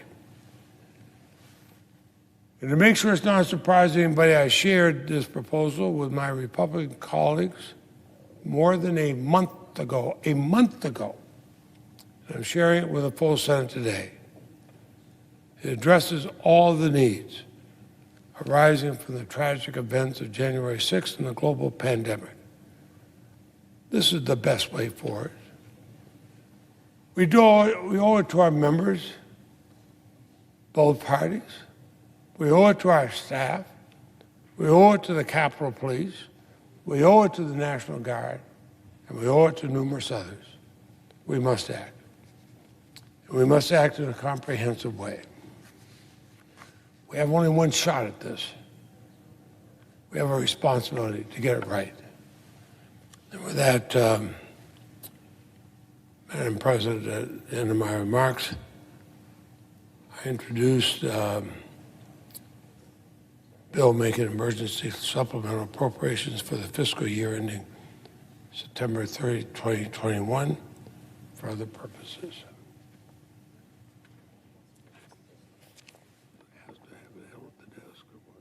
It has to have it held at the desk. The bill is received. And I suggest the absence of...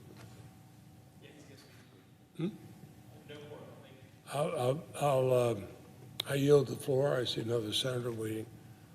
I can.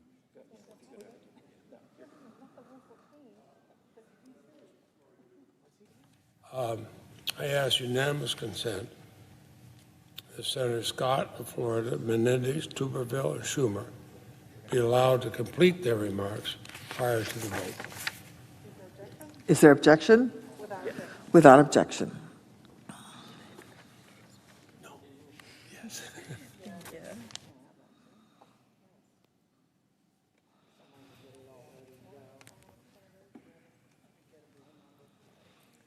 Madam President. Senator from Alabama.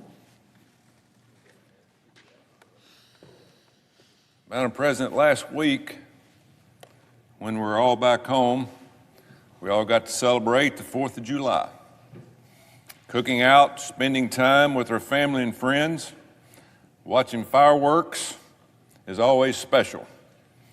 Sitting there with my family, I thought about how blessed we are to live in the United States of America.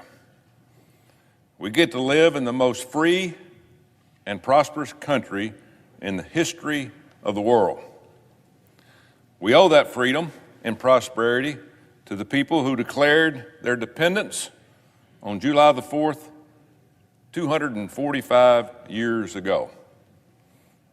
They fought and won their freedom for an idea called America.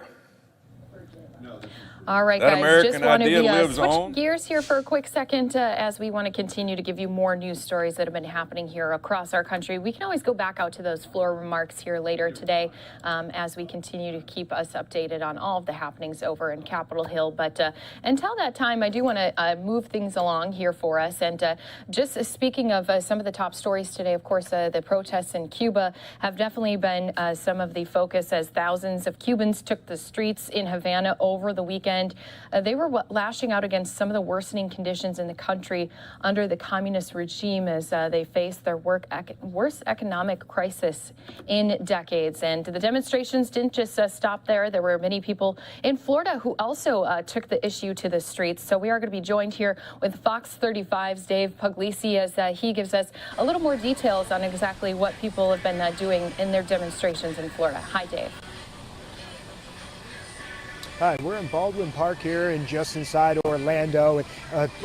Rally is about to set to begin here and been halted by the rain for a little bit, but it's one of a number that we've seen here in Central Florida. Every single person I've talked to says they just want to do their part in order to help create change.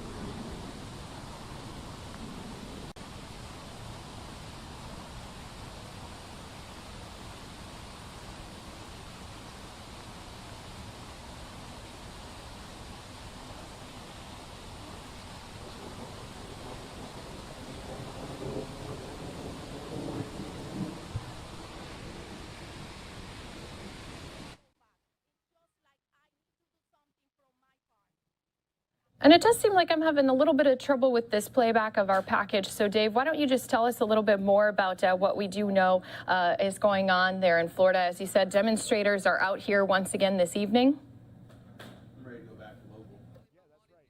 We talked to, one of the first things that they told me was that they were really excited to be out here, that they were proud of their country, and they also told me that they didn't feel scared anymore, that they felt okay to come out and say these things and stand for liberty and freedom that they say that Cuba needs.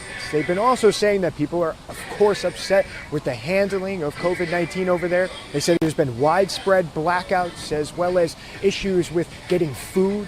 And all that is kind of brewed up and stirred and caused some of these protests that Cuba has not seen in decades. It's also reminiscent of some of the other protests we have seen in Central and South America in recent years and even months. And more of this is just coming out in the recent days, but people here in Orlando want their loved ones at home in Cuba to know that they stand with them during this time. Yeah, and Dave, in your package that we hopefully can play out later for people, you talked with some who aren't even able to get in touch with their loved ones there because of those massive outages they've had. Yeah, for sure. We talked to one kid who was telling us that his family over there, it's been hard to get a hold of them, but when he does, he's been racking up a pretty big bill trying to tell them about all the things that have been going on here in the U.S. and even in Cuba. But they don't even believe him because they're not even able to get in touch with the internet and get on the internet, and they don't have electricity at the moment in time, so they don't even believe that some of this stuff is even happening right now. So he's been trying to relay that information to them, and he's hoping to get in touch with them again later this afternoon with updates on the whole situation. Right, and of course a lot of eyes are going to continue to stay on those protests. We'll have people covered. We do appreciate your time here with us again, Dave, for joining us live here on Live Now from Fox. And we do want to also continue things along earlier here today because this was an issue that was brought to the attention of President Joe Biden. He did have some remarks earlier here this morning as he not only talked about the ongoing situation in Cuba, he also wanted to touch on, of course, the presidential assassination of that Haiti president. So let's go listen into some of the remarks from Joe Biden earlier from this morning. Folks, I want to start by recognizing the remarkable protests that are taking place in Cuba. The Cuban people demanding their freedom from an authoritarian regime. And I don't think we've seen anything like this protest in a long, long time, if quite frankly ever. The United States stands firmly with the people of Cuba as they assert their universal rights. And we call on the government of Cuba to refrain from violence or attempts to silence the voice of the people of Cuba. And we're also closely following the developments in Haiti in the wake of the horrific assassination of the president that recently took place. The people of Haiti deserve peace and security, and Haiti's political leaders need to come together for the good of their country. Over the weekend, I dispatched a high-level expert delegation to assess the situation and to determine where the United States can offer our support. And finally, as a close neighbor and friend of the people of both Cuba and Haiti, the United States stands ready to continue to provide assistance, and I'll have more for you as we move on. And here's just some video, too, of some of those protesters out there in Florida as they try to show their support to those in Cuba. Now, again, the president urging Cuban authorities to refrain from violence as extraordinary mass demonstrations continue, calling for freedom in the communist nation. He said he's also, as we just heard, monitoring this and assessing the situation in Haiti following their president's assassination. Now, Cuba's president has said social media by Cuban Americans in the U.S. is behind those mass protests. So it's going to be a story we'll continue to have you covered here on Live Now from Fox. But let's go into a quick 2-minute break, and then when we return, we're going to jump into that State Department briefing. Some of the things that they may touch on there that we're going to be listening into that is going to be, of course, Cuba and Haiti and many more issues. So again, some of you are going to be jumping into that after a quick 2-minute break.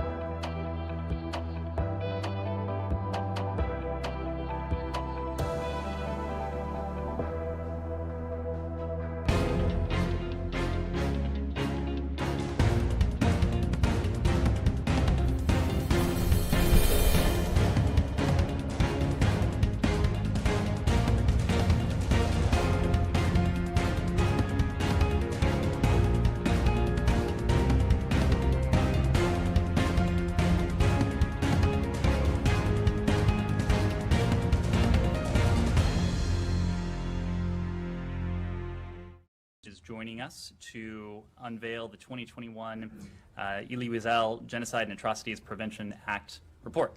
Secretary Blinken will have a statement. He'll take a question or two before he has to depart. At that point, we'll turn to Acting Assistant Secretary for the Bureau of Conflict and Stabilization Operations, Rob Fauché, who will also make a brief statement, and he'll stay to take additional questions.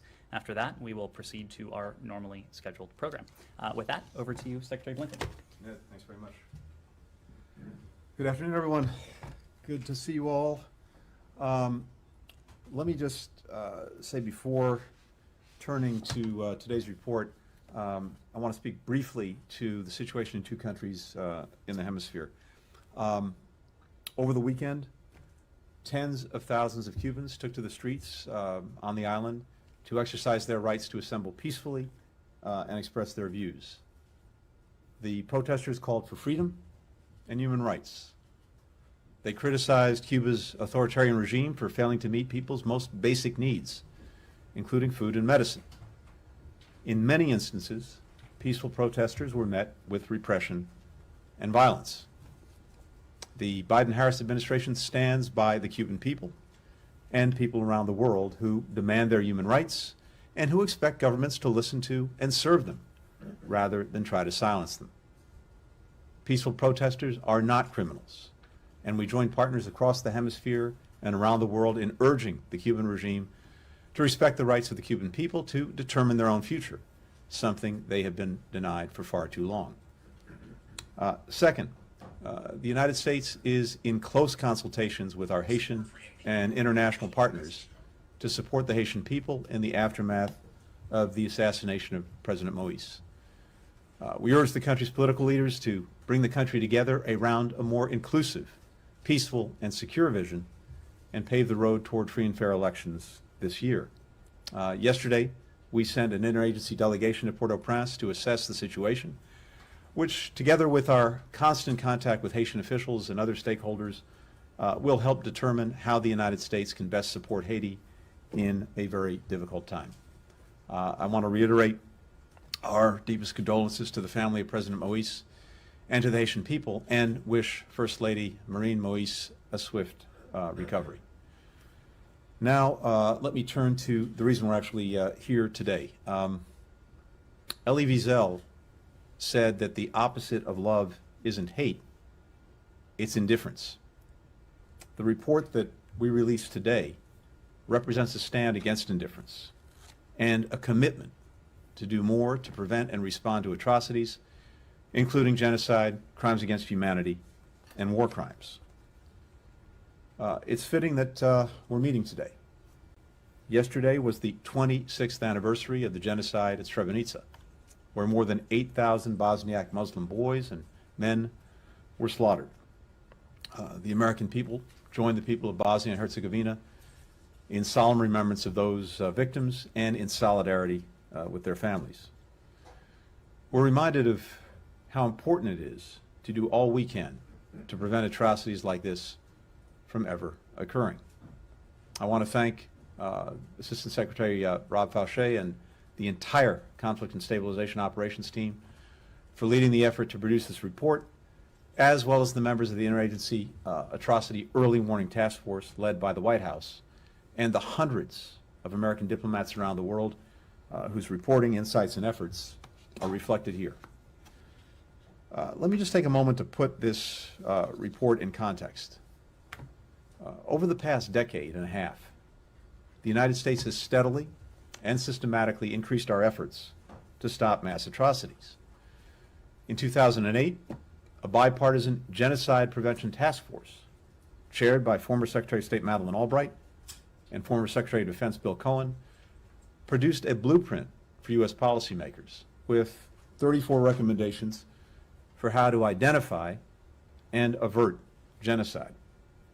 In 2011, President Obama issued a presidential study directive on mass atrocities, writing, and I quote, "Preventing mass atrocities and genocide is a core national security interest and a core moral responsibility of the United States."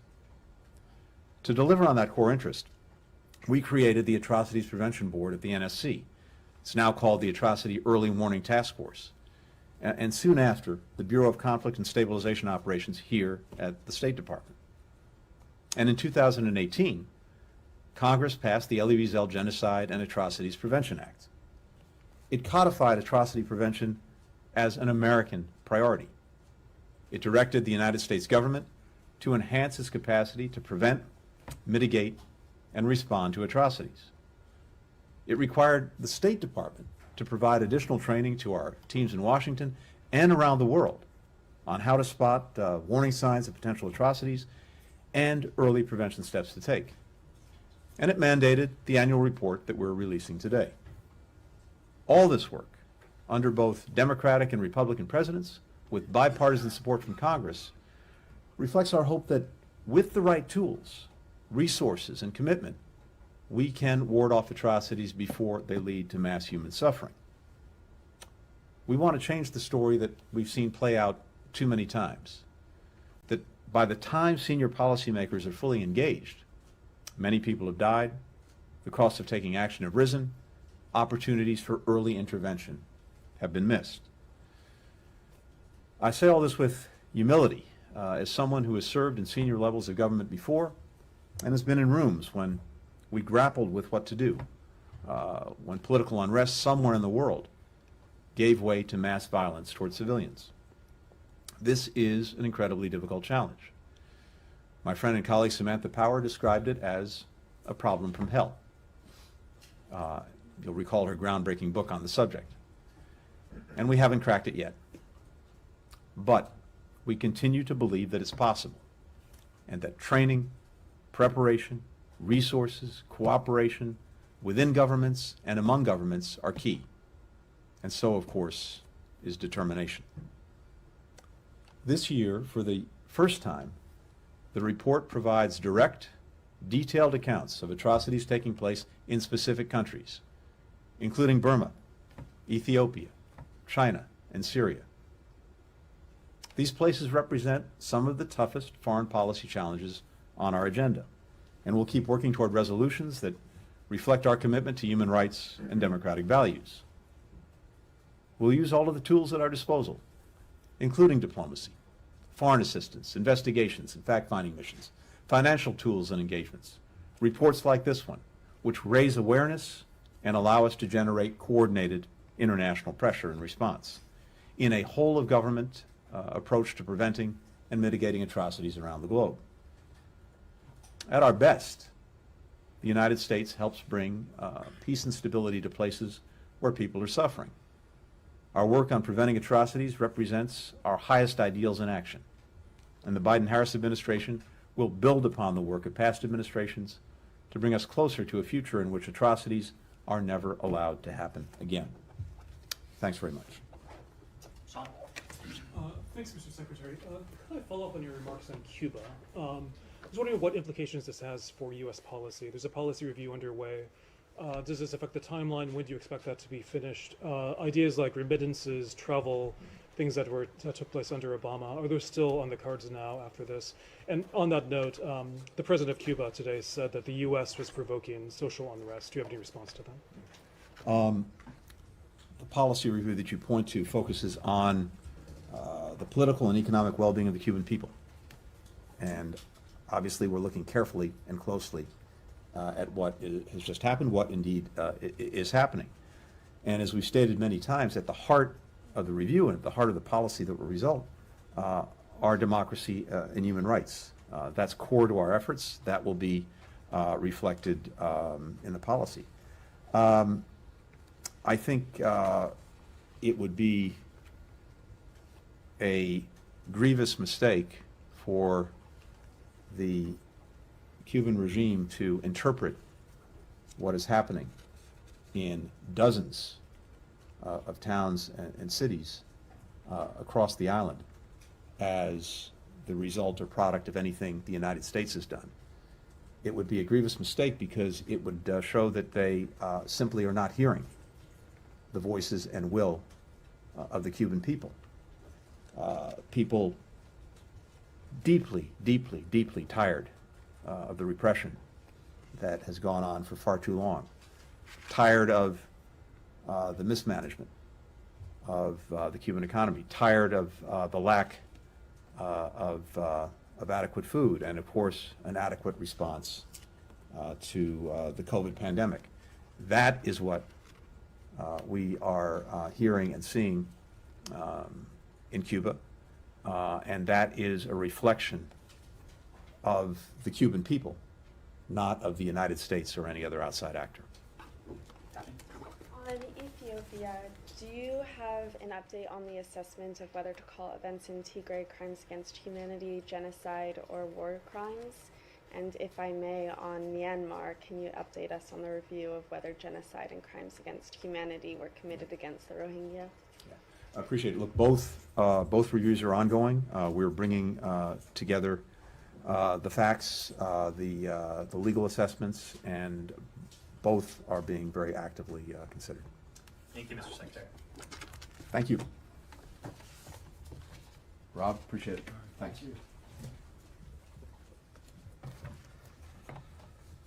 Thank you, Secretary Blinken. It's an honor to have the Secretary announce the submission of the annual report to Congress pursuant to the Elie Wiesel Genocide and Atrocities Prevention Act of 2018.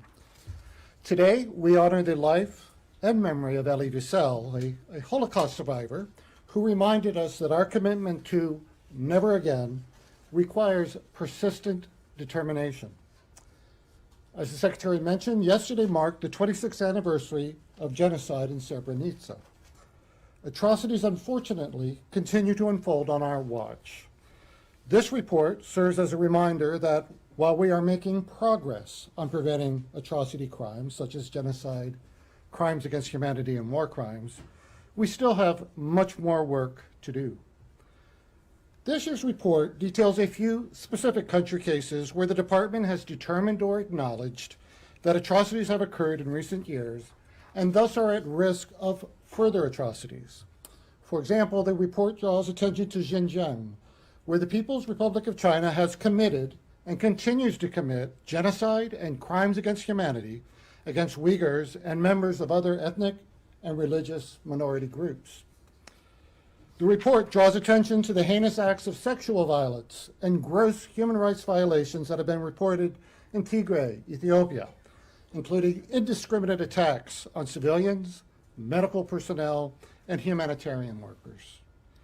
And the report also calls attention to the brutal crackdown on peaceful protesters and human rights defenders in Burma by a military regime whose leadership includes many individuals responsible for ethnic cleansing against the predominantly Muslim Rohingya and appalling violence against ethnic and religious minorities. With the submission of this report, the United States reaffirms that atrocity prevention must remain at the forefront of international peace and security efforts. Atrocity crimes pose some of the gravest threats to the rules-based international order that has helped bring peace and prosperity for more than 7 decades. Importantly, this report is about continuous improvement in U.S. efforts to uphold that order by preventing atrocities from occurring.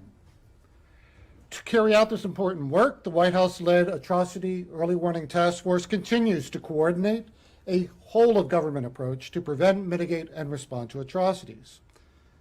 In the 3 years since the Elie Wiesel Act became law, we have trained thousands of diplomatic, development, and defense professionals to do the crucial work of prevention.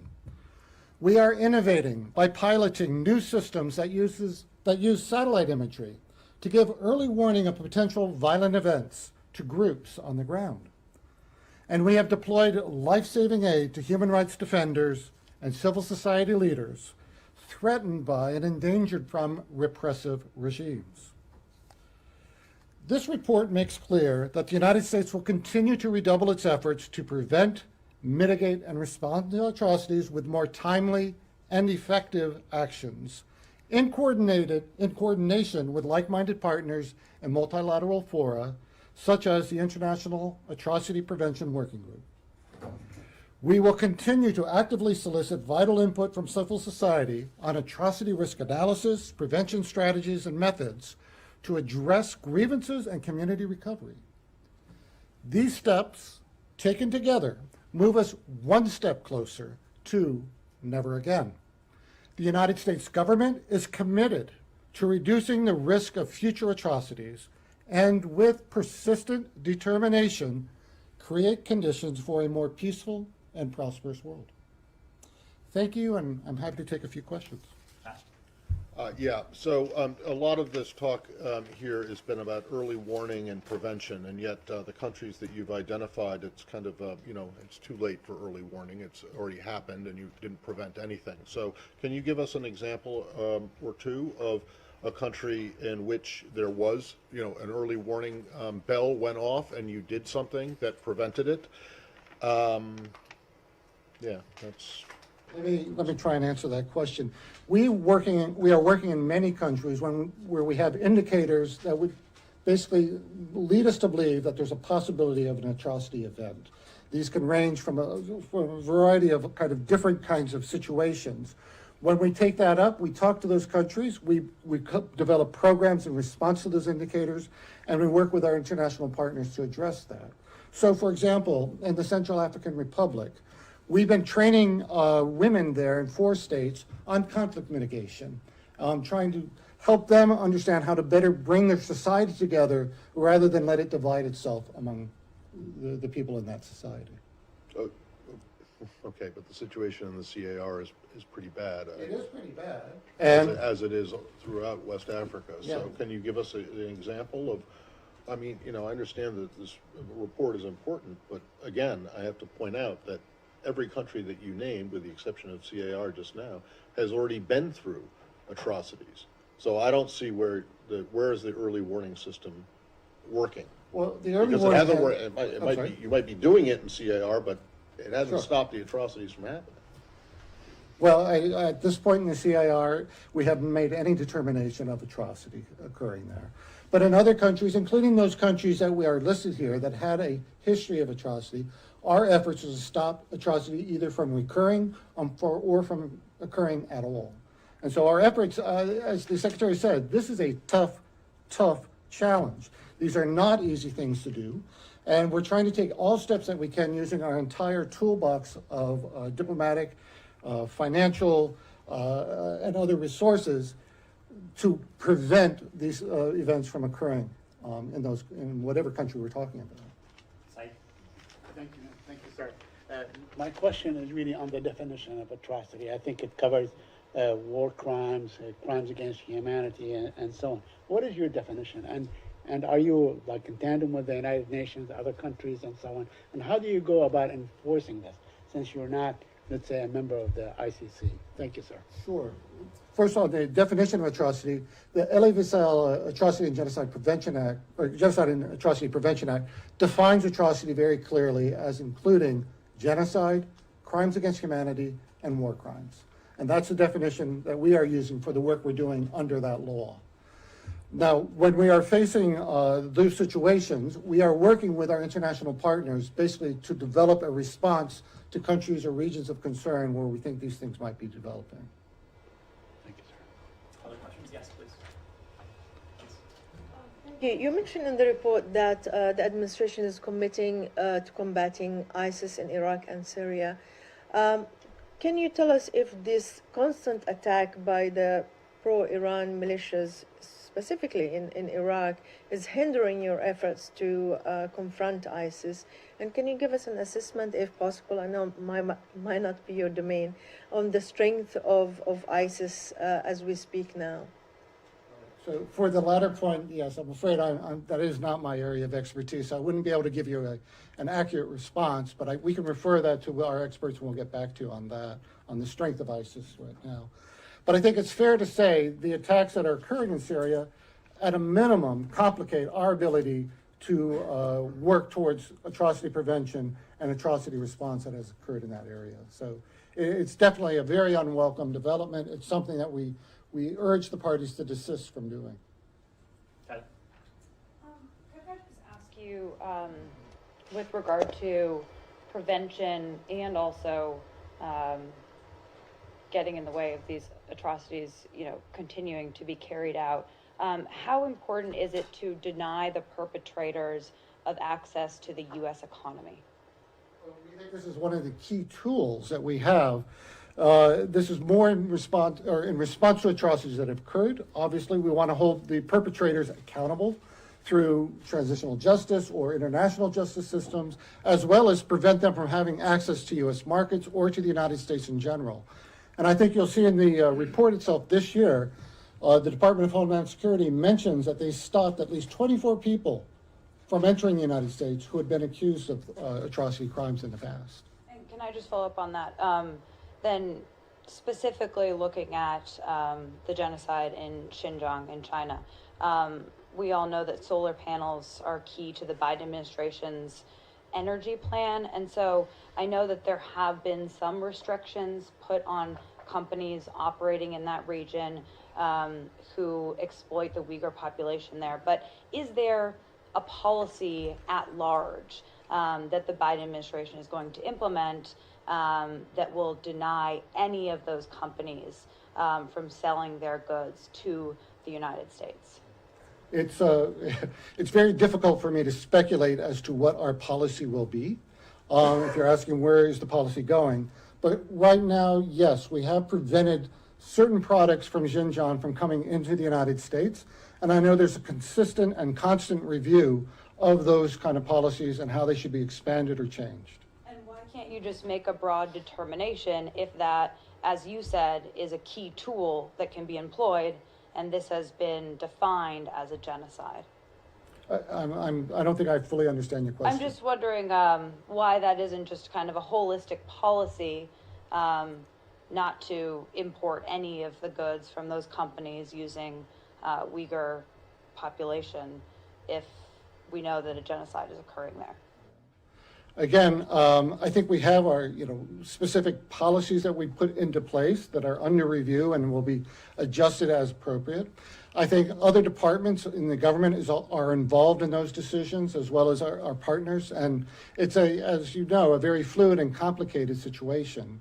To date, though, we don't have sort of blanket policy that you're referring to. We have more specific policy. Thanks.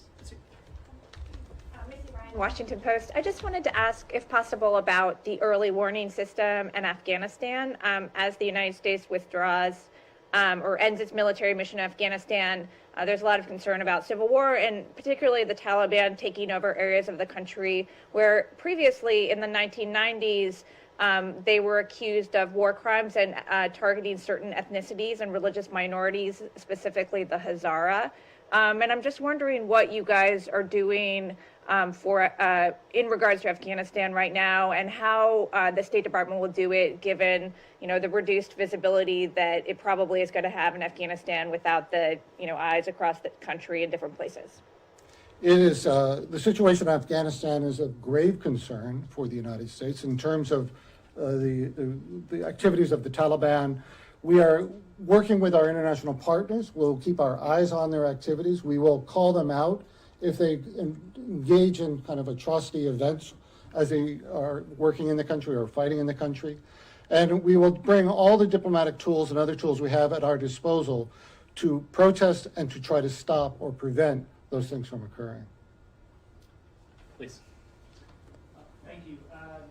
You and also the Secretary were talking about how you're trying to improve the mechanisms or the tools that you have in order to stop genocide activity. And some of those means would be independent fact-finding missions. With regard to China, it seems clear that the Chinese government has no inclination of allowing any sort of independent fact-finding missions that would sort of satisfy both the U.S. State Department and also perhaps EU or Canada.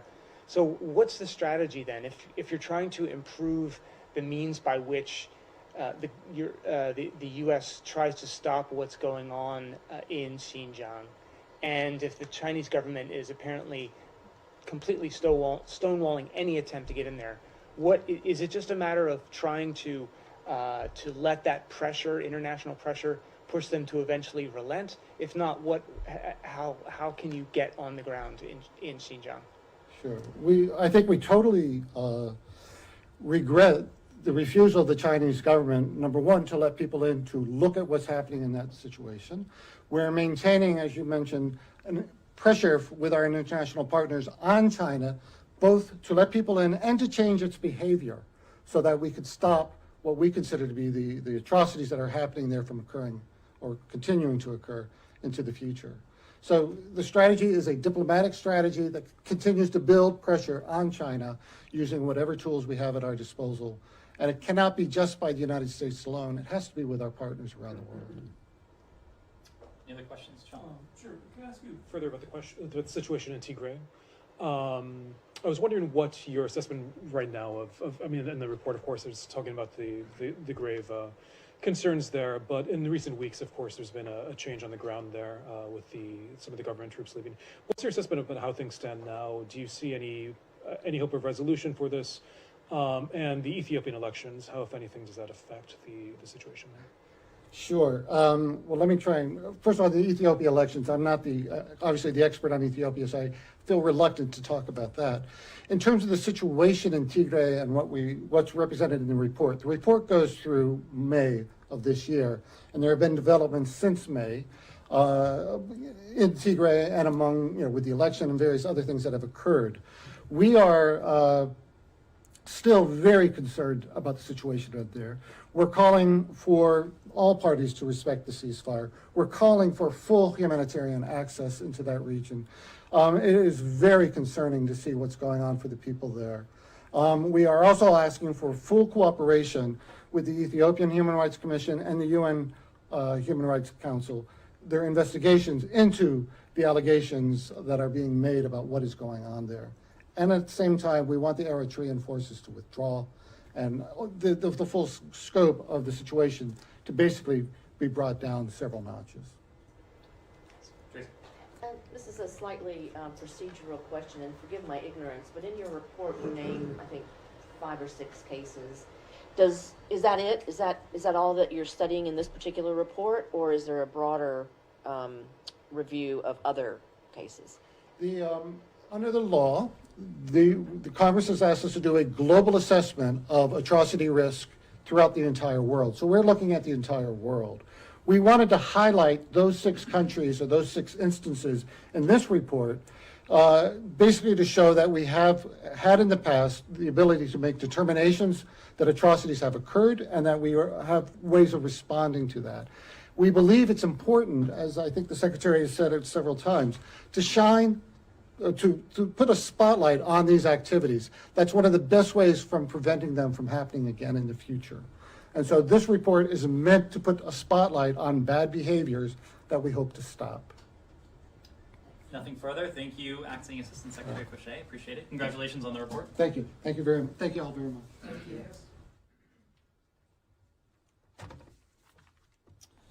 Thank you, everyone, for bearing with us today. I'm sorry we got a late start.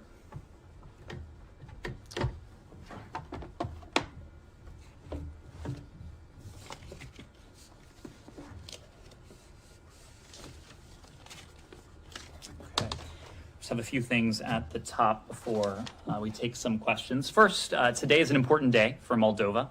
We are pleased to announce that the United States has donated 500,000 doses of the Johnson & Johnson vaccine to Moldova, the first shipment to arrive today, July 12th.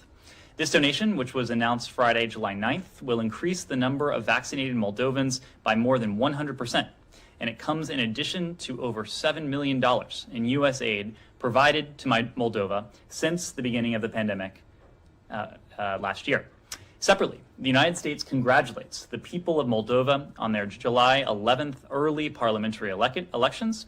We echo the preliminary findings of the OSCE and ODIHR, which found that the elections were well administered, they were competitive, and that the fundamental freedoms were largely respected.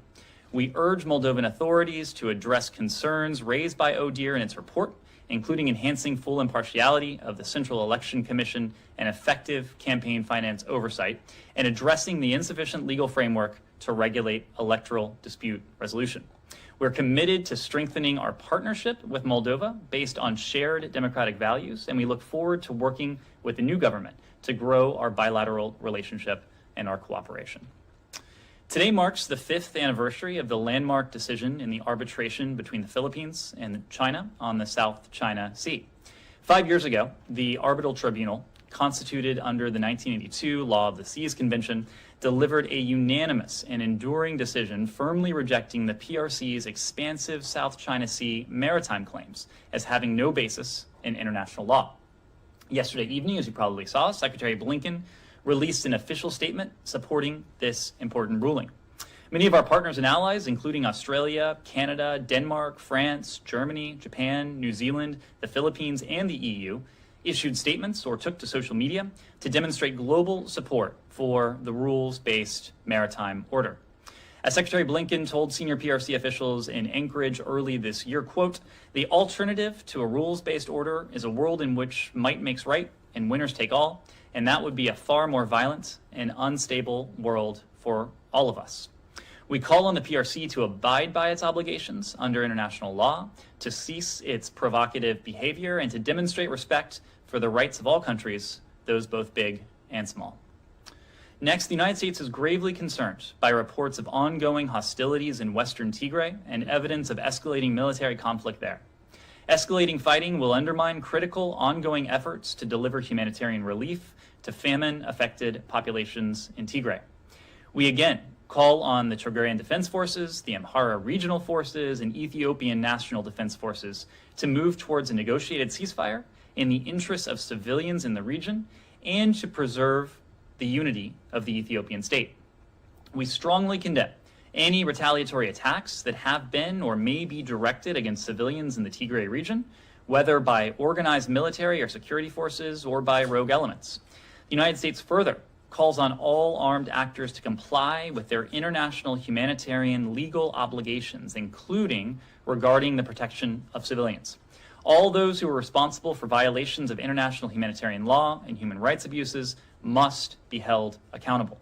As we have consistently said, any effort to change the internal boundaries of Ethiopia by force is unacceptable. Any issue of such national importance, like borders, would be an issue for the Ethiopian people to decide through consensual dialogue, not by the barrel of a gun. The United States is disappointed by reports that a court in Morocco has sentenced journalist Suleiman Raisuni to 5 years in prison. We note Mr. Raisuni has alleged there were violations of fair trial guarantees. We believe the judicial process that led to his verdict contradicts the Moroccan system's fundamental promise of fair trials for individuals accused of crimes, and it is inconsistent with the promise of the 2011 Constitution and His Majesty King Mohammed VI's reform agenda. We also have concerns about the case's negative impact on freedom of expression and freedom of association in Morocco. Press freedom is foundational to prosperous and secure societies, and governments must ensure that journalists can safely perform their essential roles without fear of unjust detention, violence, or threats. We are following this case closely, as well as those of other detained journalists in Morocco, including Omar Radi, and we have raised these concerns with the Moroccan government, and we will continue to do so. With that, I'm happy to move to your questions. Thanks, Ned. In addition, on Afghanistan, in addition to the change in command that happened earlier today, the embassy announced overnight that it's going to resume immigrant visa processing. And I'm just wondering, is this resumption going to make a dent in the backlog, or how much of a dent will it make in the backlog? Does it affect the relocation plans or the option for relocation? And is anything, has anything been decided on that front? Well, you are correct that the embassy has announced over Twitter that it will resume immigrant visa interviews this week, and that does include the SIV process. As you know, the SIV process is written into law. It was designed by Congress. It involves more than a dozen steps, and that includes both a role for the Department of State as well as for the Department of Homeland Security. As we said before, there are approximately 18,000 Afghan principal applicants at some stage of this process. As of May of 2021, approximately half of those applicants are at some stage of the process pending applicant action. So in other words, approximately 9,000 or half of these applicants need to take action before the U.S. government can begin processing their case. About 30% of these applicants are awaiting a decision at the chief of mission stage, and the final 20% were approved by the chief of mission stage, and they're moving through the application process either in the petition or the visa processing stages. You were also right in your question that we have mobilized significant resources to do all we can to make a dent in the applicants. As you know, we have been very clear and consistent that the United States has a special responsibility to those who have assisted us in different ways over the years, often at great risk to themselves, sometimes to their families as well. That is also why we have identified a group of SIV applicants, that is to say individuals who were already somewhere in that SIV processing chain, whom at the right time, before the military withdrawal is complete, later this year, relocate, or at least offer to relocate to a third country as they go through their SIV application processing. We have been in conversations, diplomatic discussions with a number of countries around the world. These discussions have occurred at any number of levels, to include senior levels. But we don't have any updates for you regarding that. The other point I would make is that throughout this process, we have prioritized the safety and the security of those who, often at great risk to themselves, have helped the United States over the years. And so we will be, in some cases, constrained in terms of what we can say publicly about relocation, about numbers, about certain details. But as soon as we have more to share on that front, we will do so. Okay, but how much of it, once the interviews resume, how many can they do? How much of a dent do you think you can make in the backlog? Look, we are moving just as quickly as we can. You can't just say that, so I don't keep asking. I'm going to keep asking the question until you. If you don't know, that's fine. But I'm just asking. That's my question. Matt, we have already made significant progress in shortening the period it requires for an applicant to go from the start of the process to through the visa provision stage. We have shortened that by a number of months, and we have done that by surging individuals through operations in Kabul. But the other important point is that much of this adjudication and processing that takes place at the chief of mission stage need not and does not take place in Kabul. This is a point that we have made in terms of our embassy staffing posture in Kabul. We are able to process individuals at the chief of mission stage from here in Washington. And the other point I would make, again, this program is defined in statute. It was passed by Congress, designed by Congress. We will continue to work with Congress to find ways that we could potentially streamline these operations, knowing that there are to date more than 18,000 people who are somewhere in that process. Again, our goal is to shorten that process as much as we can in a way that is pursuant to the safety and security needs of these individuals, but also responsible in the way that we are processing these individuals. The president's announcement that all troops will be gone by September 11th, and now August 31st. But since the initial announcement back in May, how many SIV applications have been approved, and how many of those approved visa holders have been admitted to the United States? We can see if 3 months. We can see if we can provide a snapshot of that 3-month period. I don't have that. Is it more than zero? I don't know. We'll see if we can provide specific numbers. Thank you. Saeed. Anything else on Afghanistan? Can we stay on this? Sure. Please. If it's on Afghanistan, Yeah, we just got Sure. one. Yep. Turkish President Erdogan says Turkey and the U.S. have reached an agreement on security for HKIA. Is this true? Can we get details if it is? The 2020 Doha agreement says no U.S. military can remain in Afghanistan. Will any U.S. military personnel assigned to airport security be rebranded as diplomats and given diplomatic passports? Well, what I can say is that we have had discussions with our Turkish partners in the context of broader cooperation in Afghanistan. Those discussions are ongoing. We don't have anything to announced today. I know that last week the Department of Defense read out a couple of those conversations, but don't have any additional details to share for you now. We certainly welcome Turkey's constructive role when it comes to the withdrawal and the broader safety and security situation in Afghanistan, also its support for the diplomatic process. When it comes to U.S. personnel on the ground, I would need to refer you to DOD for details of that. Connor? Just on SIVs, taking note of what you said about the limited commentary you can give us on numbers and everything, can you give us any sense of the scale of how many people are in this group that you've identified? Is it in the hundreds? As you said, there are 18,000 applicants in total. How many of them would be expected to be relocated?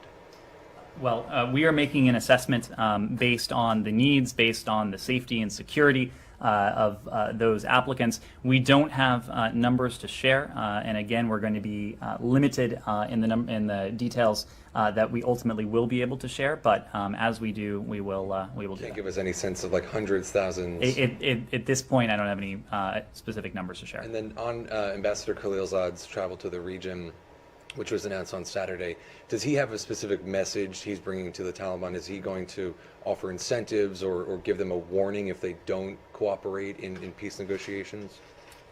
I think his message will be consistent with the message that we have reiterated all along, and that is that we continue to call for an end to ongoing violence. We know that violence has been driven largely by the Taliban. We know that a negotiated settlement between the Islamic Republic and the Taliban is really the only way to end 40 years of violence, and importantly, to bring to Afghanistan's people the safety and security and the peace that they seek. And so as Ambassador Khalilzad is there, he will urge the sides to engage in serious negotiations to try to determine that political roadmap for a future for Afghanistan that leads to a just and durable settlement. Both of those are very important to us. A settlement cannot be durable if it is not just, and that has been a guiding principle of ours all along. We also know, in the context of the recent uptick in violence, and we've made this point before, but the world will not accept the imposition by force of a government in Afghanistan. Importantly, legitimacy and assistance and popular mandate within Afghanistan for any Afghan government can only be possible if that government, again, has the support of the people and for the United States and for the international community, if it has a fundamental and basic respect for human rights. For us, that's non-negotiable. In the interim, we'll continue, as you've heard, to support the ANDSF. That support will transition and form over time. But what won't transition and form over time is the partnership. The partnership we will maintain with the Afghan people, with Afghanistan's leaders, as we support this diplomacy seeking a just and durable political settlement. Missy. In Afghanistan, I don't know if this is, if you all do this here, so hopefully this isn't out of school, but would it be possible at some point to get someone to walk us through the process that the SIVs undergo, just, while all the details and the destinations are being worked out, because then we can write about it, from a place of greater understanding of what the challenges and, the whole process and the parameters will be that apply to all these applicants? That is something we do here, and happy to take that take that back. I think there would be some good utility. Again, it's a process, and there would be good utility because it's a process that is not uncomplicated. There are a number of steps that take place in country that take place back here, and so we'll take that back and let you know. Thank you. Anything else? Yeah, I just want to ask, what does it mean the world will not accept the position of a government by force? And you say that for us that's non-negotiable. But what does that mean? The basic respect for human rights. But what does that mean? That it's non-negotiable. What are you going to do if and when that happens, when there is a government imposed by force? Matt, I think this goes back to the two criteria that we've spoken to. It's just and it's durable. Yeah. In order for any government. But you seem to think that the Taliban care about being named and shamed. I I seem to just think, don't get and more importantly, this department and our allies and partners around the world think that any government that might come to power in Afghanistan will require not an insignificant degree of assistance from the international community. And the international community has been very clear that any government that doesn't respect the basic and the fundamental rights of its people won't be in a position to accrue that international support. That is what we're calling for, a just settlement. If a settlement is not just, it won't be durable. And it may not be durable in large part because the international community won't be there to offer it the backing that successive, certainly that in the past 20 years, central governments in Afghanistan have required. Thank you. And then moving on to the Palestinian issue. Today, the Special Rapporteur for Human Rights for the Palestinian territories, Michael Link, called the occupation a war crime.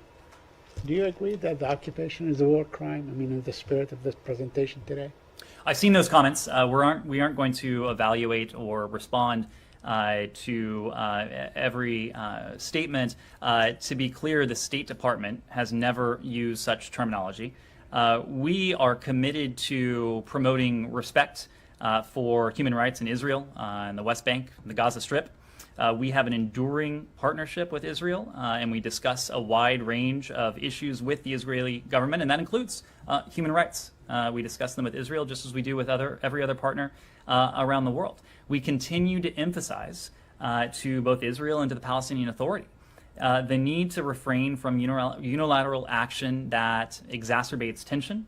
This includes annexation of territory, it includes settlement activity, it includes demolitions, it includes incitement to violence, it includes support for terrorism, and that includes providing compensation to individuals imprisoned for acts of terrorism. Well, let me ask you about this specific case. There is a Palestinian feminist and leader and known leftist, Khalid al-Jarrah, who's been in and out of prison for the past 10 years. There are never any charges. She's a Palestinian legislator. She's guilty of being a lefty or maybe even a communist. And she's boisterous in her speech and so on. But that's why she's put in prison. Well, yesterday, she's in prison now. She's supposed to be let out next October. Yesterday, her daughter died. She's 30 years old. They are preventing her from joining in the funeral. Would you call on the Israelis to allow her to go and be in the funeral procession of her daughter? Said, I'm not in a position to weigh in on the merits of any particular case today. Again, what the point I've made before is the operative one, that whether it is our Israeli partners, whether it's a partner around the world, we consistently raise human rights.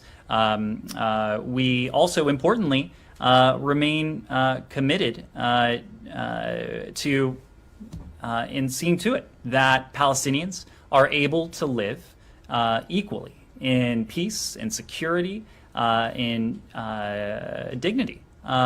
That is incredibly important to us. It is really at the foundation of our approach to this conflict. The idea that both Israelis and Palestinians deserve equal measures of these elements, of these very important elements. And it is why, as you've seen, we have already begun to reestablish that partnership with the Palestinian people. We are moving ahead with reestablishing our ties with the Palestinian Authority. Of course, Secretary Blinken has had an opportunity not only to speak with President Abbas, but also to meet in person with him. As you know, Deputy Assistant Secretary of State Hadi Amr is in the region right now. He is meeting with, and will be meeting in the coming days with Israeli officials, with Palestinian officials, but also with elements of civil society. And his interaction and his upcoming, forthcoming meetings with elements of civil society are important to us because that is what we know needs to be empowered through all of this. And so Deputy Assistant Secretary Amr will have a series of meetings where we'll be able to push forward with some of this important work. We understand, but on this issue of administrative detention, which is practiced by Israel time and time and time again, without any charge. I mean, when people are charged with something, that is clear. But they keep arresting people, and sometimes they go on for 20 years, 15 years under administrative detention. Doesn't that bother you as a basic violation of a very basic human right? Said, we have spoken about administrative detention before. We have made clear that whether it's our closest friends or other partners around the world, we don't shy away from raising issues of human rights. In the case of Israelis and Palestinians, again, our policy is predicated on the idea that Palestinians deserve equal measures of freedom, of safety, of security, and dignity. And this gets to your question. Yes, please.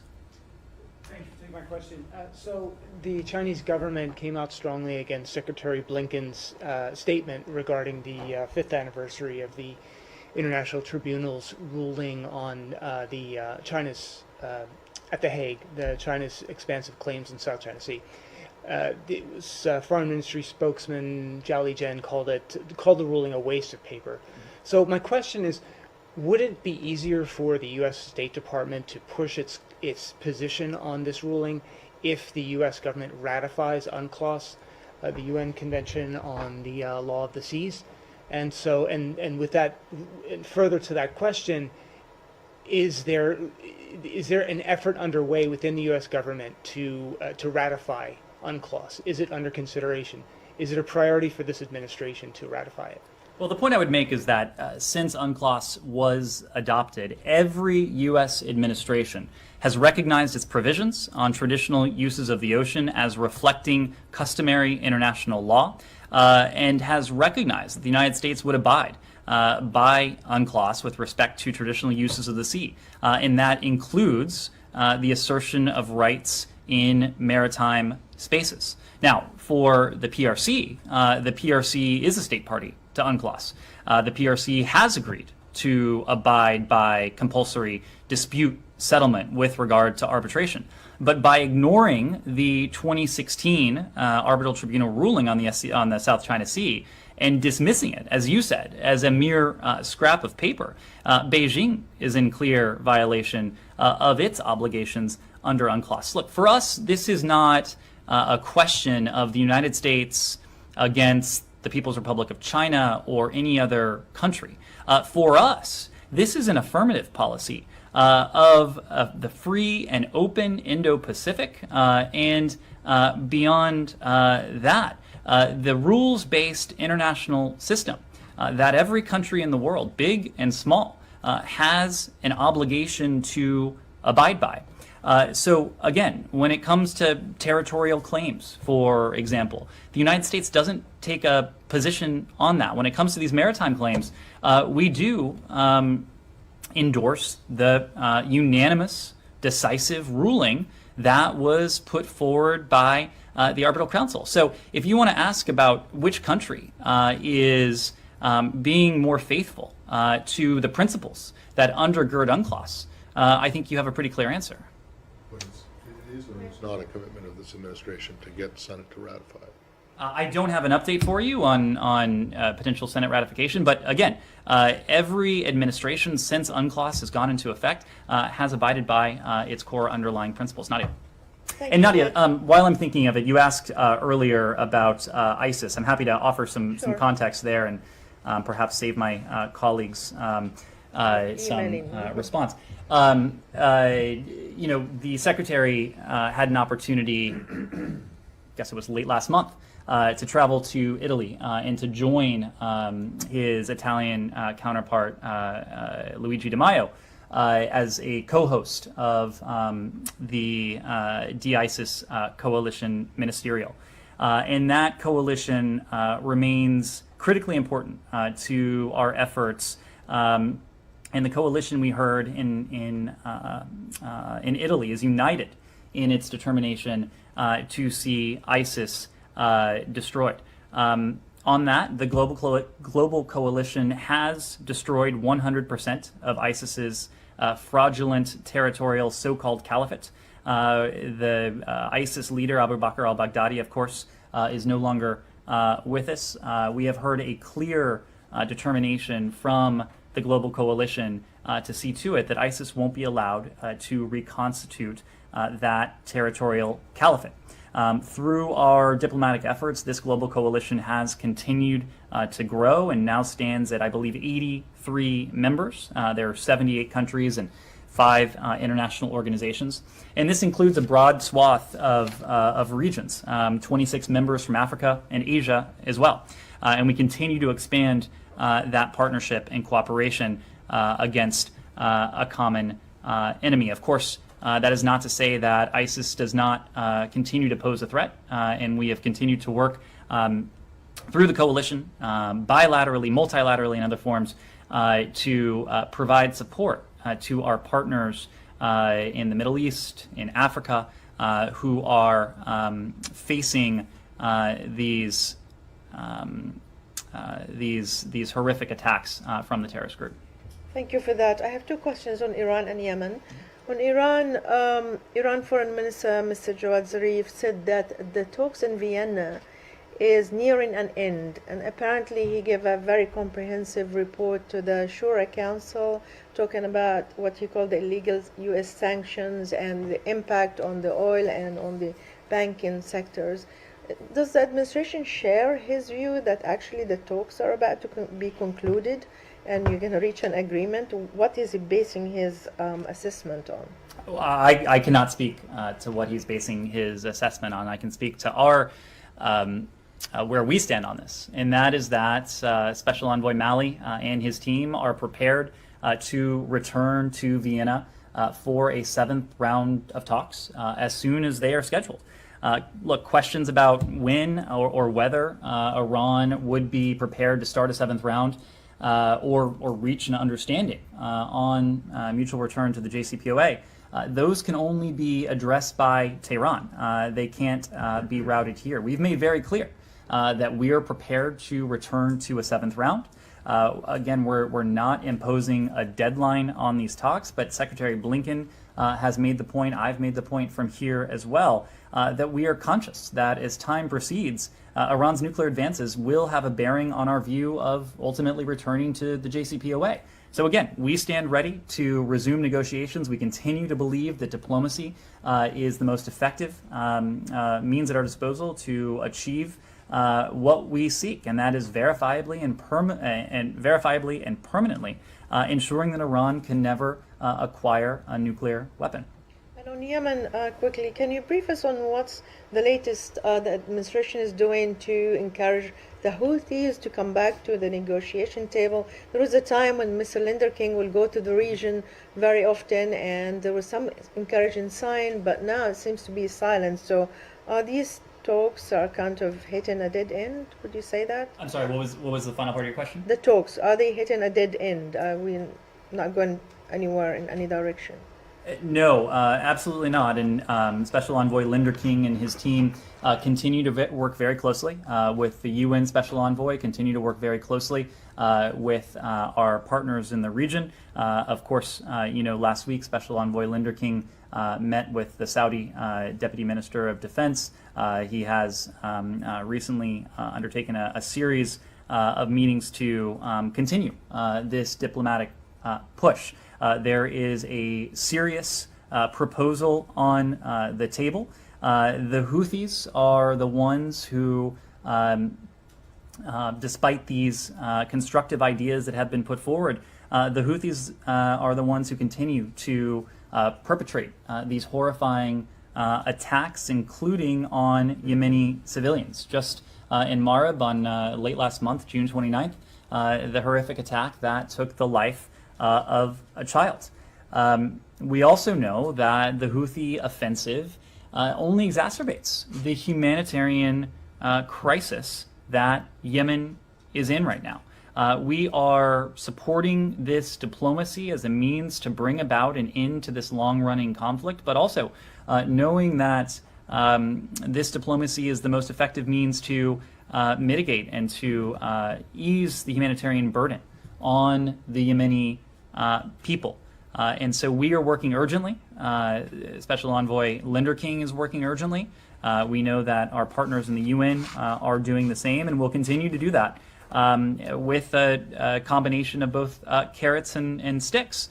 And as you know, we continue to apply pressure to the Houthis in the context of both domestic and international sanctions.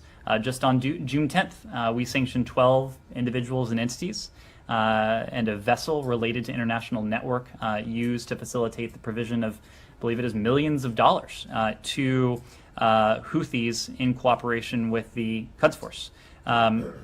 This was in addition to the designation in May of 2 Houthi leaders, both of whom have played a significant role in this offensive against Marib. So our message is very clear. The Houthis need to show us that they are serious about diplomacy, and they can do that by ceasing this offensive and by easing the humanitarian plight on their own people.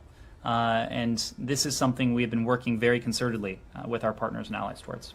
Yes, Tracy. Thank you. Haiti question? Sure. The Secretary again reiterated the importance of elections before the end of the year. Elections have never solved Haiti's problems, ever. So I'm just wondering if you could explain to me the thinking behind this imperative that there be elections to settle Haiti. I would start with the proposition that for us, this is about institutions. It's about Haiti's institutions. We continue to support the Haitian people and their constitution, knowing that the constitution needs to be an enduring framework for what happens next.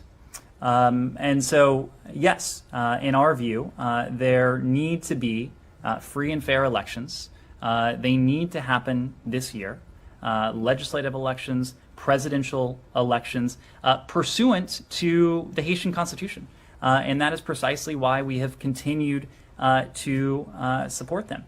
We have continued even in recent hours. And as you know, there was an interagency delegation that was in Port-au-Prince yesterday.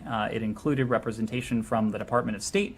And the delegation continued to encourage Haiti's political actors and its stakeholders to build an inclusive Haitian consensus to peacefully navigate and overcome this crisis. And to do that, we continue to believe that what needs to govern this is the Haitian Constitution and Haiti's institutions, and ultimately in an effort to bolster Haiti's democracy. Yes, definitely. Haiti still, or Haiti? Could I just ask about the security assistance aspect of that? That's something that apparently was discussed yesterday. Is there any time frame for the administration to make a decision on potential security assistance? What if anything, could be on the cards? Sure. So our immediate focus, and this was a focus of the delegation that was in Port-au-Prince yesterday, is determining the assistance that Haiti may need with this investigation.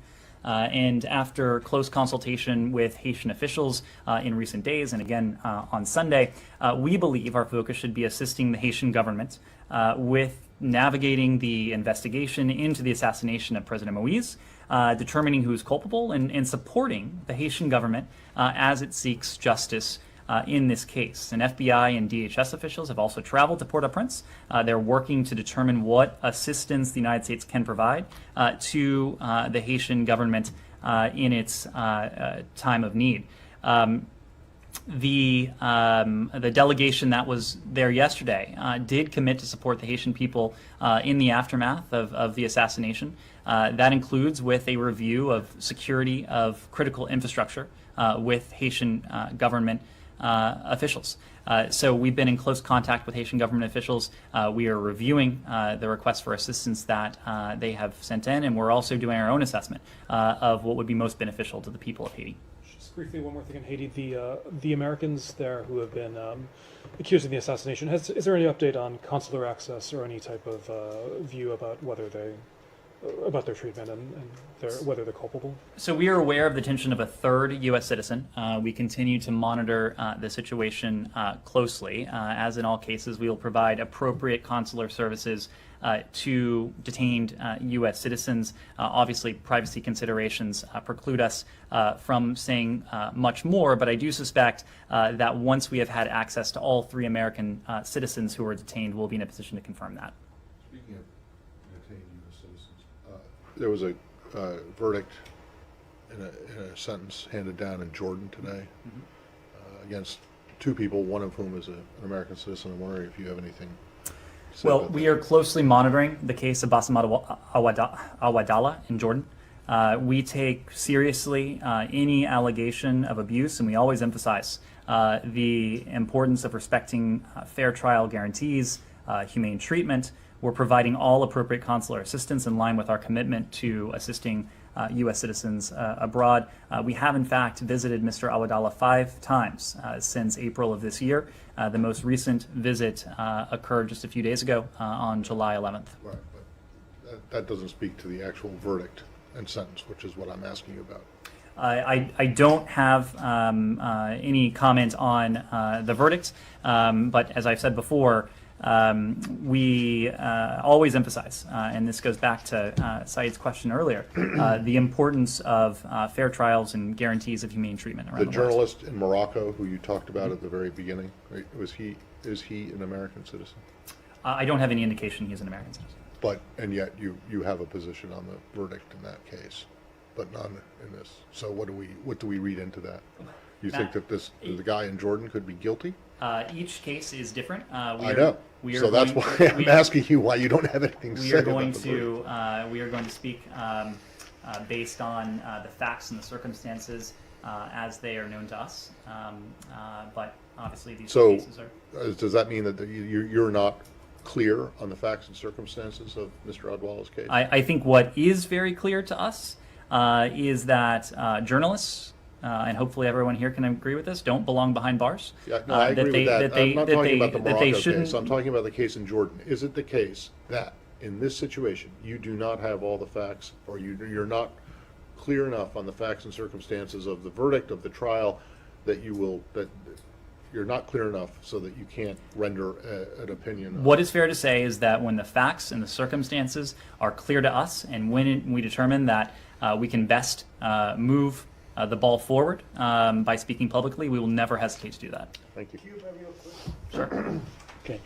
Back in 2015, July 2015, when relations were restored, and President Obama said that it was the policy of sanctions and so on was a failed policy, and then there was a great deal of hope and so on. But then the preceding administration collapsed all that hope down. But you guys seem to be following the same kind of policy as the previous administration. What are you doing, let's say, to show people that there are actually, there are benefits to good governance and all that stuff?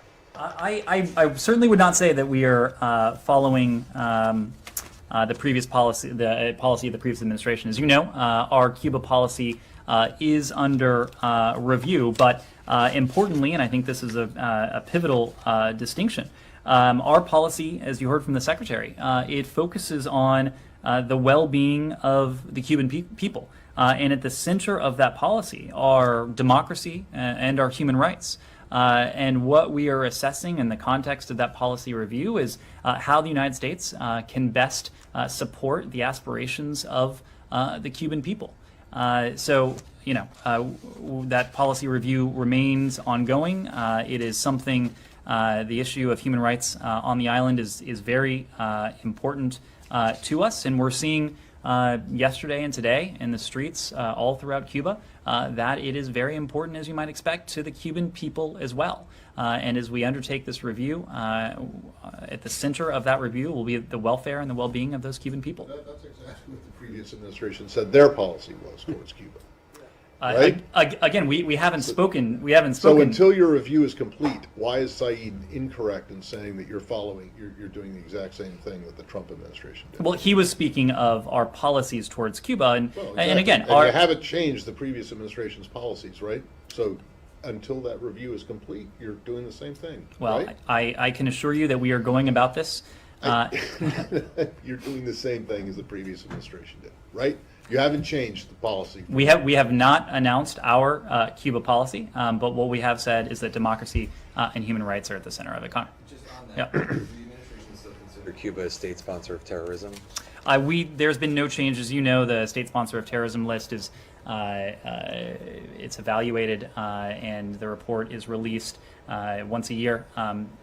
When we have a new report to release, we'll do that. So that's part of the policy review in general for Cuba policy.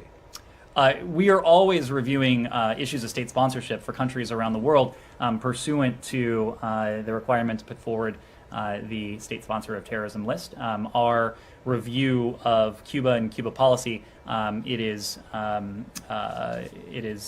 taking place in parallel to that. Thank you. I think that is a fair characterization. Sure, one last question. Ethiopia. Yeah. The election results came out this past weekend. The United States has voiced concern previously about the atmosphere in which the elections were to be held. What's your view on the election results? Do you think they confer legitimacy on Prime Minister Abiy? Well, the Secretary himself has spoken to this. It was late last month, June 21st, he issued a statement noting that the elections took place against the backdrop of grave instability, including increasing interethnic and intercommunal conflicts, and an electoral process that was not free or fair for all Ethiopians. The boycott of the elections by opposition parties, the detention of vocal political leaders, the ongoing violence in multiple parts of the country. Look, all of this underscores the need to launch an inclusive effort to build a national consensus on the governance of Ethiopia that importantly preserves the sovereignty and the unity of the state and strengthens rather than undermines the constitutional order. In this period following the election, it's critical that Ethiopians come together to confront growing divisions. We urge politicians and community leaders to reject violence and to refrain from inciting others to violence. And we'll be watching the situation very carefully going forward. Thank you all very much.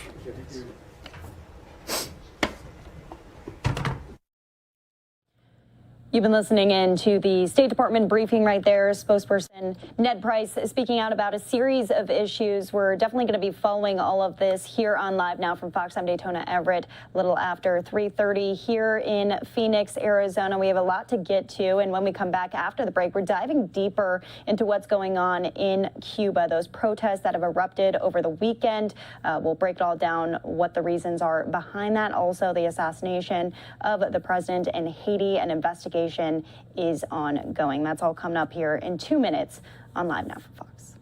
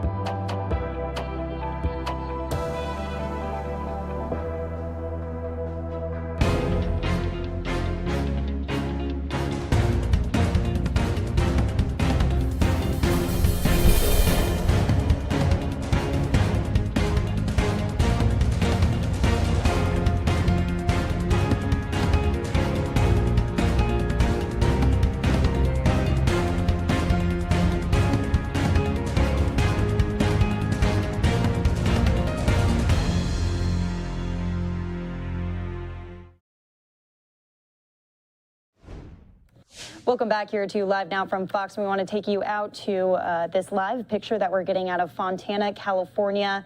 The police department is confirming that a police pursuit involving a vehicle violation and failure to yield ended in a shootout here. There were 3 people inside of the car. 1 person bailed right away. The end of the pursuit was off the 10 freeway, which you're seeing right here. A little bit of a crash collision happened with several of those Fontana police cars. A driver and passenger were still at the vehicle when an officer-involved shooting happened.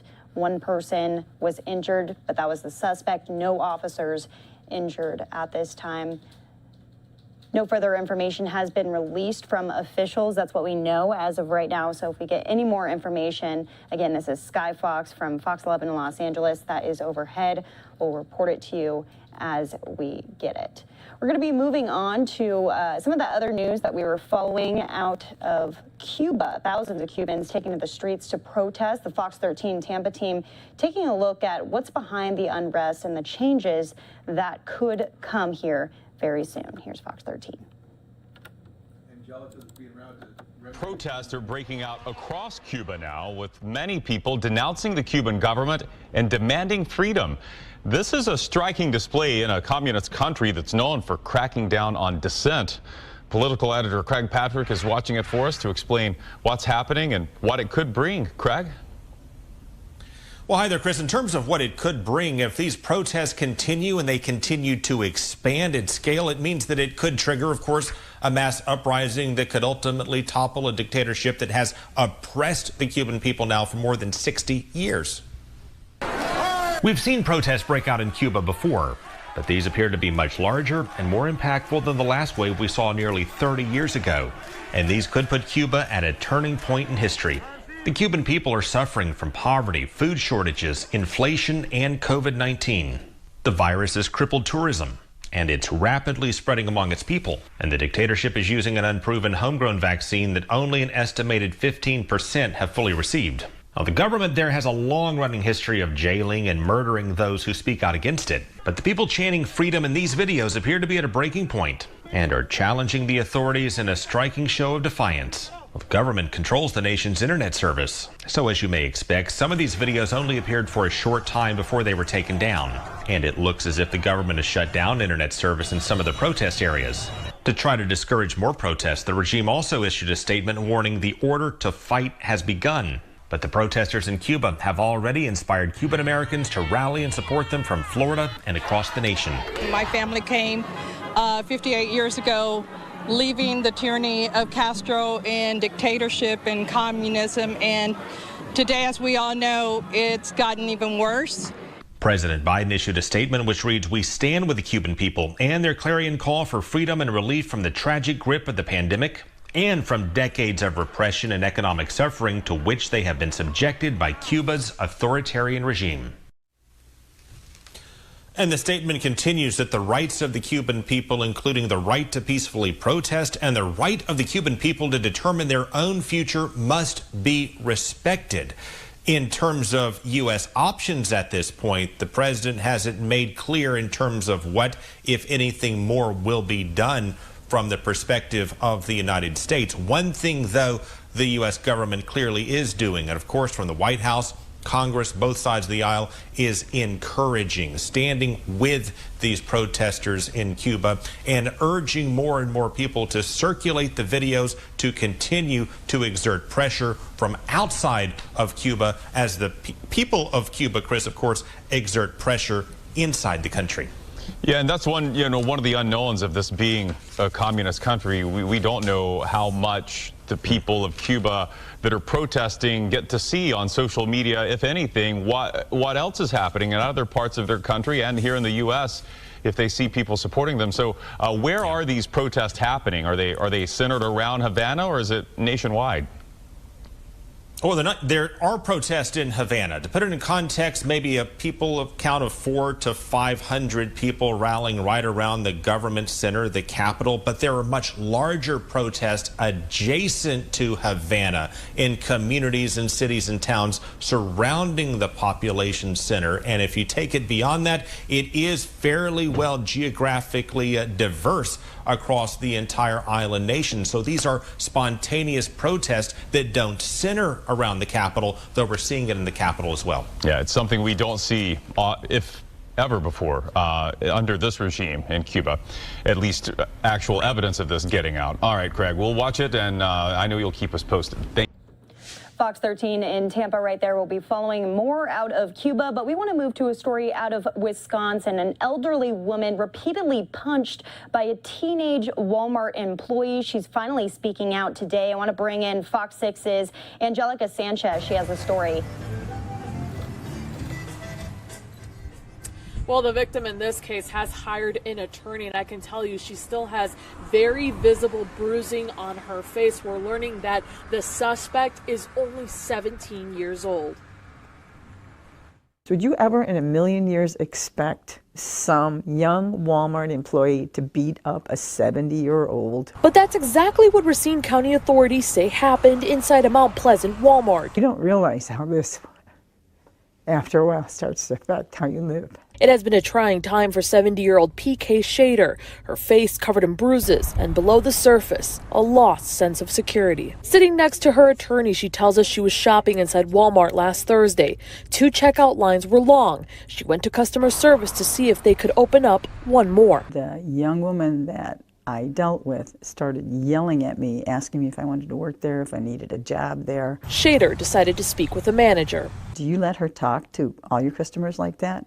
And the manager didn't say a word. Shader wanted to report the employee to corporate. Lo and behold, she's walking right toward me. I don't see a name tag, so I just pick my phone up to snap a picture, and she went crazy. The employee, identified by authorities as 17-year-old Jazaria Velasquez, is charged with aggravated battery to an elderly person and disorderly conduct. This is the only photo released by law enforcement. In a statement, Walmart says the 17-year-old is suspended and they are assisting law enforcement in the investigation. I think that employee ought to be fired. Her attorney says Walmart needs to do more. They have to take seriously their duty to work with their employees so this never happens again.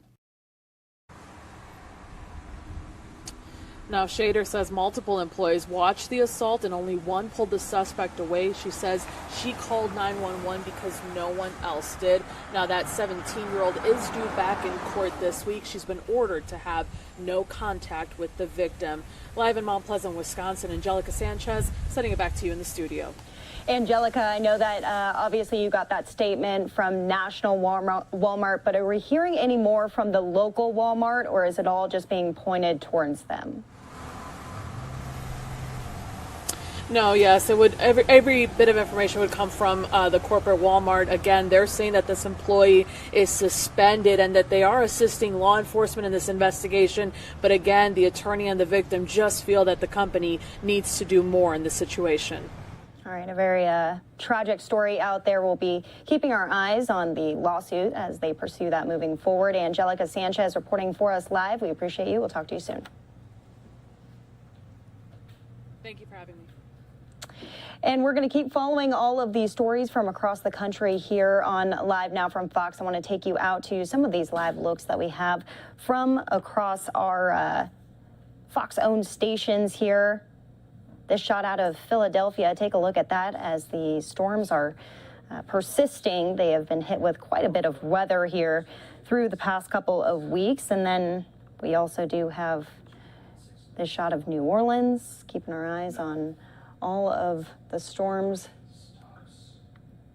And then this last one we have out of Miami. We did get another press briefing earlier this morning out of Surfside, Florida, the latest on that condo collapse, as we're still getting just one briefing a day from officials down on the ground. We're going to stay with some of this news coming out about Cuba here,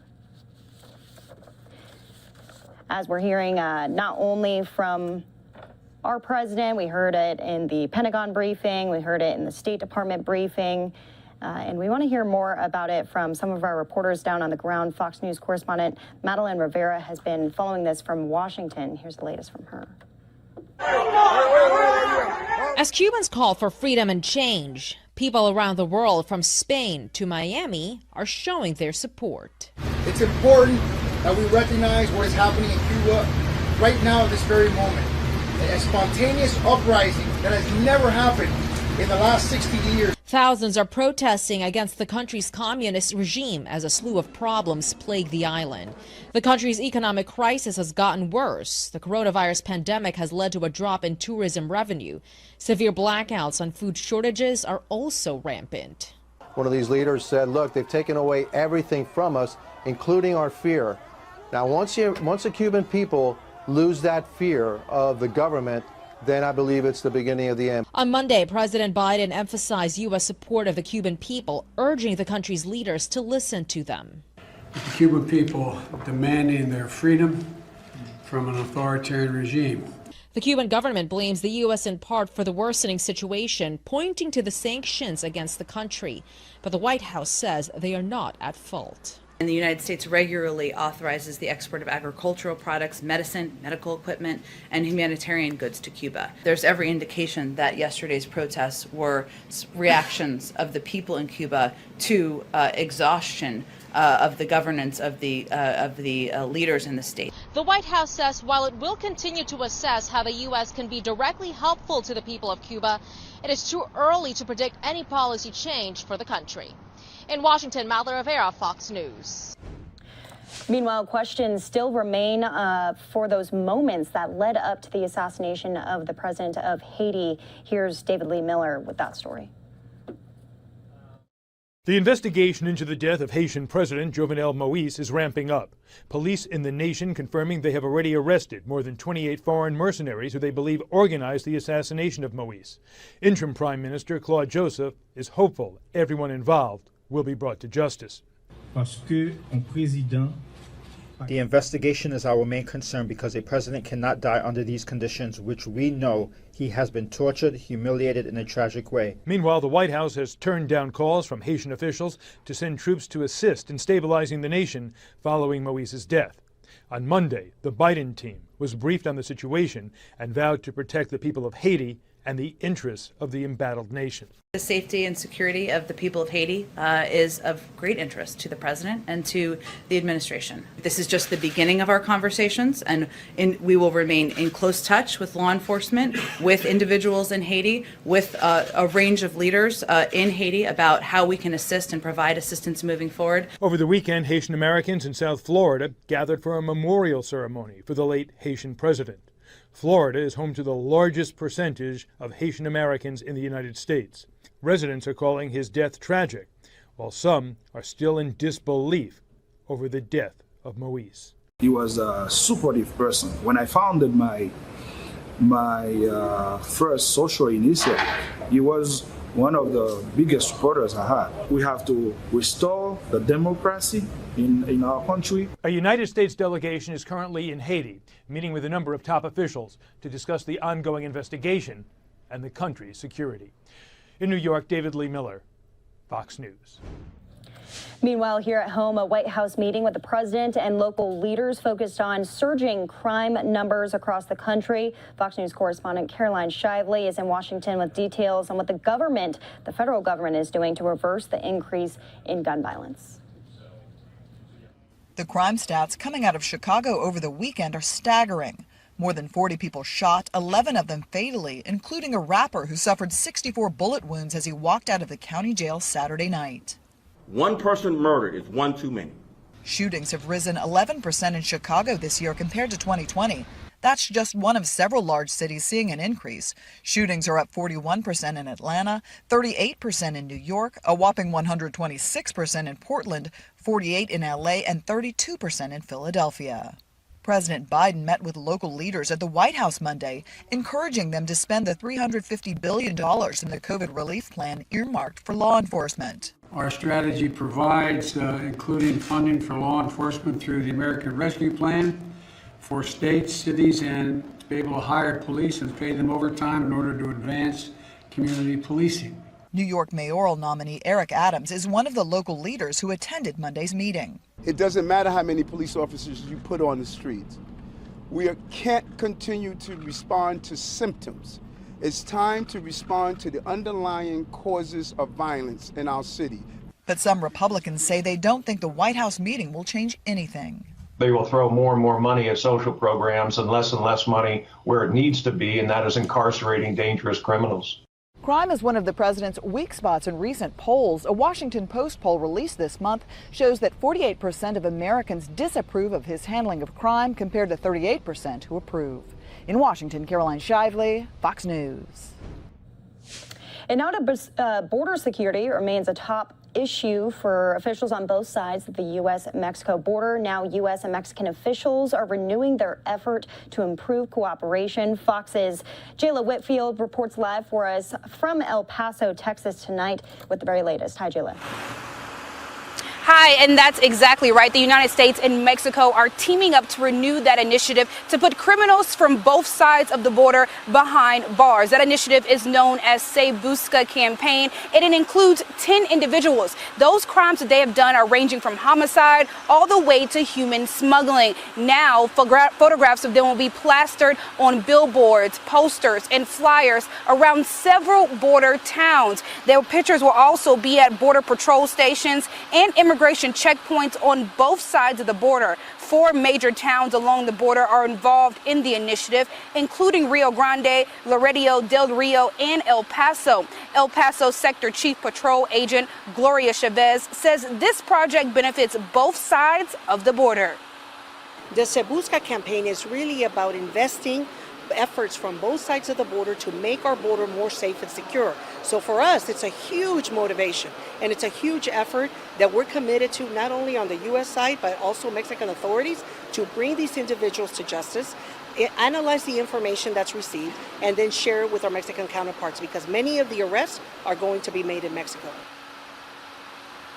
The joint initiative began in 2019, and 3 criminals have been apprehended so far near the El Paso border. Chavez stressed that the second criminal on the most wanted list is a great interest and a high target. She says he has caused a lot of illegal activity with smuggling in high-risk areas. As the rate of migrants crossing over the border continue to increase, officials say it is more important than ever before for this collaboration to succeed. Now, they have set up an anonymous tip line for residents on both sides of the border to contact them if they know anything about these 10 individuals. I'll send it back to you.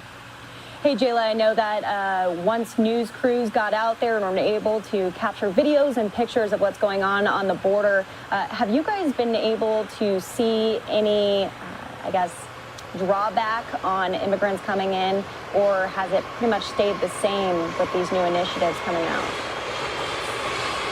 Well, this initiative is brand new, so we haven't seen what's going to come from it just yet. But I am near the border right now, and I've seen several U.S. Border Patrol vehicles going back and forth, monitoring the area. So it seems like they have a lot of people out here making sure no one crosses over. But this is still a huge problem, and it's causing a crisis. All right, Fox's Jayla Whitfield reporting live for us tonight from El Paso, Texas. We appreciate you. We'll talk to you soon. Thank you. And we're going to send everyone off to a 2-minute commercial break. When we come back, we have more stories that we're following here on Live Now from Fox. Back out live to, again, a pursuit that ended in a bit of a collision here, and 1 suspect injured at this time. No officers injured, but a pursuit leading to a shooting. We'll be following all of this here on Live Now. See you back here in 2 minutes.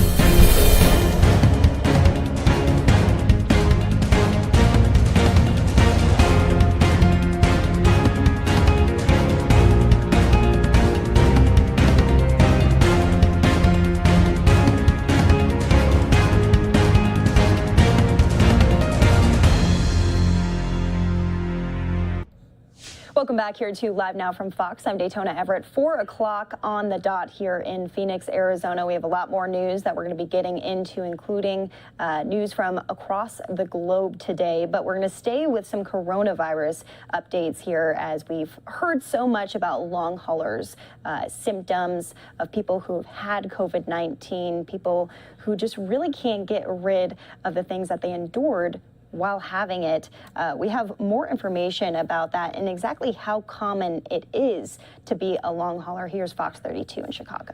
We've heard a lot about the symptoms of long COVID or long haulers, people who suffer from symptoms after recovering. But how common is this? Our next guest says that we can expect a tsunami of disability as a result of long COVID, and is predicting millions will continue to suffer. We are joined by Dr. Ashok Gupta. He's an expert on the treatment of chronic illness using something called neuroplasticity principles, and he's been researching long COVID from the beginning. Good morning to you. Thanks so much for joining me this morning. This is something that as time has gone on, we have learned more about it, but what do we know about how many people are actually suffering from long haul syndrome? Is this occurring to a lot of people? Yes, and as you said, it's a tsunami of cases, and we really refer to this as the next pandemic, the hidden pandemic. And in the US alone, it is estimated that at least 1 million people are probably suffering from long COVID, which could be defined as having symptoms for at least 8 to 12 weeks.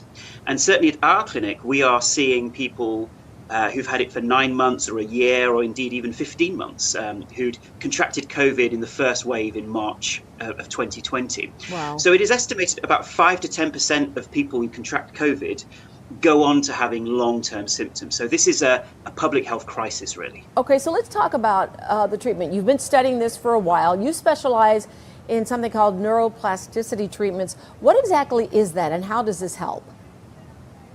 Well, there's a number of different hypotheses as to what might be causing long COVID. And here at our clinic, we have 20 years of experience of treating ME, chronic fatigue syndrome, and fibromyalgia, which are conditions which seem to show quite a lot of parallels with long-haul COVID. And we found a lot of long-haul COVID patients coming to our clinic, and we were beginning to see some positive results. And obviously, these are anecdotal results at this stage. And essentially, we believe that when someone goes through COVID-19 infection, because it's such a serious infection, the brain goes into what we call an overdrive mode. That even once the COVID-19 infection has gone, the virus is no longer in the body as an active state, the brain begins to overstimulate the immune system and the nervous system, and continues to create symptoms in the body. Because as we're often aware now with flu and COVID-19, most of the symptoms are caused by our own immune system reacting. So once that is understood, we believe the issue is in the unconscious brain, specifically the amygdala and insular parts of the brain. Mm-hmm. And we have some novel brain retraining, brain rehabilitation techniques for a patient to be able to train their brains to no longer respond in this way. So this is a very kind of new and cutting edge type of treatment. Interesting. Give me an example of how brain retraining works, and what are some of the specific things you do with these patients? Yes, so obviously we can't directly control our immune system or indeed our nervous system, but there are indirect ways we can. So we teach a patient to recognize the unconscious danger signals that indicate that we are in a state of danger. So if we imagine, when you've got flu or when you've got some kind of illness, there are certain signals that you receive which tell you that you are in a bad state and you must rest, as an example. And once a patient is taught how to recognize that, they're able to then send what we call safety signals to the unconscious brain. And this isn't something that happens overnight. This requires repetition. Again and again and again. And once the brain begins to understand these messages, then we notice people coming back to good health. Okay. And some of the supporting techniques that we use are things like meditation and breathing techniques. And although people might see that as psychological techniques, actually, meditation has been shown to switch off 30 inflammatory genes in our body. So all of these supporting techniques and the main techniques we believe they directly impact on how the brain and how the body is responding to the historical legacy of the virus. Wow. And we already have a randomized controlled trial, which we published on fibromyalgia, which showed very positive and promising results in treating fibromyalgia. Okay, let's talk about this REACT study. If you can talk about that a little bit. Imperial College of London did this REACT study on long COVID. Tell us what that they got from that. What have we learned from that that's going to help people? Well, I think the main aspects of that study, where obviously they had a lot of people in the UK who self-tested, and essentially what they found was that, with these particular transmission of these particular things, 1 in 20, or about 6%, had COVID-19 symptoms lasting 12 weeks or more. So that was around a 6%, and other studies have shown, anywhere between 5 to 10%. And they estimate that between, around 2 million people may have the condition in the UK alone. And earlier I'd said 1 million in the US. Actually, is estimating the US between 3 to 4 million people in the US may be suffering from long COVID. So these are real kind of serious conditions. And this was a study that was based on about 127,000 people. So this wasn't a small study. And it is currently, obviously one of the main studies that we have and some of the main findings that we have as well. Well, I'm curious, what do you want to say to people who maybe are sitting at home and they think that, they're frustrated because they think that they're going through long COVID right now. They're not quite sure what to do about it, how to treat it. Maybe some of them think I just have to deal with it. What do you want those people to know? I think the most important thing that we see at our clinic is to not overdo it. Yeah. So it can be very tempting when we have an illness to think, right, well, I just need to exercise my way out of it, or I just need to push back and just get back into normal life and I'll be fine. But that actually makes things worse. What's really important is someone that that a patient deeply rests. And that doesn't mean only resting at a physical level, but also at a mental and emotional level. Because from the field of psychoneuroimmunology, we know that when people are stressed, emotionally stressed, mentally stressed, physically stressed, that can directly impact on our immune system. So I would encourage deep rest, healthy living, and not rushing to exercise or get back to work. And only get back to work once you feel fully rested. Wow. So it's time really for that to kind of go inwards and enjoy the time off and really heal oneself. Wow, that's a hard thing to do. What's the website that people can go to learn more about you and your techniques? And if they have some questions for you, where should they go?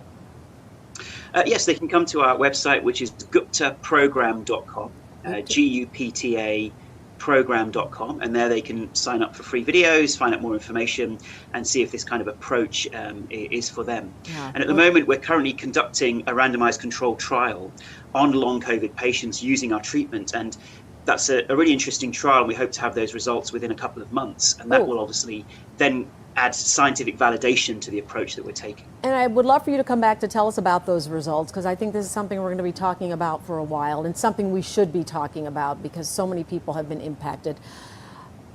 We appreciate you joining us this morning. Thanks again, and keep up all the good work with the research. That was Fox 32 in Chicago talking about long haulers. We're going to move into something that is going on at the White House today. Bernie Sanders tweeting out saying when government priorities have focused almost exclusively on the wants of corporations and billionaires for decades, I suppose it can seem a little radical to focus on the needs of the working class for a change. I happen to think government should work for all of us. Well, he was at the White House today speaking with the president on the budget. We'll listen into some of those remarks from Senator Sanders. Multi-billionaires in a given year pay nothing in federal taxes. Large, profitable corporations, in some cases, pay nothing in a given year. That's got to change, and I think the president agrees with that 100%. Do you have a red line of... Senator Sanders, are you on board with $3.5 trillion? No, we are going to be fighting right now. We are in the midst of very serious discussion. There are 50 Democrats in the caucus, and I suspect there are 50 different points of view. As you know, I introduced a proposal for $6 trillion. So I'm going to fight to make that proposal as robust as it can be. And I think, quite frankly, a strong majority of the members of the Democratic caucus want to go as big as we possibly can. Senator Sanders, last year during the campaign, you said that it's unfair to simply say everything is bad in Cuba. Do you still share that sentiment now that the people there seem to be? Well, I support throughout Latin America and in Cuba and every place else the right of people to protest for a decent economy and for political freedom. Absolutely. Did you discuss President Biden's situation in Cuba? No. Senator? Look, my main focus right now, and what I'm spending all of my time on, is reconciliation bill. And what we are trying to do right here, and I get sometimes, I have to say in all due respect, get tired about hearing about this number or this person or that person. What we are trying to do is transformative. The legislation that the president and I are supporting will go further to improve the lives of working people than any legislation since the 1930s. We're talking about creating millions of jobs. We're talking about ending or going a long way to reduce childhood poverty in this country. We're talking about expanding Medicare so that older people can afford dentures and have hearing aids and eyeglasses. We're talking about making higher education affordable. So my energy right now is devoted as chairman of the Budget Committee to do everything I can to pass a stronger bill as I possibly can and to work with the president to do that. Okay, thank you very much. Any timeline on when that would get passed? Really quick remarks there from Senator Sanders on the budget, saying that him and President Biden are pretty much on the same wavelength when it comes to spending. We'll also be getting into later President Biden's remarks on gun violence and that surge in crime across the country right now. So many cities dealing with mass shootings. It is really, really historic at this point in time. We're going to go out to a 2-minute commercial break. When we come back, we're talking about the latest in Texas politics, a walkout from Texas lawmakers. More to come on that in 2 minutes. You're on Live Now from Fox.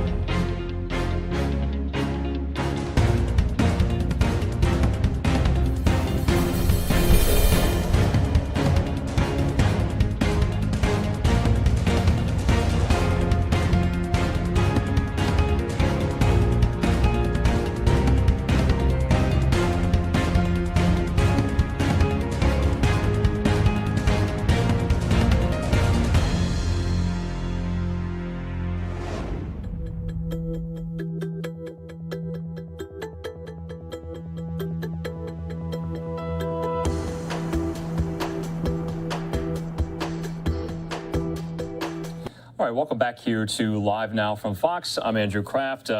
Thanks for being with us on your Monday. Hope you had a great weekend. We are going to move on to some of these other stories that we have been following today. This one out of Texas. At the moment, Texas state Democrats have fled the state. And this is all in response to a special session of the legislature that is happening at the moment. They disagree with a package of voting rights legislation that is up for debate and a vote, and so they have left the state. And right now, we want to bring in Washington Post reporter Dave Weigel. Dave is joining me, I believe, from Washington. Dave, so nice to see you.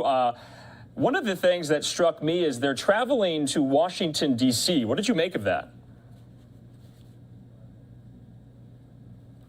Sorry. They're traveling because their strategy has been to elevate what's happening in Texas and keep it in the national focus. That's what, in a lot of these states, there has been a debate over voting reform, over election reform. People got exercised and then it faded. And in Georgia, for example, the fact that the All-Star game was canceled in Georgia as a kind of Major League Baseball protest of the Republicans' voting bill, Republicans months later have turned that around and blamed the whole thing on Democrats. So what Texas Democrats are not doing anything unprecedented. Remember, Texas Democrats, different group of them, fled the state 18 years ago to delay a redistricting bill. But coming to Washington, they're doing that because unlike 2003, they have a Democrat in the White House. They have a Democratic vice president who they want to emphasize and accentuate what they're doing. And Dave, you mentioned back, I believe it was in 2003, they didn't go as far as Washington. I believe they went really just over the border into Oklahoma. Mm-hmm. And so what does that send? We know they met with Vice President Harris, who has been really tasked by the administration with voting rights in her portfolio. Do you think there'll be some, message or announcement from the White House, maybe some gathering with them publicly now that they are traveling to Washington? Yeah, remember, this is the second visit for a lot of these people, because you mentioned the vice president. Some of these Texas Democrats, after they walked out to end the regular session, Texas is one of a few states that has one legislative session every 2 years. This is a special one.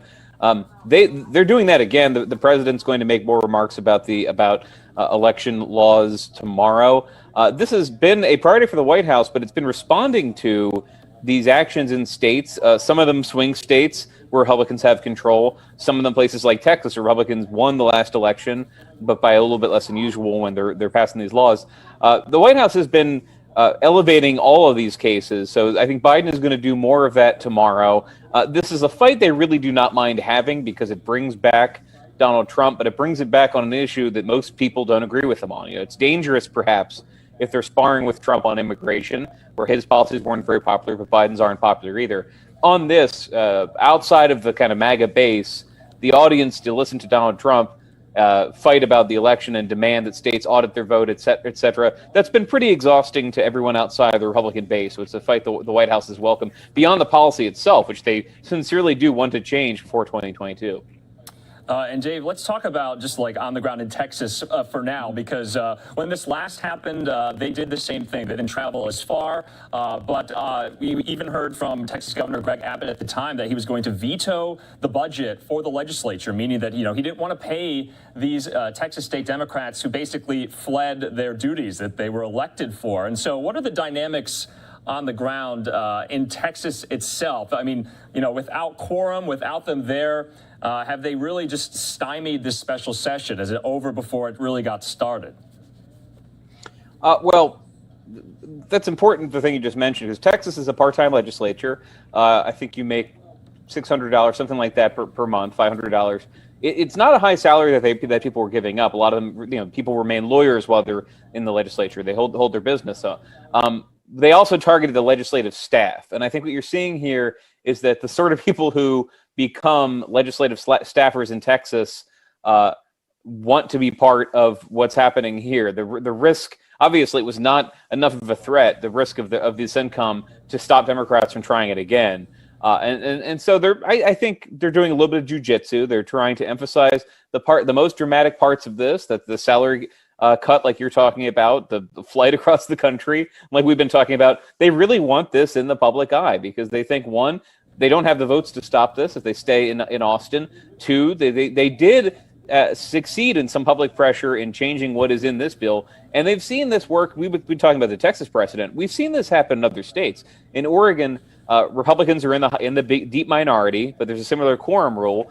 Republicans in Oregon quit the state capitol multiple times in the last few years. The last time they did so, they left and denied a quorum. Democrats carved an agreement out and said, okay, we're going to give you a role in redistricting if you stop leaving, if you just pass the budget. So this as a tactic, I think Democrats see it as legitimate. And the worst thing Republicans have been saying about it beyond the pay cut is it's hypocritical.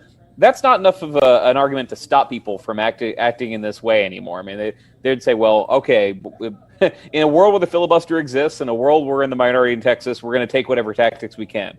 And Dave, we've just been showing some video from earlier today of a charter bus that went and picked them up from a hotel. We have a tweet that we just want to put up on the screen here. This, I believe, was sent to a reporter from Dallas there in Texas. But it's, like you said, they want to make hay about this, and they are. I mean, look at this photo. You can see it there. They're on this private charter flight to Washington, and so they're really kind of making the most of it, and it's kind of what you were alluding to there. What do you think, though, Texas Republicans will do? Do they have any recourse at this point? This bill, these package of bills are very controversial in the state, but we've seen a number of states pass similar ones. So what do you think this does going forward? Texas's constitution gives the power to the minority to do this sort of thing. I mean, they haven't changed it. They have to amend the Constitution. Even though Republicans have been in charge of Texas for this entire century, really, this is not a rule that they're eager to change, really, since 2002. So no, they don't have much of a recourse. They can eventually. Now, what happened in Wisconsin? Every state's laws are a little bit different. What happened there is that finally Republicans found kind of a way they could gavel through what they needed. I'm so sorry, Wisconsin 2011, when Democrats quit the state legislature, left it to stop Scott Walker's union bill. They found a way to get this passed anyway. I don't see one in Texas law. There are probably smarter lawyers than me. For example, people who are lawyers, which I'm not, in Texas looking for a way. But the Constitution is pretty clear. This is a break glass maneuver that people don't do very often, but they're doing it because they looked at the rules and said, okay, we can get away with this, at least for now. All right, Dave Weigel from the Washington Post. So good to see you. Thanks for coming on Live Now to break that all down. We'll see where it goes from here. Great time. Thank you very much. All right, and actually, we are just getting in a statement from Texas Governor Greg Abbott at the moment. I believe he is responding to this at the moment. Let's listen in to what the governor had to say. Texas Democrats' decision to break a quorum of the Texas legislature and to abandon the Texas state capitol, that inflicts harm on the very Texans who elected them to serve. As they fly across the country on cushy private planes, they leave undone issues that can help their districts as well as help the entire state. Issues like property tax relief, funding to support sheriffs and law enforcement in high crime areas, funding for children in our foster care system, and funding for retired teachers. The Democrats must put aside partisan political games and get back to the job they were elected to do. Their constituents must not be denied these important resources simply because their elected representatives refuse to show up to work. All right, you heard it there from Governor Greg Abbott in the state of Texas, issuing that video on his Facebook page earlier today, really going against what the Texas state Democrats have decided to do. And we showed you some of that video. Let's just put it up once again. You can see that this charter bus coming to this hotel, I believe in the Austin area earlier today, with supporters outside. They agree with what these Texas state Democrats are doing. They're heading to Washington. You saw that tweet. I want to put that tweet up one more time.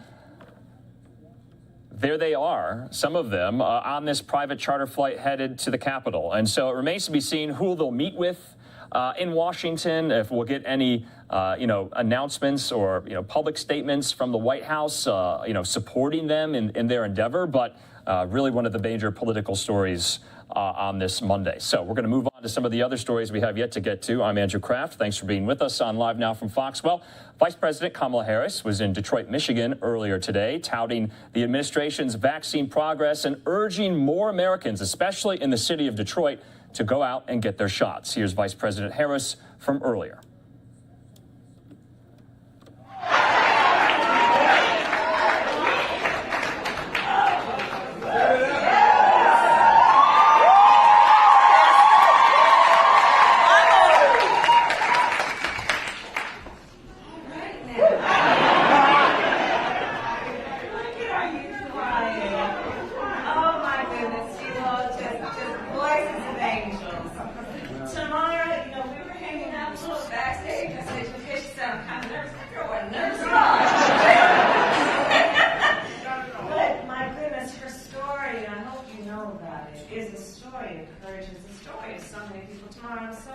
Honored that you introduced me, given all that you have been through and all you continue to do to hold up so many people. Just a story of courage mixed with conviction, mixed with grace. That's who she is. Can we hear it again for tomorrow?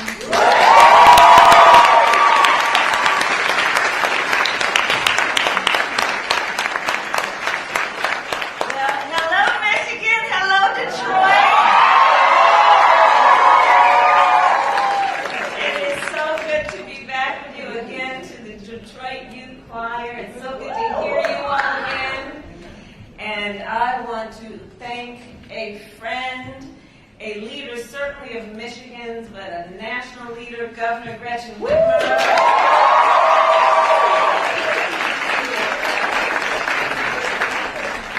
She really is an extraordinary leader on every level, and I'm so honored to share the stage with her today as we have before. Lieutenant Governor Garland Gilchrist. Congresswoman Brenda Lawrence.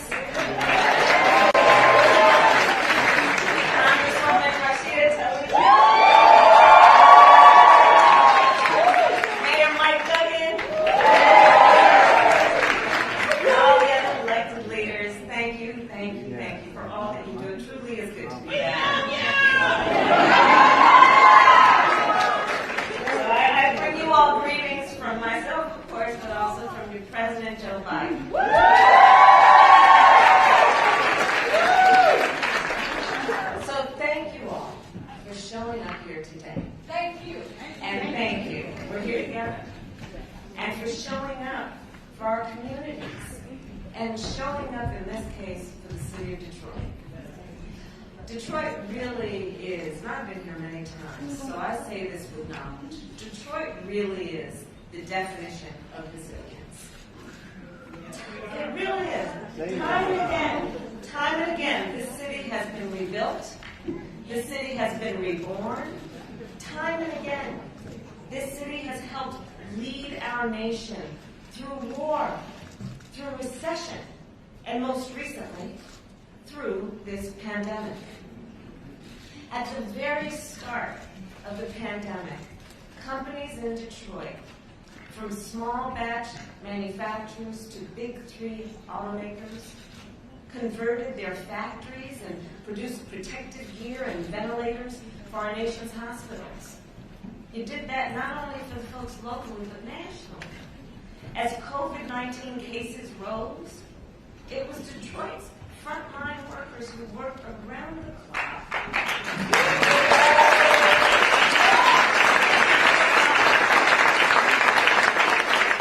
help care for those who were sick. We heard tomorrow talk about the personal prayer, in addition to the prayer for the community and for the world.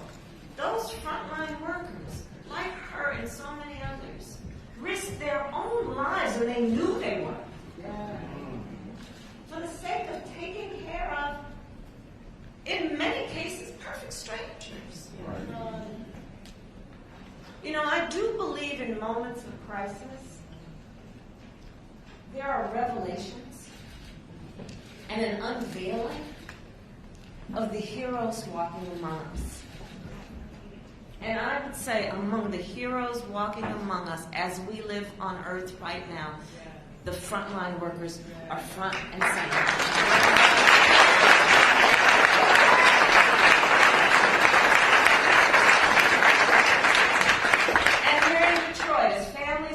hungry. Detroit's food markets worked in communities to help feed those in need. And again, I'll tell you a story. I've been traveling around the country, and I know it's true in Detroit as it is in other places where I've heard stories about food distribution centers where folks would work and volunteer. Some had lost their jobs and they volunteered in the food distribution center. Others would volunteer their time. And because of the nature of COVID, the recipient would be in line in their car, sometimes for hours, and then when they drive up to the place where they were supposed to get the food, they pop their trunk, because of course there was no interaction, physical interaction, and the volunteer would look in the trunk, the empty trunk, and see there a handwritten note written by the driver, the occupant of the car, thanking the volunteer for the time that they took to help them.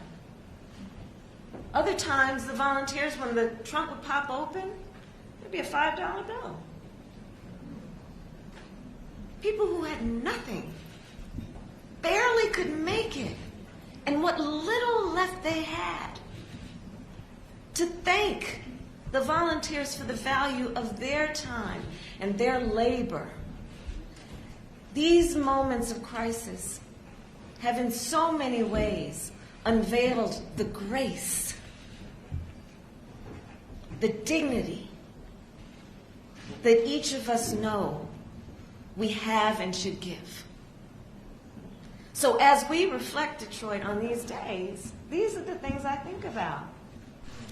As schools here in Detroit went virtual, Detroit teachers went the extra mile to educate the city students.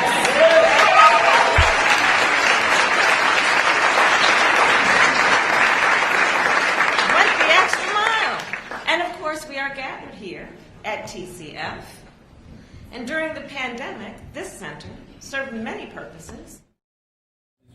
All right, so we've been listening to Vice President Harris right now. She was in Detroit, Michigan earlier today. Well, Fox 2 in Detroit's Roop Raj actually had a chance to ask the Vice President several questions. We have some of that interview that we want to show you right now, and then we're going to bring Roop on to talk about it a little more in detail. So here was that conversation from earlier.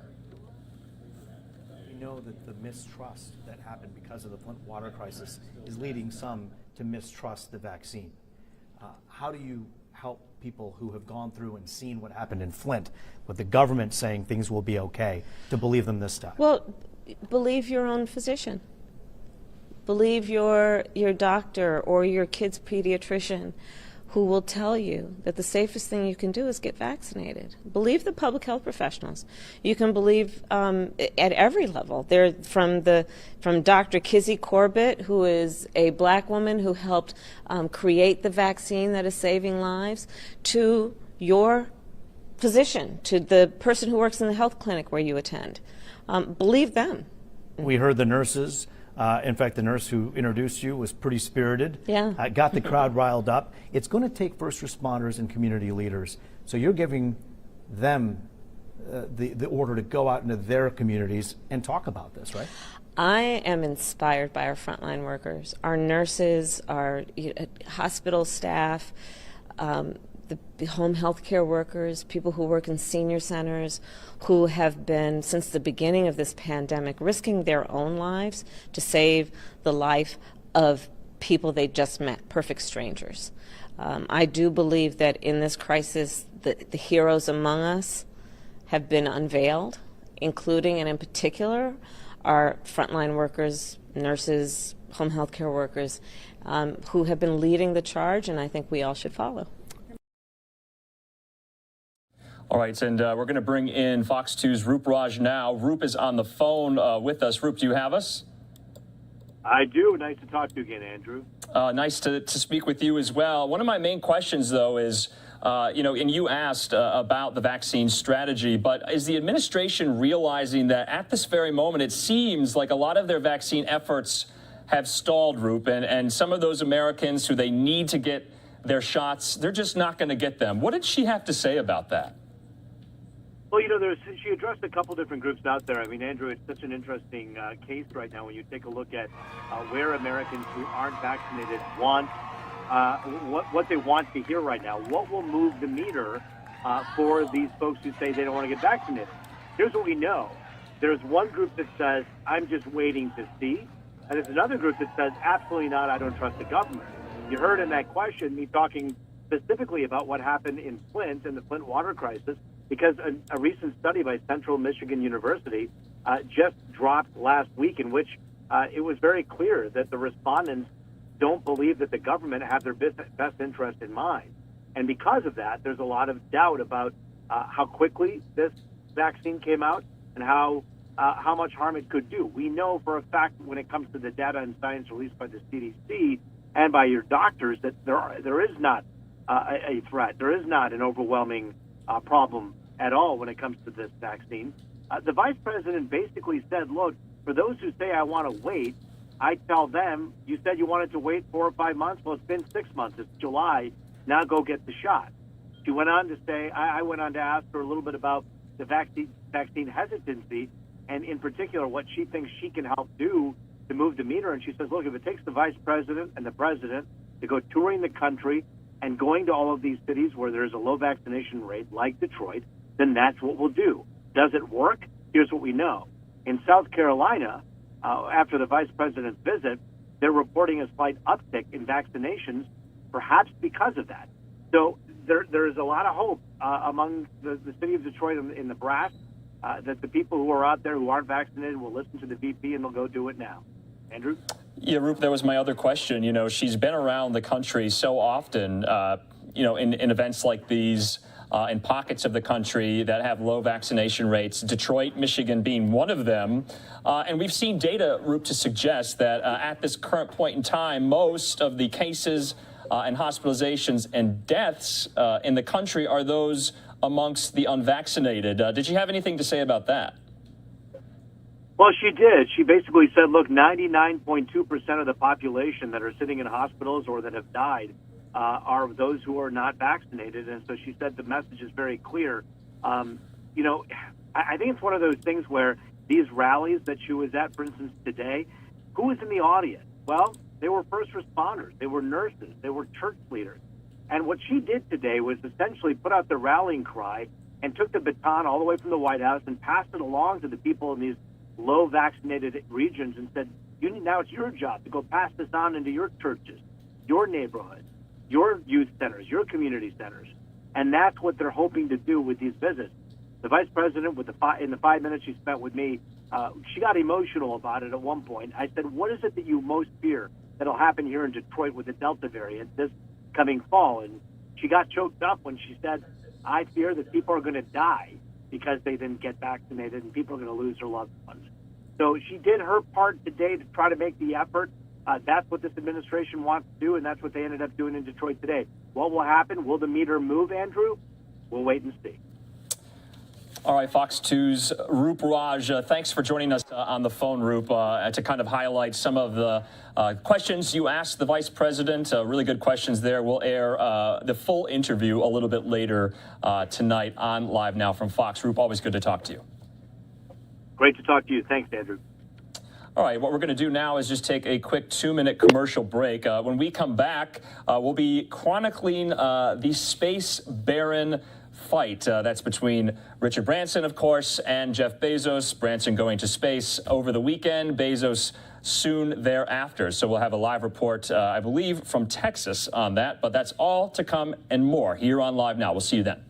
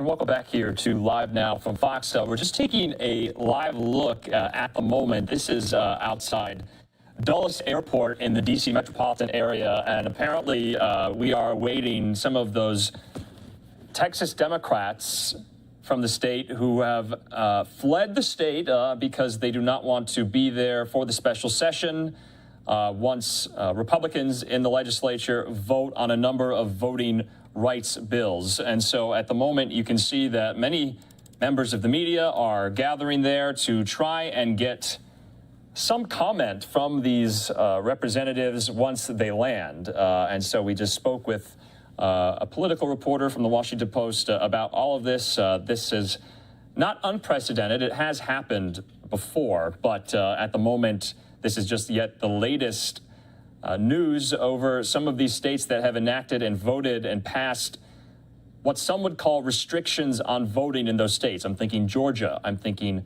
Florida, Iowa, and earlier we were showing you a live look in Denver outside the baseball stadium there because the All-Star game is happening. Now, it was not supposed to be happening in Denver.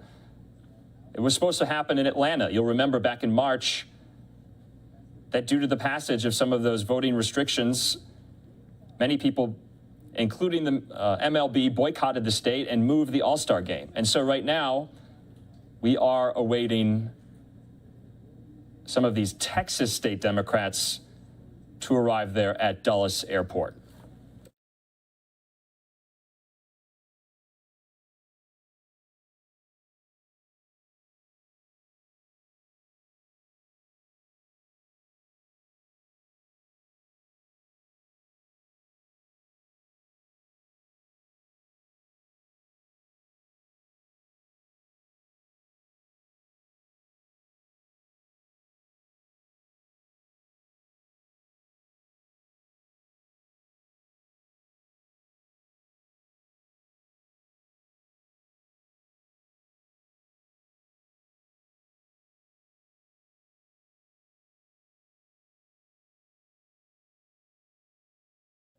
And so you'll remember we brought this to you as well about a month ago. Some of those very same Texas state Democrats that are now headed to Washington, well, they met with Vice President Harris in her office talking about voting rights. You remember President Biden has made voting rights legislation part of Vice President Harris's portfolio, amongst other issues, including the root causes of the migration crisis as well.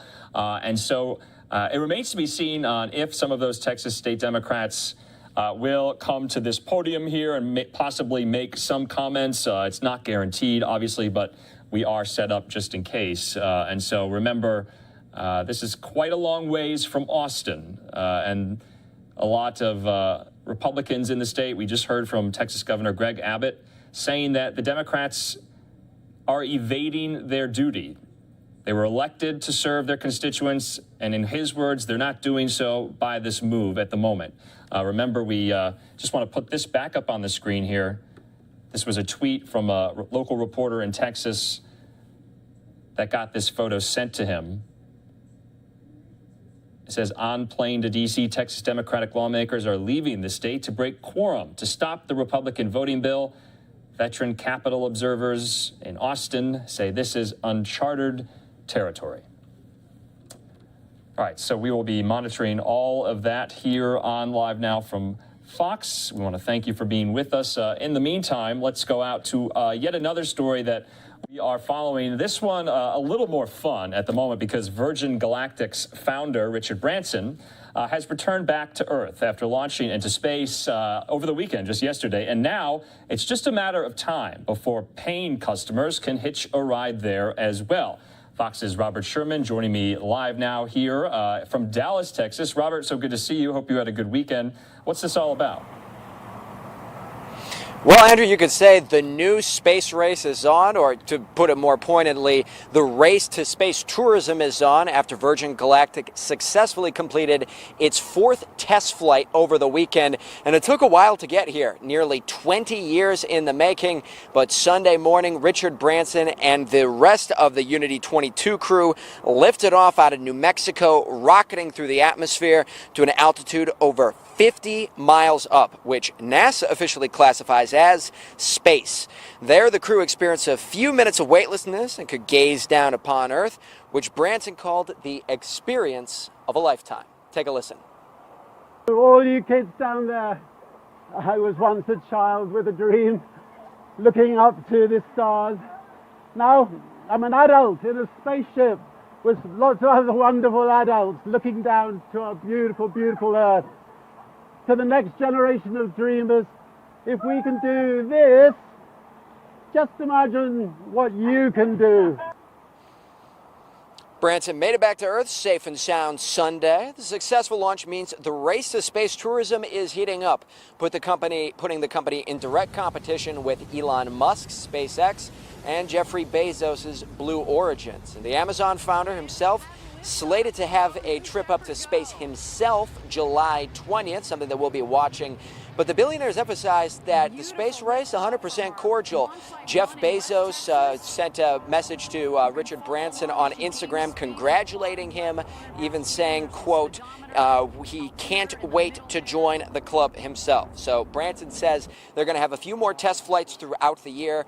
But next year, they're hoping to open this up to paying customers. There is a long wait list, Andrew, and the price starting off at over $200,000. So I will not be making my way up there anytime soon. Andrew?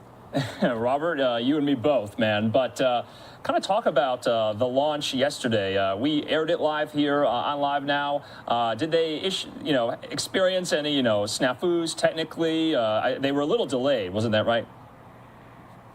Yeah, they were delayed a little bit from the get-go, but once they got off of the ground, everything seemed to run smoothly. They were in the air. The whole trip itself lasted about an hour from liftoff to gracefully landing on the landing strip over in New Mexico. So everything was smooth sailing. Again, that's part of the reason that we're going to have a few more test runs before they bring in paying passengers, of course, to make sure all the I's are dotted and the T's are crossed. But it was a success for Virgin Galactic. They're eyeing a 2022 date of bringing paying customers aboard. We'll see what Blue Origin has to bring to the table in the coming days. Yeah, that's obviously something that we'll be watching for. Blue Origin, Jeff Bezos, I believe July 20th. Not a coincidence there, the anniversary of the moon landing. But it's so interesting to watch these billionaires kind of, compete and get into space. What can we expect for the Jeff Bezos flight in a couple of days? You mentioned that word compete, Andrew, and of course, it's all friendly back and forth. But they have been taking jabs at one another. Jeff Bezos is insistent that his aircraft can go higher than Richard Branson's. As we said, Branson's and Virgin Galactic, they reached the NASA definition of space, which is just over 50 miles up into the air. But Jeff Bezos insists that, no, that's not the definition of space they're using. They're using the Kármán line definition, which is just over 60 miles up. He says that his spacecraft can get up to that point, giving passengers the true feeling of space. Richard Branson, of course, contending that not really much of a difference when you get to that juncture. But I mean, both being very competitive about this, playfully, of course. But we'll definitely see where the industry takes us and what the open market and the competition brings. I think it is important to note that the Swiss bank UBS has already gone ahead to value the potential of this whole industry. They estimate that this space tourism industry could be worth as much as $3 billion annually by the year 2030. That's a lot of money for an industry that has not existed really to this point and won't be bringing paying customers to the table for still a little bit of time yet. So from now until 2030 to be worth $3 billion, pretty impressive. But as you said, $200,000 plus price point. Richard Branson says they want to get that number down a little bit to, I believe that he said 40,000 is their ultimate goal. Still a little bit of ways to go in order to get to that price point. All right, Fox's Robert Sherman there, live for us in Dallas, Texas. Definitely something to watch. We'll have live coverage of that as well in just a couple of days. Robert, good to see you. Thank you, Andrew. All right, we are going to go back out now because we are getting more live pictures, this time out of Dulles Airport, right outside the terminal there. Let's take that. We're waiting right now some of these Texas state Democrats that have left the state of Texas and flown to Washington, D.C. in order to not meet quorum in the special session that Governor Greg Abbott has called in the legislature. And so right now, it remains to be seen on when they do land, if they'll come to these microphones here. But we'll be monitoring that as well.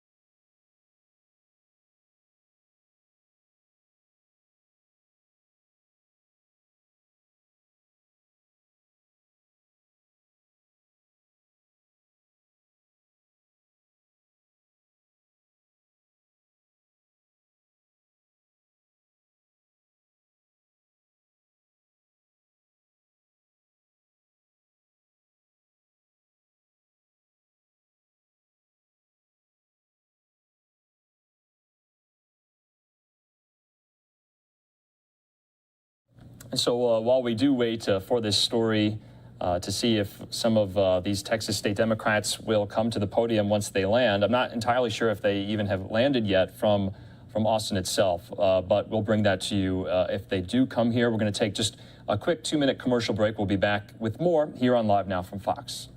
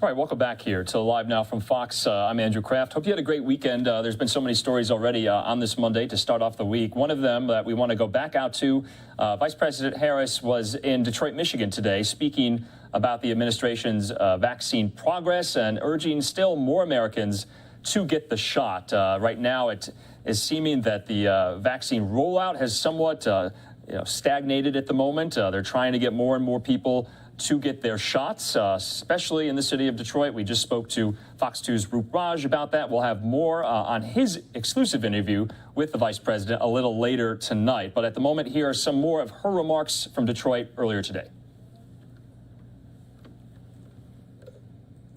Time and again, this city has been rebuilt. This city has been reborn.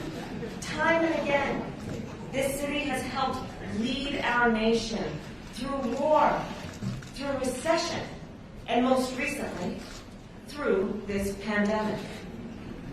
At the very start of the pandemic, companies in Detroit, from small batch manufacturers to big three automakers, converted their factories and produced protective gear and ventilators for our nation's hospitals.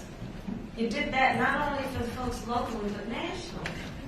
As COVID-19 cases rose, it was Detroit's frontline workers who worked around the clock to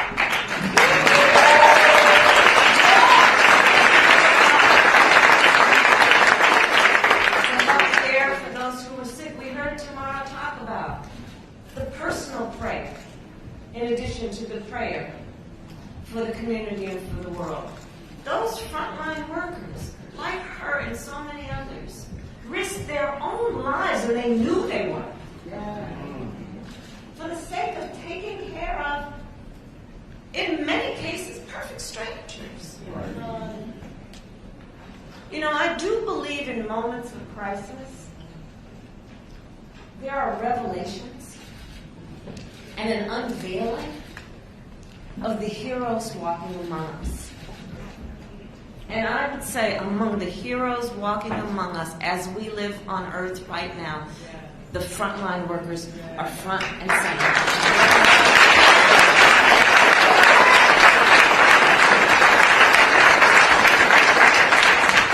And here in Detroit, as families went hungry, Detroit's food markets worked in communities to help feed those in need. And again, I'll tell you a story. I've been traveling around the country, and I know it's true in Detroit as it is in other places where I've heard stories about food distribution centers where folks would work and volunteer. Some had lost their jobs and they volunteered in the food distribution center. Others would volunteer their time. And because of the nature of COVID, the recipient would be in line in their car, sometimes for hours, and then when they drive up to the place where they were supposed to get the food, they pop their trunk, because of course there was no interaction, physical interaction, and the volunteer would look in the trunk, the empty trunk, and see there a handwritten note written by the driver, the occupant of the car, thanking the volunteer for the time that they took to help them. Other times, the volunteers, when the trunk would pop open, there'd be a $5 bill. People who had nothing, barely could make it, and what little left they had, to thank the volunteers for the value of their time and their labor. These moments of crisis have in so many ways unveiled the grace, the dignity that each of us know we have and should give. So as we reflect Detroit on these days, these are the things I think about. As schools here in Detroit went virtual, Detroit teachers went the extra mile to educate the city students.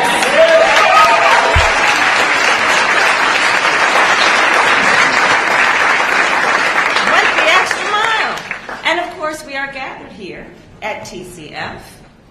And during the pandemic, this center served many purposes. It was converted into a temporary care facility. Before, it was converted into a vaccination site. We are joined today by healthcare workers who administered vaccines here and across the city.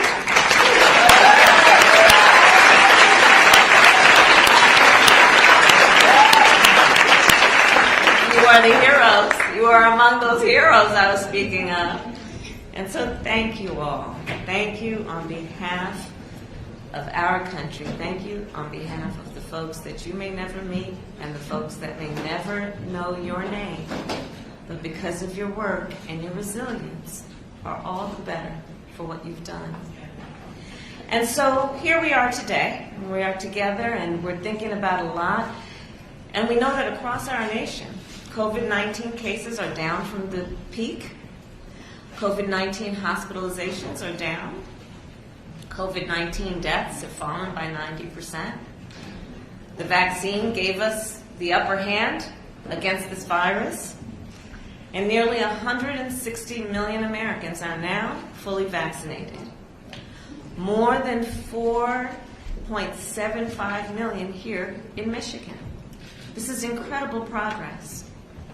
And we need to build on that progress. And we need to build on that progress now. Because there are still a whole lot of folks who are not yet vaccinated. And that is certainly true here in Detroit. So I'm here to say thank you, congratulations, and we have more work to do.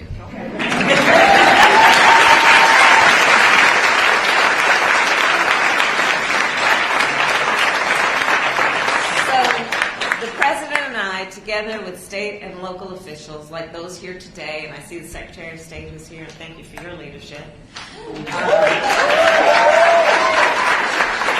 we'll keep pushing to get every eligible American vaccinated.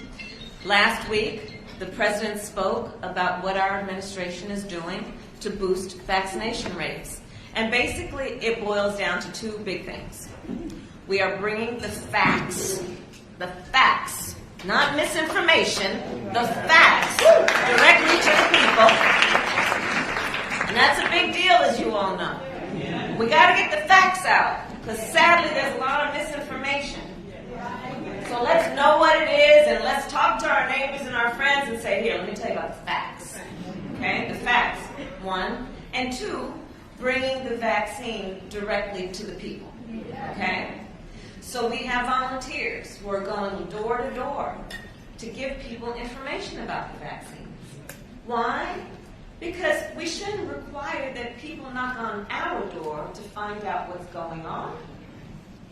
Let's take it to the streets. Take it to the people. That's what we're talking about doing. Knock on those doors. Hello, neighbor. We also have vaccines being sent to primary care doctors and pediatricians.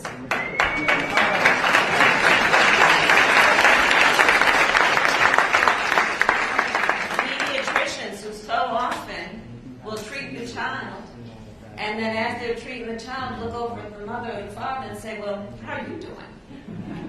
Right? And we are setting up clinics in workplaces and sending mobile clinics into communities.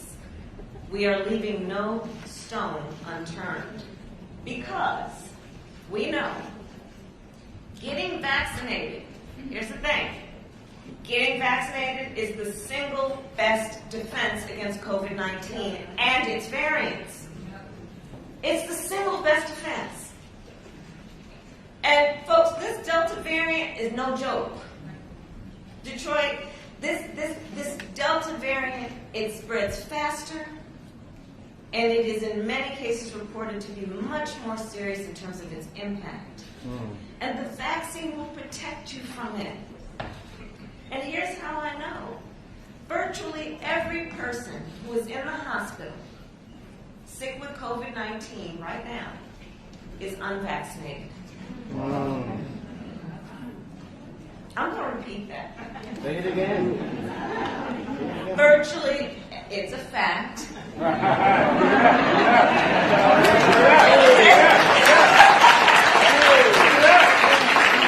Virtually every person who is in the hospital right now, sick with COVID-19, is unvaccinated. Wow. And even more, regrettably, virtually every person who has recently died from COVID-19 was unvaccinated. Wow. The loss, the tragedy of that loss. Literally every person who has died from COVID-19 that we have recently been seeing was unvaccinated.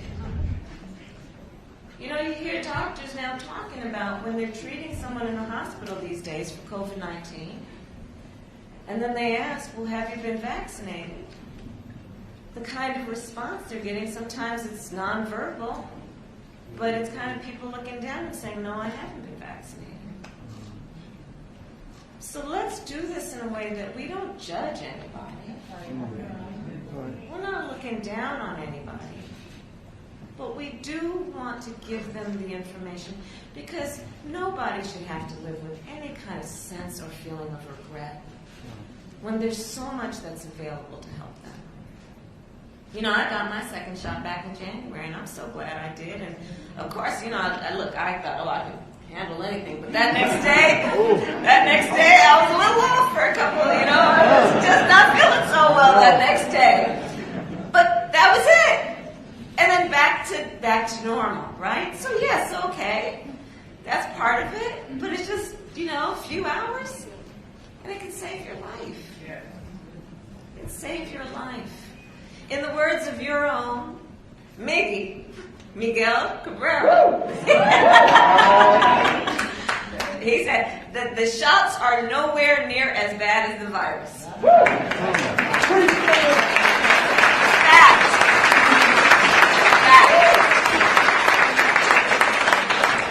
So if you have not yet been vaccinated, some people said, I'm going to wait. I want to wait and see how this all turns out, how everybody else is doing with it, right? Why wait? So I'm going to give it 6 months. Okay. It's July.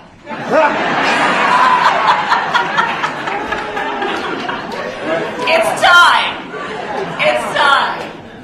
So it is time, and it is time to roll up your sleeves and get the shot. And if you already have, find someone who hasn't and help them. And talk to them as we are having this conversation now. Born out of love, born out of concern, and born out of knowledge, again, that it will save lives. A couple weeks ago, I was down in Atlanta at Ebenezer Baptist Church.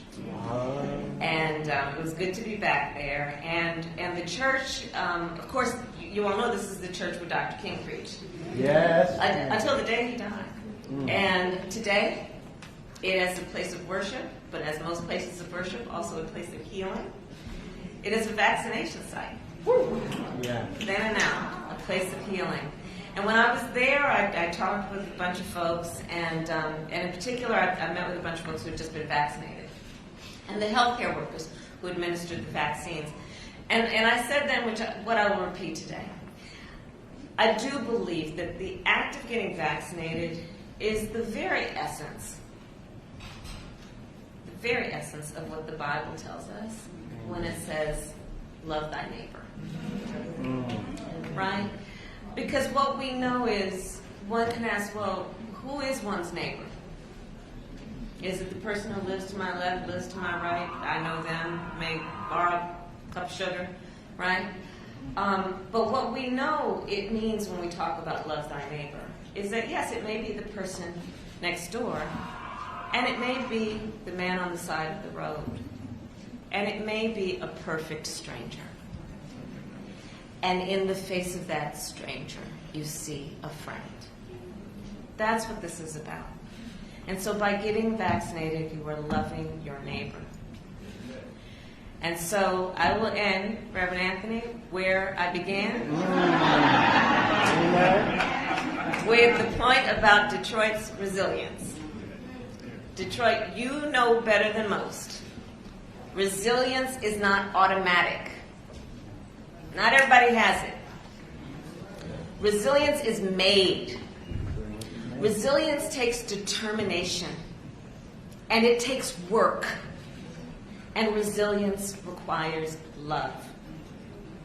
So in that spirit, and in the spirit of resilience, let us rise up Detroit. Let us rise up Michigan. Let us rise up America. And let us end this pandemic once and for all. We can do this together. I know we can. Thank you.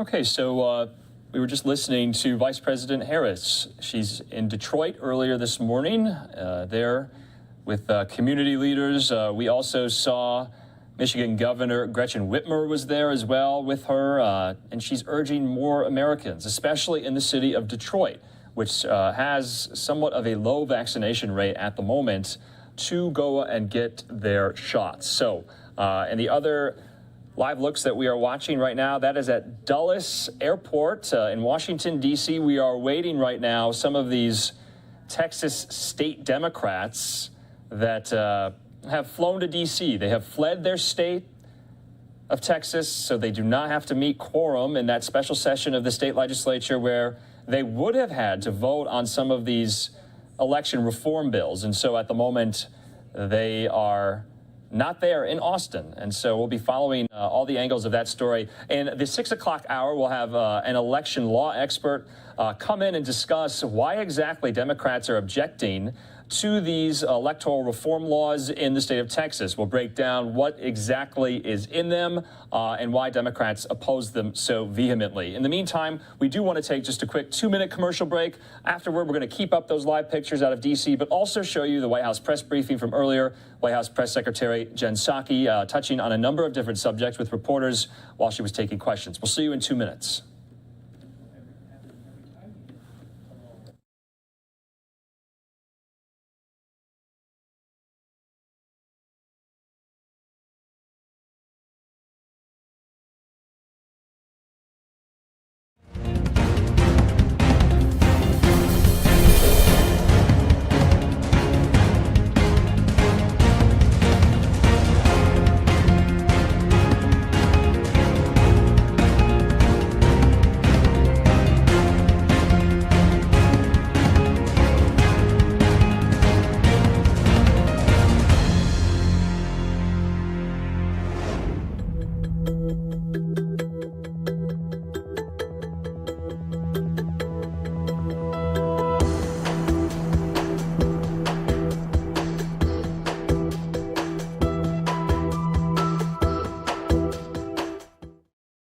So we just want to break in here at the moment. It does look like, I believe this is the private plane that was chartered for some of those Texas state Democrats at the moment that has now landed at Dulles International Airport in Washington, D.C. I believe this is their plane. So we just want to put that up here. We were awaiting their arrival. It looks like they have arrived. I believe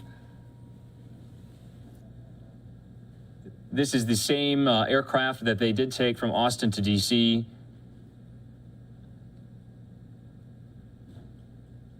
So it remains to be seen on if they will come to this podium, this microphone. We have this shot here as well, and see if they answer some questions. But in the meantime, we do want to go out to the White House press briefing from earlier in the day with White House Press Secretary Jen Psaki. Will keep both of those shots up, though, because we're monitoring these arrivals at Dulles.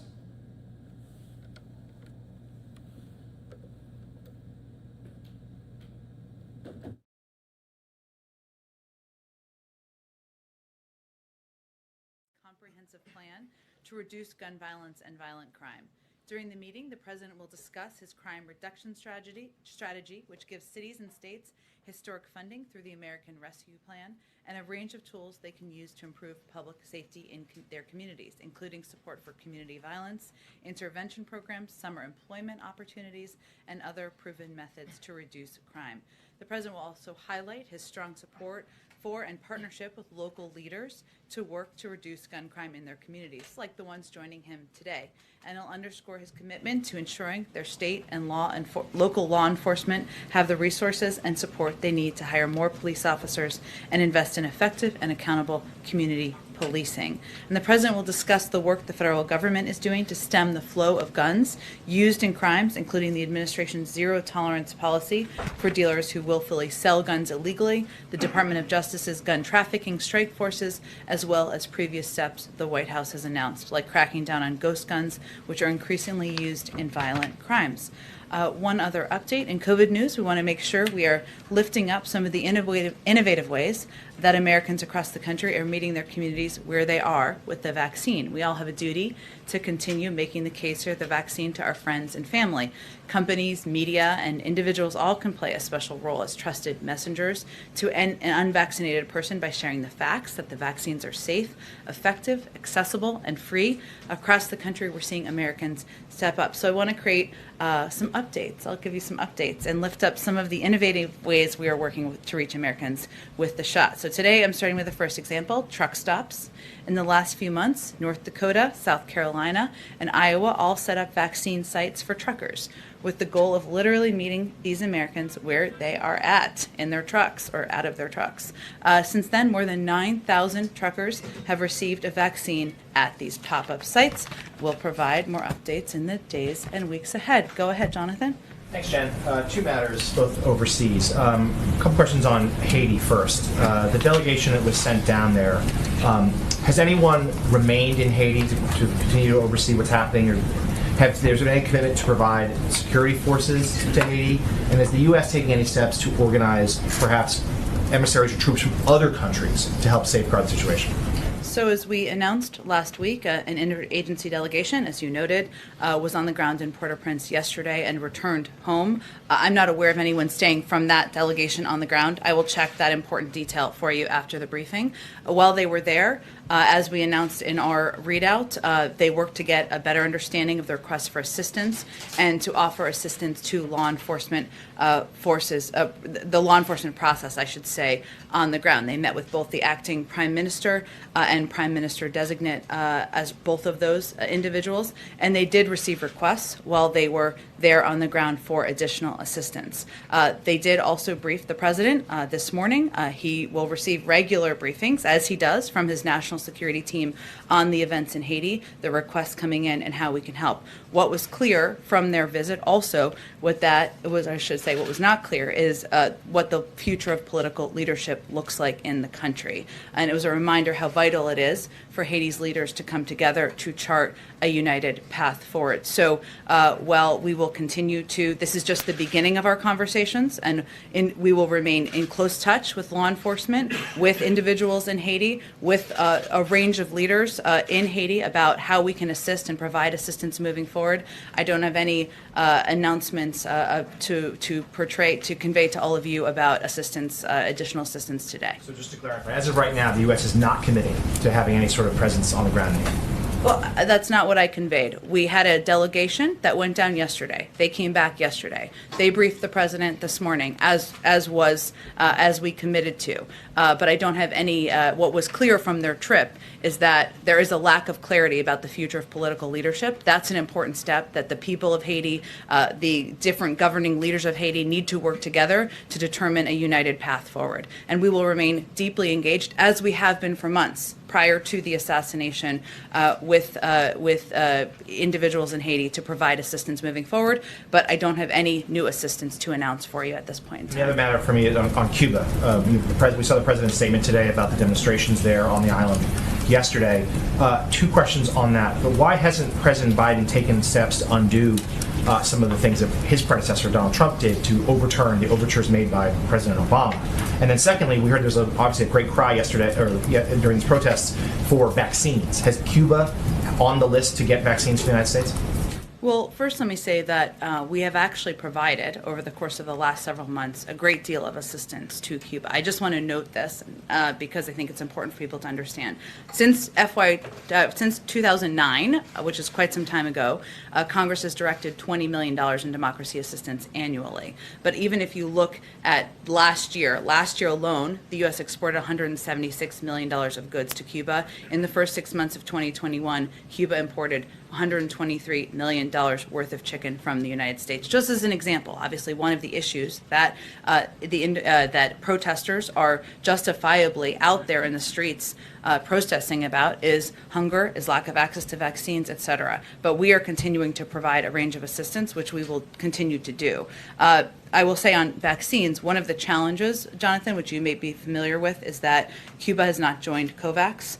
And has indicated they intend to vaccinate their population using the Abdala vaccine, which the Pan American Health Organization has been out there urging Cuban scientists to publish their results in the peer-reviewed literature on this vaccine. So in terms of COVAX would be a mechanism that we have provided, as you all know, vaccines to a range of countries in the world. We certainly recognize and understand that access to vaccines is one of the issues that a number of individuals in the streets is voicing concern about, but we have to determine what the mechanism would be to work with the Cuban people to get vaccines to them. That's something we're working through.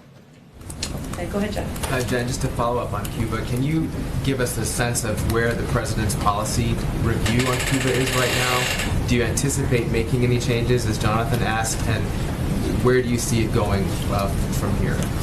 Well, I will say first, and I meant to say this in response to Jonathan, but there's every indication that yesterday's protests were spontaneous expressions of people who are exhausted with the Cuban government's economic mismanagement and repression. And these are protests inspired by the harsh reality of everyday life in Cuba, not people in another country. I'm saying that because I think there have been a range of accusations out there, as you well know, Jeff.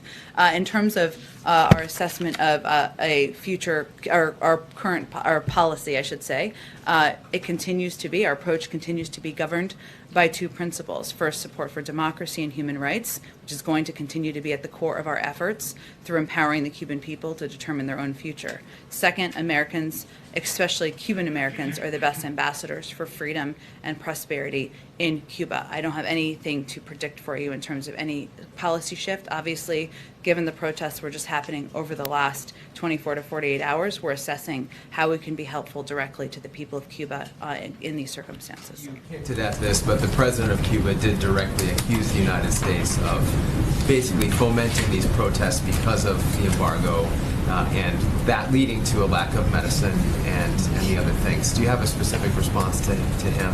Well, I'd first say that the U.S. embargo allows humanitarian goods to reach Cuba. We expedite any request to export humanitarian or medical supplies to Cuba. That continues to be the case. And the United States regularly authorizes the export of agricultural products, medicine, medical equipment, and humanitarian goods to Cuba. And since 1992 has authorized the export of billions of dollars of those goods to Cuba. So that's simply inaccurate in terms of the facts that are stated. But again, I would restate what I said a little bit earlier in response, which is that there's every indication that yesterday's protests were reactions of the people in Cuba to exhaustion of the governance of the leaders in the state, the economic mismanagement and the repression that we're seeing take place against the people of the country. Lastly, there seems to be a disagreement between Pfizer and the U.S. government on the need for booster shots. Do you anticipate getting any clarity on that in this afternoon's meeting? And can you just give us a sense of what is at the crux of that disagreement?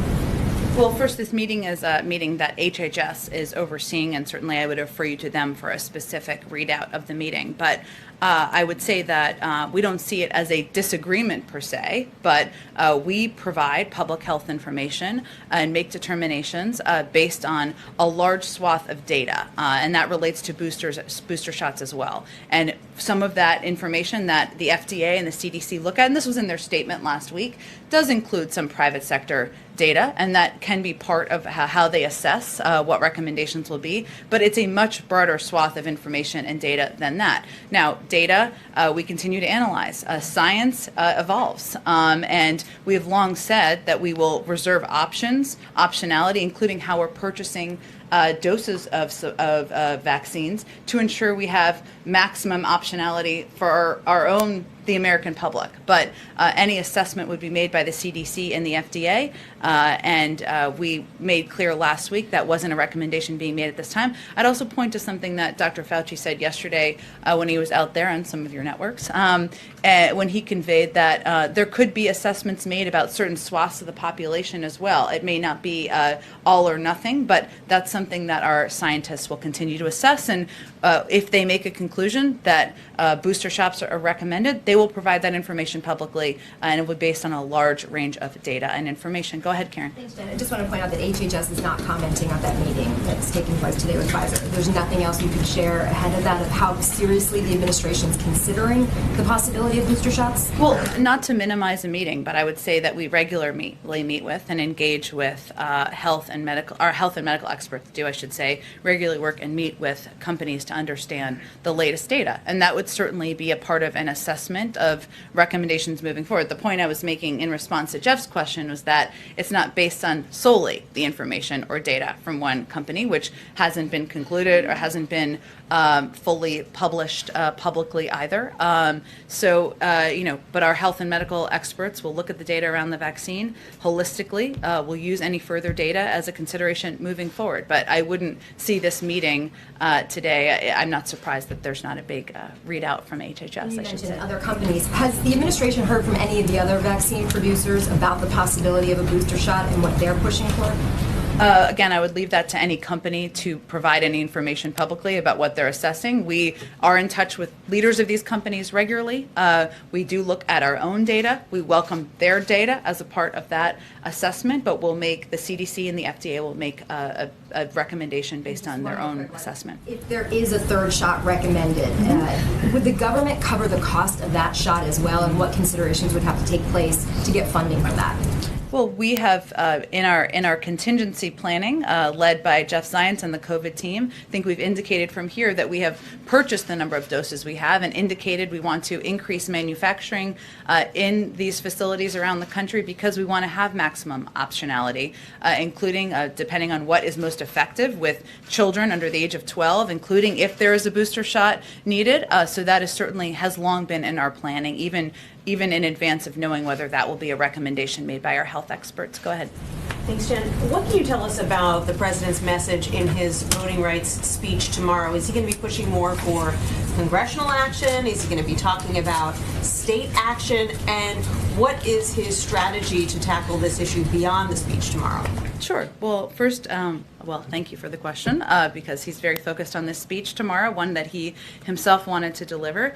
He'll lay out the moral case for why denying the right to vote is a form of suppression and a form of silencing, and how he will redouble his commitment to using every tool at his disposal to continue to fight to protect the fundamental right of Americans to vote against the onslaught of voter suppression laws based on a dangerous and discredited conspiracy theory that culminated in an assault on our Capitol. He'll call out the greatest irony of the big lie is that no election in our history has met such a high standard, with over 80 judges, including those appointed by his predecessor, throwing out all challenges. He'll also decry efforts to strip the right to vote as authoritarian and anti-American, and stand up against the notion that politicians should be allowed to choose their voters or to subvert our system by replacing independent election authorities with partisan ones. And he will highlight the work of the administration against this, the necessity of passing the For the People Act and the John Lewis Voting Rights Advancement Act, and how we need to work together with civil rights organizations to build as broad a turnout and voter education system to overcome the worst challenge to our democracy since the Civil War. So this is an opportunity for him to make the case to the American people about how this is a fundamental right, what he will continue to do from the federal government. I would remind you, he signed a historic executive order on the 56th anniversary of Selma, which put in place a funding measures and a priority from the federal government. The Department of Justice has already used tools to fight against these laws in states. They will continue to. He'll talk about that as well. But the last piece is he will talk about also the importance of empowering, engaging, and supporting efforts around the country to make sure people know their rights and understand how to participate in the process. So it sounds like this is the first of what might be a series of speeches around the country? Well, I think he's been clear, and I think he's told all of you that expanding the right to vote, the access of people across the country to vote is going to be a fight of his presidency. He's asked his vice president to play a leading role in that effort. He'll talk about that as well tomorrow, and he'll certainly continue to talk about it out around the country, but I don't have anything to preview for you in terms of additional comments or remarks. And then you've said that there's going to be a meeting at some point this week between U.S. officials and Russian officials about cyber crimes. When is that meeting taking place? Is it in person or virtual? Who's participating? And what's the message going to be from White House officials? Well, first, there have been ongoing meetings at an expert level and discussions with Russian officials. And the most important thing we can do is preserve space for those conversations to happen and hopefully progress to be made. So we're not going to be reading out the agenda of these meetings or providing lists of participants. I think it's safe to assume that high-level cybersecurity experts and members of our national security team are the appropriate points of contact with their Russian counterparts. But these meetings have been ongoing, as have the discussions, and this is a part of that process. Go ahead. Thank you, Jen. Does President Biden agree with Dr. Fauci that at the local level there should be more vaccine mandates? Well, I don't have the full context of Dr. Fauci's comments in front of me, but I will say that... I do have it. Oh, go ahead. Let's hear it. He said, I've been of this opinion, and I remain of that opinion, that I do believe at the local level, Jake, there should be more mandates. There really should be. We're talking about a life and death situation. We've lost 600,000 Americans already, and we're still losing more people. Well, I would say first from the federal government. If I remember the context of the question, it was about federal mandates, I believe. Correct me if I'm wrong. That's not a decision that we are making. That's not that is not our intention from the federal government. There will be decisions made by private sector entities, by universities, by educational institutions, and even perhaps by local leaders, should they decide that is how to keep their community safe. If they decide to make that decision, we certainly support them in that step. The president said on March 11th, my message to you is this: listen to Dr. Fauci. Is he now saying don't listen to Dr. Fauci? He doesn't agree? Welcome back. I would say that what Dr. Fauci was conveying is that there will be decisions made by local leaders, just like there will be decisions made by business leaders, by institutional leaders, on how they can keep their communities safe. And we support their right to make those decisions. Thank you. And then on Cuba, you're talking today about how some of these protests are inspired by people exhausted with the government. Why is it that yesterday the State Department was saying that this was all happening out of concern about rising COVID cases? Well, I would say first that the protests were just happening yesterday. We're still assessing what is motivating and, of course, and driving all of the individuals who came to the streets. But we know that when we say exhaustion, the manner by which the people of Cuba are governed, that can cover a range of issues, whether it's economic suppression, media suppression, lack of access to health and medical supplies, including vaccines. There are a range of reasons and voices we're hearing from people on the ground who are protesting. So when these protesters are yelling freedom and enough, there are people within the administration who think they're saying freedom from rising COVID cases. Again, I would say that when people are out there in the streets protesting and complaining about the lack of access to economic prosperity, to the medical supplies they need, to a life they deserve to live, that can take on a range of meanings. There's a global pandemic right now. Most people in that country don't have access to vaccines. That certainly is something we'd love to help with. Go ahead. A few months ago, when asked about Cuba policy, you said it was not a priority for the president to review U.S. policy toward Cuba. Do the events of this weekend change that?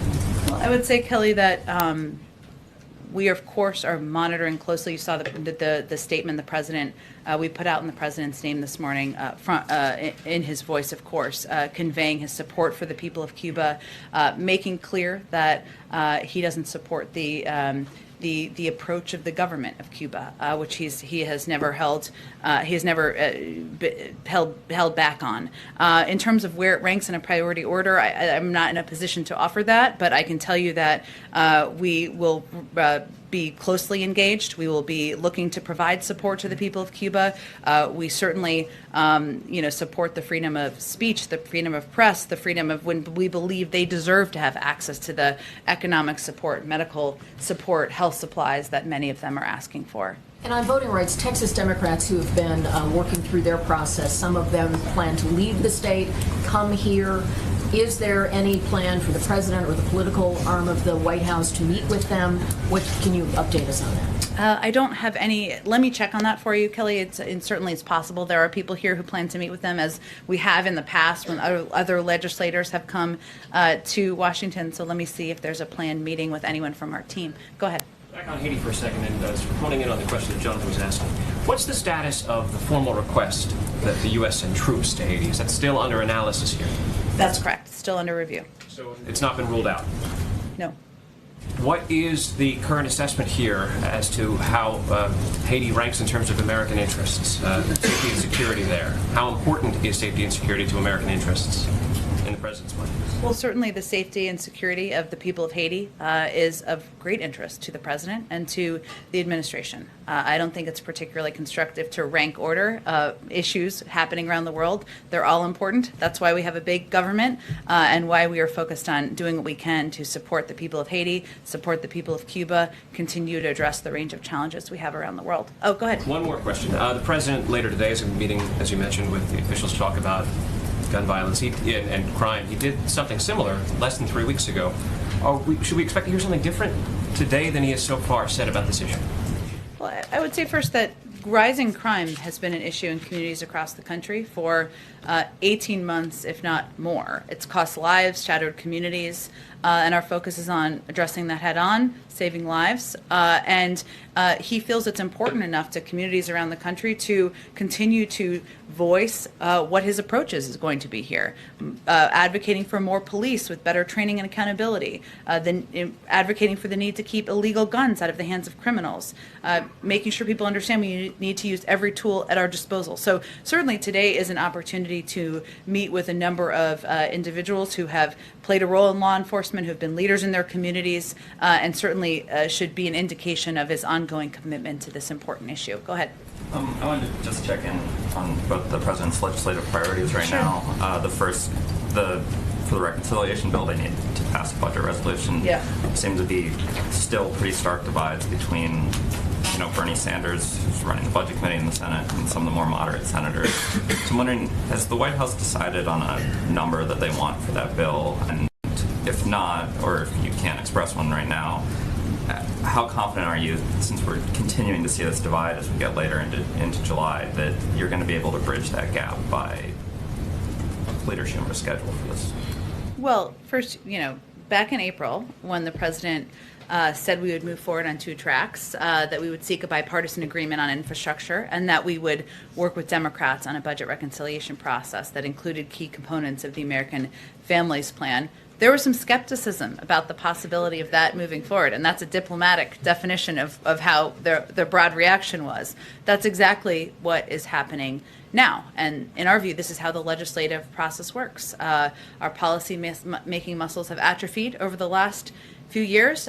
This is exactly what it looks like. It's messy at times, and we fully expect that these negotiations will have ups and downs. We're prepared for that. We're going to be closely engaged. The president will be talking with, engaging with, inviting down members to have discussions as needed through this process. But we've already seen speculation that our agenda was dead be disproved over the last several days, and we're going to continue to work in close coordination with members moving forward. Now, I will say that as it relates to the budget reconciliation process, that of course is for members of the Senate to work through what they can all collectively support together to get enough votes. The president will continue to advocate for components of his Build Back Better agenda, the American Families Plan, components he's laid out in his budget, and pieces of his American Jobs Plan that were not included in the bipartisan package. Those will be his priorities as he's having these discussions with Chairman Sanders and others who are leading this process.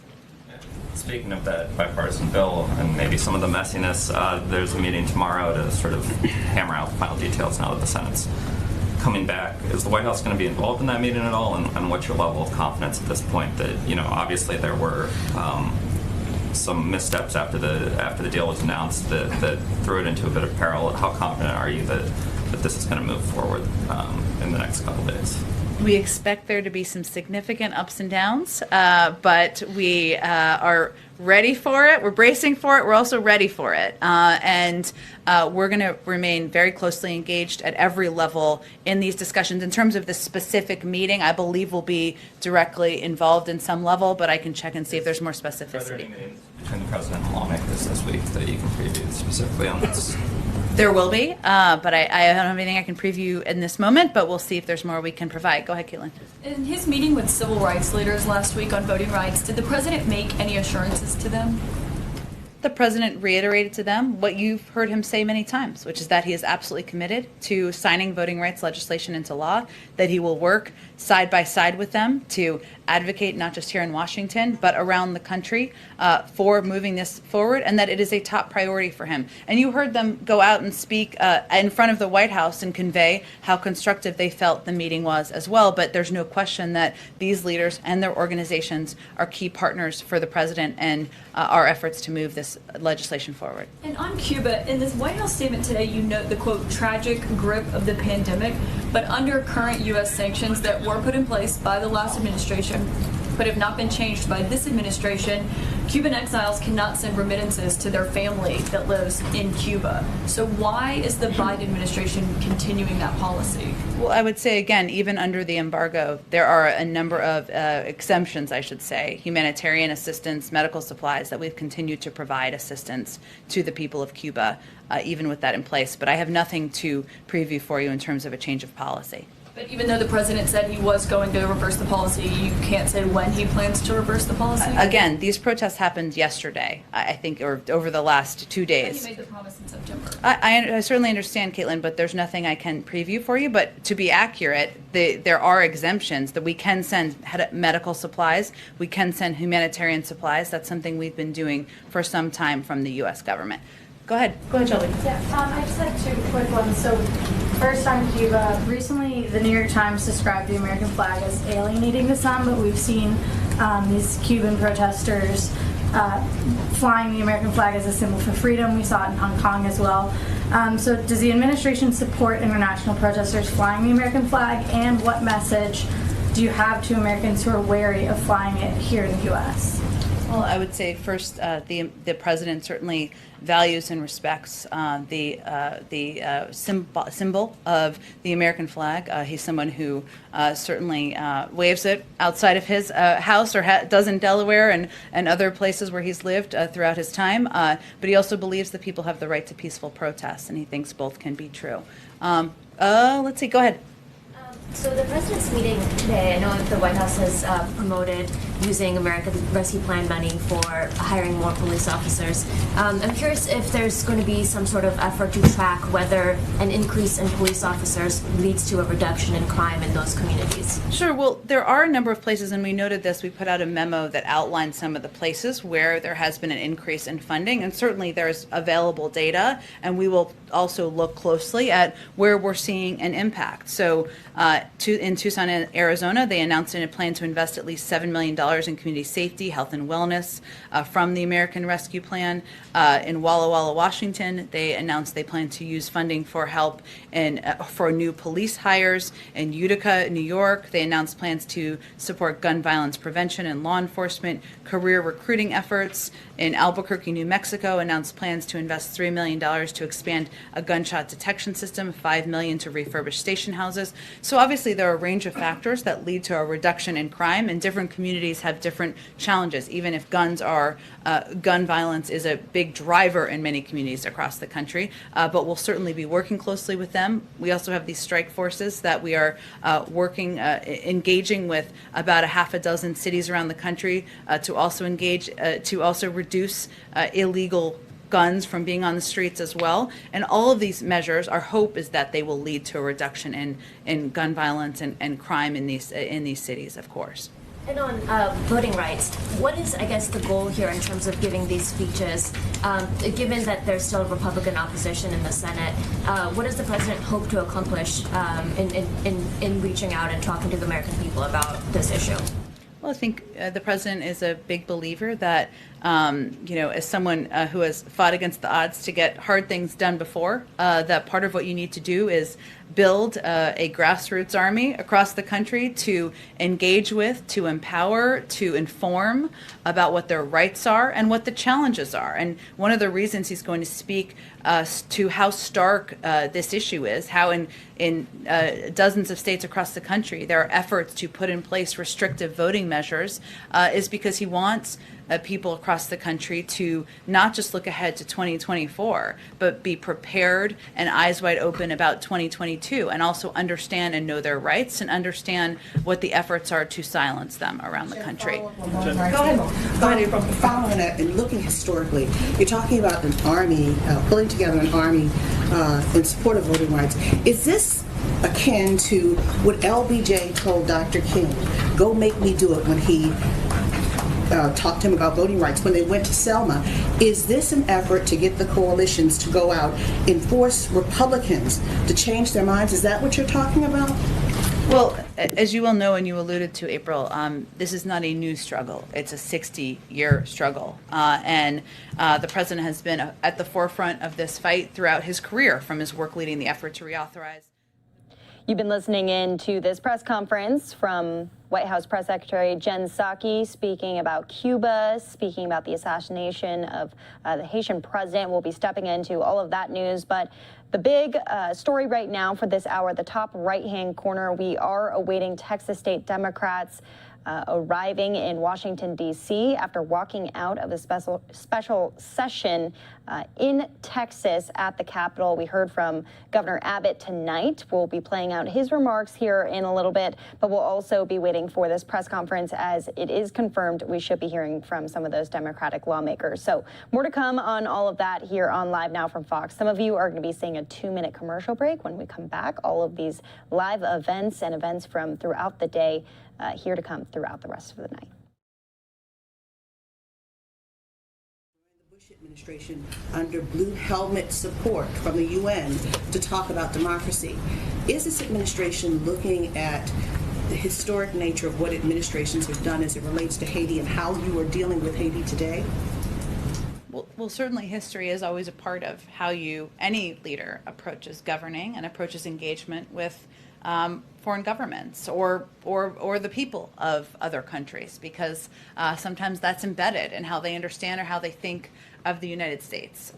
What's important to know and understand is that we have provided $75 million for a wide range of issues, including democratic governance, health, education, agricultural development, and strengthening of pre-election activities, even before, of course, last week. That was as of January. And that we've long been working with directly with in lifting up, empowering, and training Haiti's law enforcement, improving, I should say, Haiti's law enforcement capacity. This is a situation, though, in Haiti where the determination of what the next steps are, what the path forward is going to be up to the people of Haiti, who is going to be leading the country moving forward. When is it safe to have elections? How will they work together to figure out what their needs are, and how can we work with them to assess what those needs are and how we can help meet them here from the government? So obviously, from the United States, I should say. So obviously, there is a great deal of uncertainty. There's a lot more information we need. Yesterday was just the beginning, not the beginning, but an important step in our engagement that will certainly continue from a range of entities in the federal government moving forward. Go ahead. Jen, over the weekend, House Whip James Clyburn, an ally of the president's, called for a filibuster exemption on voting rights as a potential pathway forward for the Senate to pass that legislation. Does the president agree? Well, first, I would say that Congressman Clyburn is a good friend of the president and certainly of the administration, an important partner as we work to get our agenda moving forward. I will say, though, in terms of how this works, the filibuster is a legislative process tool, an important one that warrants debate, but determination about making changes will be made by members of the Senate, not by this president or any president, frankly, moving forward. And it requires every single Democrat supporting changes. Now, I'm not here to provide a whip count for all of you, but that's not where support currently stands. So the president's view continues to be aligned with what he has said in the past, which that he has not supported the elimination of the filibuster because it has been used as often the other way around. I understand you're asking me about an exemption. We don't have any new position on that either. I would note that there are a lot of issues out there, and I think activists and advocates will tell you this, where you could argue that there should be an exemption. And this is certainly one of them. But that is what a lot of advocates, there are advocates for a range of issues, whether it's gun rights, climate, who are out there advocating for this. He's talked about his support for returning to the talking filibuster. He continues to support that. But he, again, believes that as somebody who was in the Senate for 36 years, we need to continue to work to find a path forward to do hard things, even when they seem challenging. And that's what he will do in this case. With no pathway really forward, the legislation languishing, is there a plan B? Is there, like, is he rallying, I mean, as he is tomorrow, public support to hopefully change the complexion of the Senate and then try and pass the legislation? It just seems like there's no kind of obvious path forward for legislation that he says that he wants to pass if he's not going to change the filibuster rules or advocate for that. Well, I think, if you look at even the Supreme Court ruling just a few weeks ago, his view is that, and he'll talk about this tomorrow, is that sends the focus back to Congress. And we don't accept the notion, he's an optimist by nature, otherwise he wouldn't be sitting in the Oval Office right now, that it's dead. We don't accept that. We believe there needs to be a path forward. He's going to ask the Vice President to help play an important role in determining what that looks like. And we're going to continue to advocate, to fight for moving forward on voting rights legislation. And he'll certainly elevate the need for the American people to be engaged in that effort moving forward. Go ahead. Oh, okay. Go ahead. Thank you, Jen. Sorry. I was going to go to you if that's okay, only because she hasn't been here in a while. Go ahead. Okay, thanks. Just to follow up on Matt. Sure. Clyburn was saying that he would like Biden to endorse the carve-out either publicly or privately, like get on the phone with Manchin, just call him, say that you'd like to do this.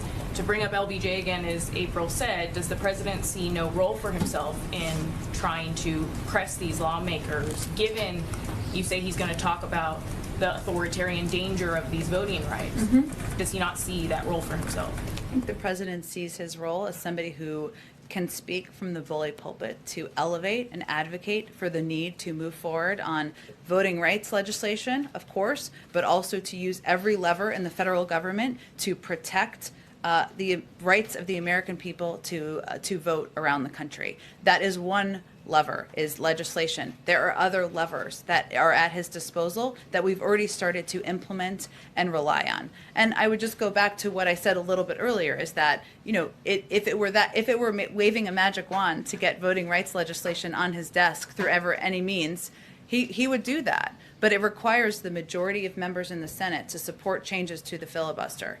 It requires.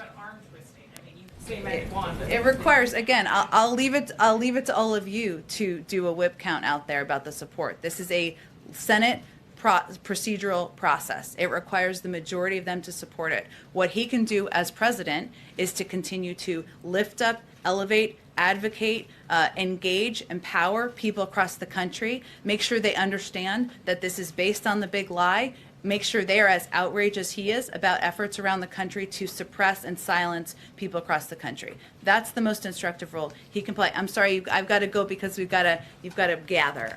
Thanks, everyone. We'll see you all tomorrow. Thank you. Thank you.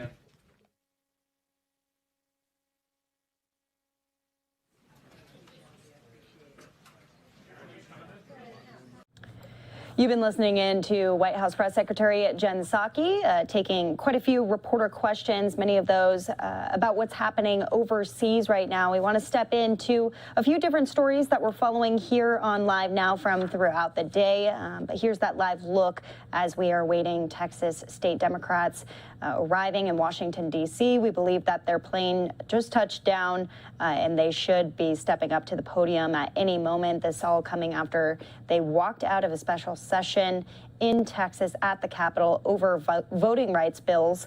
And we're going to break all of that down, why they did it, what the history of this is, and what it means moving forward in Texas politics, coming up in the 6 o'clock hour with one of our election experts, Jessica Levinson. She'll be coming on the show, joining us here on Live Now. But until then, let's go out to some of these stories from across the country. Questions still remain about the moments leading up to the assassination of the president of Haiti.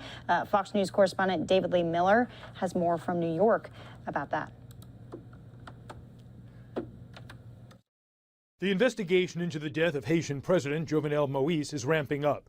Police in the nation confirming they have already arrested more than 28 foreign mercenaries who they believe organized the assassination of Moïse. Interim Prime Minister Claude Joseph is hopeful everyone involved will be brought to justice. The investigation is our main concern because a president cannot die under these conditions, which we know he has been tortured, humiliated in a tragic way. Meanwhile, the White House has turned down calls from Haitian officials to send troops to assist in stabilizing the nation following Moise's death.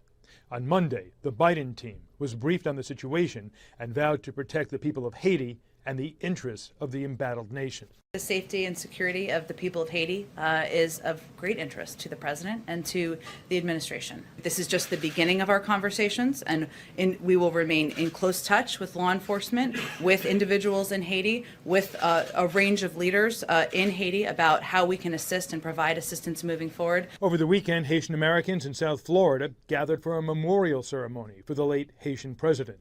Florida is home to the largest percentage of Haitian Americans in the United States.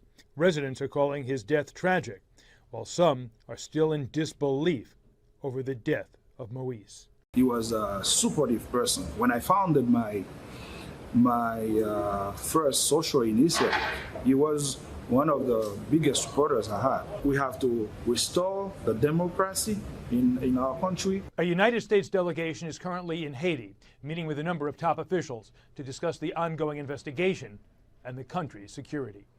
In New York, David Lee Miller, Fox News. And also, new reaction this afternoon concerning the unprecedented protests in Cuba. The White House supports the demonstrations and is calling on the Cuban government to do more for its people. These are just some of the videos from down on the ground in Cuba. Republican lawmakers believe now is the time for action. Fox News correspondent Madeline Rivera has the latest on this. As Cubans call for freedom and change, people around the world from Spain to Miami are showing their support. It's important that we recognize what is happening in Cuba right now at this very moment. A spontaneous uprising that has never happened in the last 60 years. Thousands are protesting against the country's communist regime as a slew of problems plague the island. The country's economic crisis has gotten worse. The coronavirus pandemic has led to a drop in tourism revenue. Severe blackouts and food shortages are also rampant. One of these leaders said, look, they've taken away everything from us, including our fear. Now, once the Cuban people lose that fear of the government, then I believe it's the beginning of the end. On Monday, President Biden emphasized U.S. support of the Cuban people, urging the country's leaders to listen to them. The Cuban people demanding their freedom from an authoritarian regime. The Cuban government blames the U.S. in part for the worsening situation, pointing to the sanctions against the country. But the White House says they are not at fault. And the United States regularly authorizes the export of agricultural products, medicine, medical equipment, and humanitarian goods to Cuba. There's every indication that yesterday's protests were reactions of the people in Cuba to exhaustion of the governance of the leaders in the state. The White House says while it will continue to assess how the U.S. can be directly helpful to the people of Cuba, it is too early to predict any policy change for the country. In Washington, Madeline Rivera, Fox News. And as you heard from Madeline's report there, many protesters showing up in Florida today out of Miami. Fox 13 in Tampa breaks down this reaction in the United States and what to be looking forward to when it comes to this situation in Cuba. Protests are breaking out across Cuba now, with many people denouncing the Cuban government and demanding freedom. This is a striking display in a communist country that's known for cracking down on dissent. Political editor Craig Patrick is watching it for us to explain what's happening and what it could bring. Craig? Well, hi there, Chris. In terms of what it could bring, if these protests continue and they continue to expand in scale, it means that it could trigger, of course, a mass uprising that could ultimately topple a dictatorship that has oppressed the Cuban people now for more than 60 years. We've seen protests break out in Cuba before, but these appear to be much larger and more impactful than the last wave we saw nearly 30 years ago. And these could put Cuba at a turning point in history. The Cuban people are suffering from poverty, food shortages, inflation, and COVID-19. The virus has crippled tourism, and it's rapidly spreading among its people. And the dictatorship is using an unproven homegrown vaccine that only an estimated 15% have fully received. Now, the government there has a long-running history of jailing and murdering those who speak out against it. But the people chanting freedom in these videos appear to be at a breaking point and are challenging the authorities in a striking show of defiance. Well, the government controls the nation's internet service. So as you may expect, some of these videos only appeared for a short time before they were taken down. And it looks as if the government has shut down internet service in some of the protest areas. To try to discourage more protests, the regime also issued a statement warning the order to fight has begun. But the protesters in Cuba have already inspired Cuban Americans to rally and support them from Florida and across the nation. My family came 58 years ago, leaving the tyranny of Castro and dictatorship and communism. And today, as we all know, it's gotten even worse. President Biden issued a statement which reads, "We stand with the Cuban people and their clarion call for freedom and relief from the tragic grip of the pandemic and from decades of repression and economic suffering to which they have been subjected by Cuba's authoritarian regime." And the statement continues that the rights of the Cuban people, including the right to peacefully protest and the right of the Cuban people to determine their own future, must be respected. In terms of U.S. options at this point, the president hasn't made clear in terms of what, if anything, more will be done from the perspective of the United States. One thing, though, the U.S. government clearly is doing, and of course from the White House, Congress, both sides of the aisle, is encouraging, standing with these protesters in Cuba and urging more and more people to circulate the videos, to continue to exert pressure from outside of Cuba as the people of Cuba, Chris, of course, exert pressure inside the country. Yeah, and that's one of the unknowns of this being a communist country. We don't know how much the people of Cuba that are protesting get to see on social media, if anything, what else is happening in other parts of their country and here in the U.S. if they see people supporting them. So where are these protests happening? Are they centered around Havana, or is it nationwide? Well, there are protests in Havana. To put it in context, maybe a count of 400 to 500 people rallying right around the government center, the capital. But there are much larger protests adjacent to Havana in communities and cities and towns surrounding the population center. And if you take it beyond that, it is fairly well geographically diverse across the entire island nation. So these are spontaneous protests that don't center around the capital, though we're seeing it in the capital as well. Yeah, it's something we don't see, if ever before, under this regime in Cuba. At least actual evidence of this getting out. All right, Craig, we'll watch it, and I know you'll keep us posted. Thank you. A great breakdown by Fox 13's Craig Patrick there. Moving forward to the latest from the White House. White House meeting with the president and local leaders today focused on surging crime numbers across the country. Fox News correspondent Caroline Shively is in Washington with details on what the federal government is doing to reverse the increase in gun violence. The crime stats coming out of Chicago over the weekend are staggering. More than 40 people shot, 11 of them fatally, including a rapper who suffered 64 bullet wounds as he walked out of the county jail Saturday night. One person murdered is one too many. Shootings have risen 11% in Chicago this year compared to 2020. That's just one of several large cities seeing an increase. Shootings are up 41% in Atlanta, 38% in New York, a whopping 126% in Portland, 48% in LA, and 32% in Philadelphia. President Biden met with local leaders at the White House Monday, encouraging them to spend the $350 billion in the COVID relief plan earmarked for law enforcement. Our strategy provides, including funding for law enforcement through the American Rescue Plan, for states, cities, and to be able to hire police and pay them overtime in order to advance community policing. New York mayoral nominee Eric Adams is one of the local leaders who attended Monday's meeting. It doesn't matter how many police officers you put on the streets. We can't continue to respond to symptoms. It's time to respond to the underlying causes of violence in our city. But some Republicans say they don't think the White House meeting will change anything. They will throw more and more money at social programs and less money where it needs to be, and that is incarcerating dangerous criminals. Crime is one of the president's weak spots in recent polls. A Washington Post poll released this month shows that 48% of Americans disapprove of his handling of crime compared to 38% who approve. In Washington, Caroline Shively, Fox News. And we want to go out to that meeting from earlier with President Biden. He met with several local leaders, like you heard, and also Merrick Garland. He was there along with Eric Adams. We'll play out some of those remarks from several of the officials. But first, President Biden. As they assert their universal rights, and we call on the government of Cuba to refrain from violence, their attempts to silence the voice of the people of Cuba. And we're also closely following the developments in Haiti in the wake of the horrific assassination of the president that recently took place. The people of Haiti deserve peace and security, and Haiti's political leaders need to come together for the good of their country. Over the weekend, I dispatched a high-level expert delegation to assess the situation and to determine where the United States can offer our support.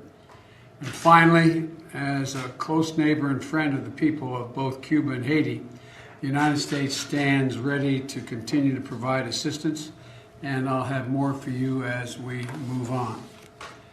But the purpose of the meeting today is we've convened a group of law enforcement and other community leaders, including mayors of our cities. One, to thank them for their service, because we owe them big time. Second, hear directly from each of them about reducing violent crime, and particularly gun violence in their communities. Last month, I met with a similar group to unveil my comprehensive strategy to do just that. And it's been I guess I look at the Attorney General. We've been at this a long time. Seems like most of my career I've been dealing with this issue. Well, there's no one-size-fits-all approach. We know there are some things that work, and the first of those that works is stemming the flow of firearms used to commit violent crimes.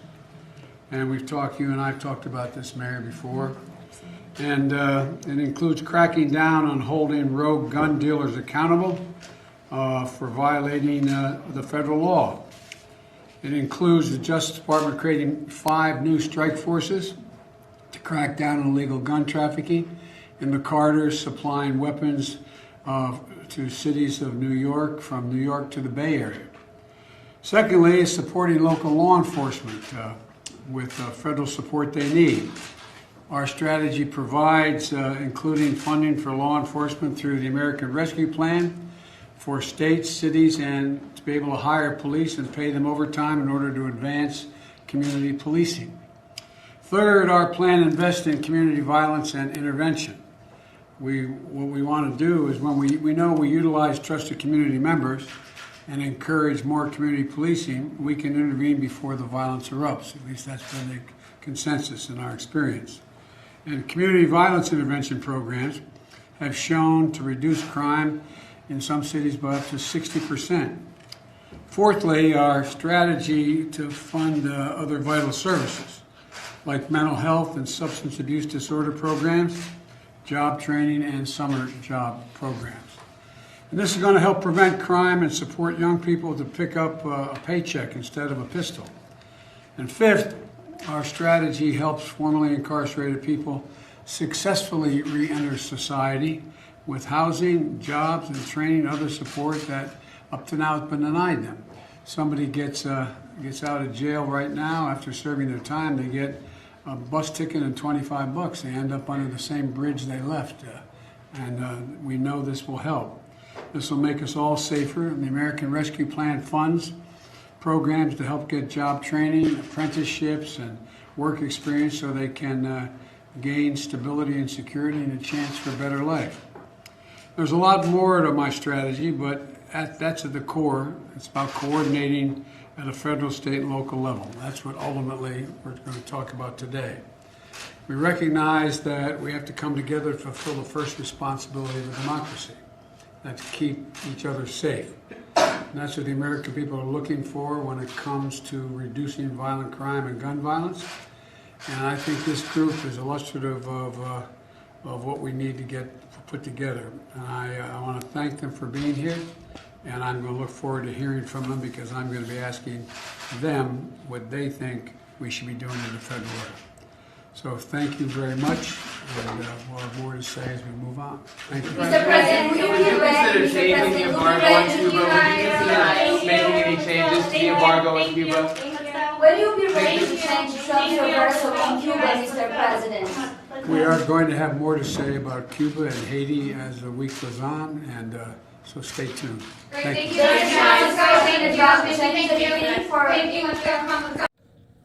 Okay, you were just listening into those remarks from President Biden regarding gun violence and what the plan is from the Biden administration moving forward to address this rise in crime and gun use. We'll be hearing from Eric Adams out of New York in just a little bit from outside of the White House. But I want to show you this live event going on in LA. We all know about that explosion, unintentional explosion of fireworks inside of a massive truck. It caused several injuries, people removed from their houses for a long period of time. Well, we have the LA County Bomb Squad here to explain what happened and try to address this serious situation out of California. Let's listen in. Partners, and they were contacted immediately.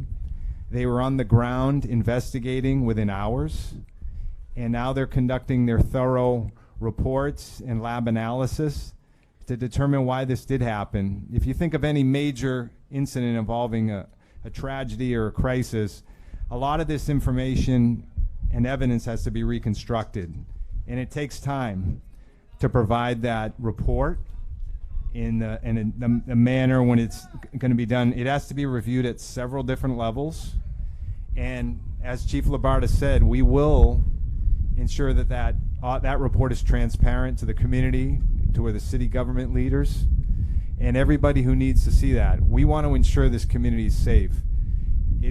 It's unfortunate that many of you were uprooted from your homes. People were injured. Family members were injured. We had LAPD bomb tech officers who suffered injuries.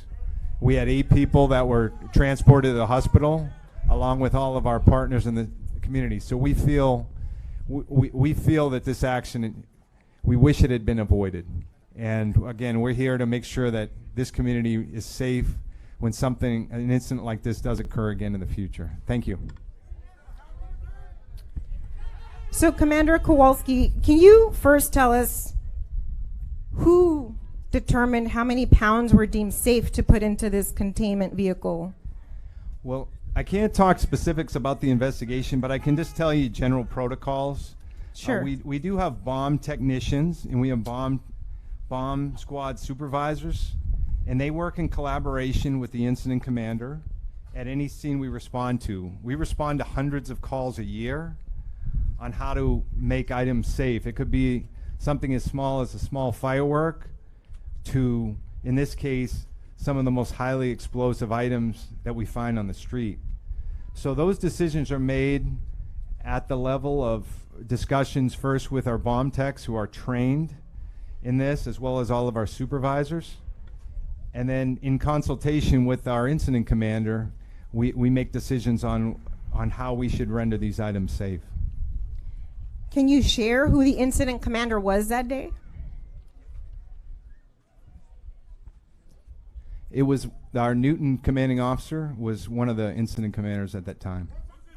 And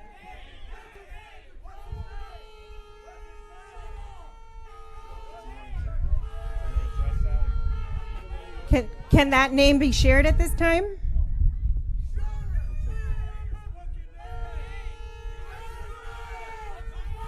There were several individuals, like Commander Kowalski stated. There was also the bomb tech supervisors that were at that scene. All of these individuals made that collaborative decision, and that's part of the investigation. So will they all be held accountable equally? Depending on the outcome of the report, that report will be made public, yes. So it sounds like at this time we're not releasing any names of the bomb techs, the supervisors, or it sounds like there's multiple incident commanders, or there were multiple people making this decision. Well, as discussed by Commander Kowalski, they get the input by the supervisor from the bomb squad as a result of the expertise by the bomb techs at scene. Obviously, they discuss that with the incident commander and they make the collaborative decision to move forward with what the plan was. And again, that's part of the investigation as to the decisions that were made and what actions were taken that day. We want names! We want names!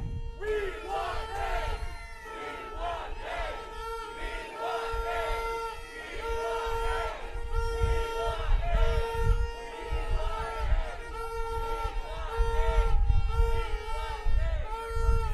So you can hear the people want names. The people want names. We learned who the person was that had the fireworks. Their name was put out in the media relatively quickly. We know they were spoken to without their attorney, and so they didn't have time for an investigation. They didn't have time to follow their own rights. So we deserve names, and we deserve for this report to be expedited. And we do have a lot of media here, so I just want to make one thing clear, because language matters. Commander Kowalski said this was an accident. This was not an accident. Accidents are preventable, right? This was not an accident. This was calculated. There were multiple people involved, multiple layers of decision making. This was no accident. So let's call it what it is. Now, the other question that's gone unanswered.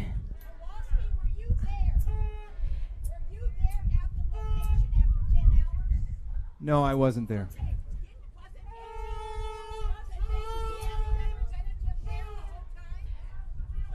We'll get to some of the questions, but the question being asked is, were any of the folks at this table present for that decision making? So is it possible for you to raise your hand if you were there during the decision making process?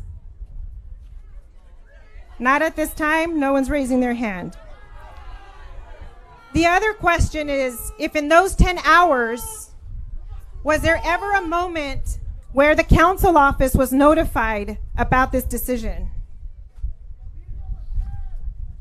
No, and that's something I need to look at as well. Obviously, the councilman said he was not notified. In many incidents throughout the community, one of our first protocols, such as shootings, which we have many in this community, unfortunately, shootings, homicides, we normally send a notification to the council field reps to notify them of the incident. In this incident, I will review whether that was done or not. I do not know if it was, but if not, I need to ensure that those notifications are properly done in the future. Yeah, I'll repeat, there was no notification to the council office of this action. All right, so we're going to get to our last representative here from the city attorney's office, Brian Sam. Can you just share your title and share what the role of the city attorney has been in this mess? Good evening, people. Constituents, this is an unfortunate incident, but my name is Brian Sam. I'm with the chief investigator with the city of Los Angeles, the claims department. A little closer, Mr. Sam. Pardon me, can you guys hear me now? All right. Again, my name is Brian Sam. I'm the chief investigator for the claims division. I just want to go over it's a very unfortunate incident. What I'm here for is to assist and just pretty much answer any questions regarding the claims process. So right now I'm here to offer any assistance, to answer any questions that you guys have. I've been here all week. We've been inside the rec center, and we've been answering any questions that you may have regarding the claims process, how to file online or here.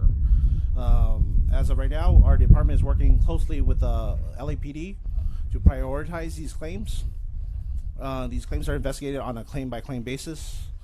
I would recommend that anyone that has been affected by the incident to file a claim immediately.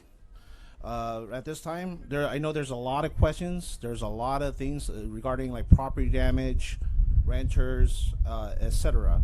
So again, you can go file online. You can file with the city clerk. We do have the city clerk at this time. You can file it here with us. We can assist you with that. We have Spanish translators as well. You can also file it through our online portal at claims.lacity.org, or you can download the form at clerk.lacity.org, and you can download the form and you can mail it to the city clerk's office. Not a problem. We do.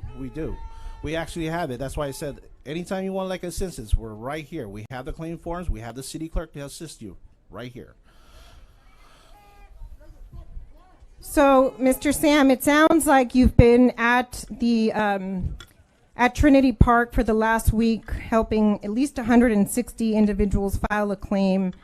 The center will close tomorrow. Is there a commitment from the city attorney's office to remain present to support folks filing a claim? Yes, we'll be here all day tomorrow. Beyond tomorrow? Anytime. We have, we can make phone calls. You can give us on our email. We can email us at attclaimsubmit@lacity.org. We can answer any questions. If you need a form, we can actually mail it to you, a paper, or you can still file online. If you have any questions, you can still email with the same email address at attclaimsubmit. We can answer any questions you may have. And you can also contact the council office. We will make sure that we are assisting in the processing of these claims. There's no time limit. We want to make sure that folks get the paperwork in as complete as possible so their claims can be considered. And we're very happy, willing, and able to assist in that process. Mr. Sam, what types of items can be filed on this claim and up to how much money? You can file up to unlimited. You can claim from anything: property damage, real property from your structure, from your property, vehicles, loss of wages. Businesses can claim loss of revenue, anything. If you're hurt, bodily injury, any type of claim, you guys can file a claim. Can I just stop for 1 second? Is a translator here? ¿Dónde está el interpretador?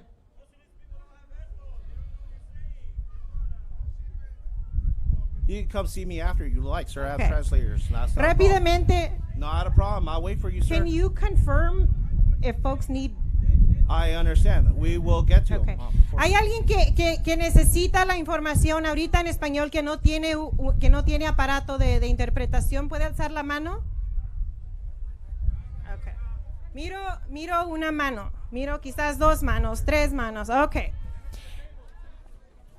Si pueden pasar a recoger audífonos atrás, los invito para que puedan escuchar la información que se está compartiendo. Pero rápidamente, para que no se les pase la última información sobre los reclamos que pueden hacer, lo que compartía el investigador de la ciudad de Los Ángeles es de que no hay límite a los reclamos que pueden hacer. Sus pérdidas no solamente son de sus cosas, pero también puede ser todos los daños a la propiedad, los vehículos, pérdida de saldos, para los negocios, pérdida de ganancias. Así que todo pueden reclamar sus pérdidas. Mr. Sam, what kind of evidence or documentation are you asking for when folks file a claim? Not a problem. Thank you very much for asking that. I was going to address that. When you file a claim, once your claim has been filed, an investigator will be assigned. They'll be asking for these documents, whatever you're trying to claim. If it's property damage, we're going to need proof of home ownership, photos of the damage, estimates, receipts, repair bills, anything that pertains to which type of claim that you are looking for. If it's bodily injury, we need looking for medical reports, anything for medical bills. If you are the owner of a vehicle, you need a proof of registration, photos of damage, estimate, repair bills. The same thing over and over again. Loss of wages, employment status, all that stuff. We still need all that stuff. The faster you guys send it to us. We've been listening in to this press conference out of Los Angeles. We want to scoot over, though, to Washington, D.C., where Texas lawmakers are going to be speaking here following their walkout in the state. Let's listen in.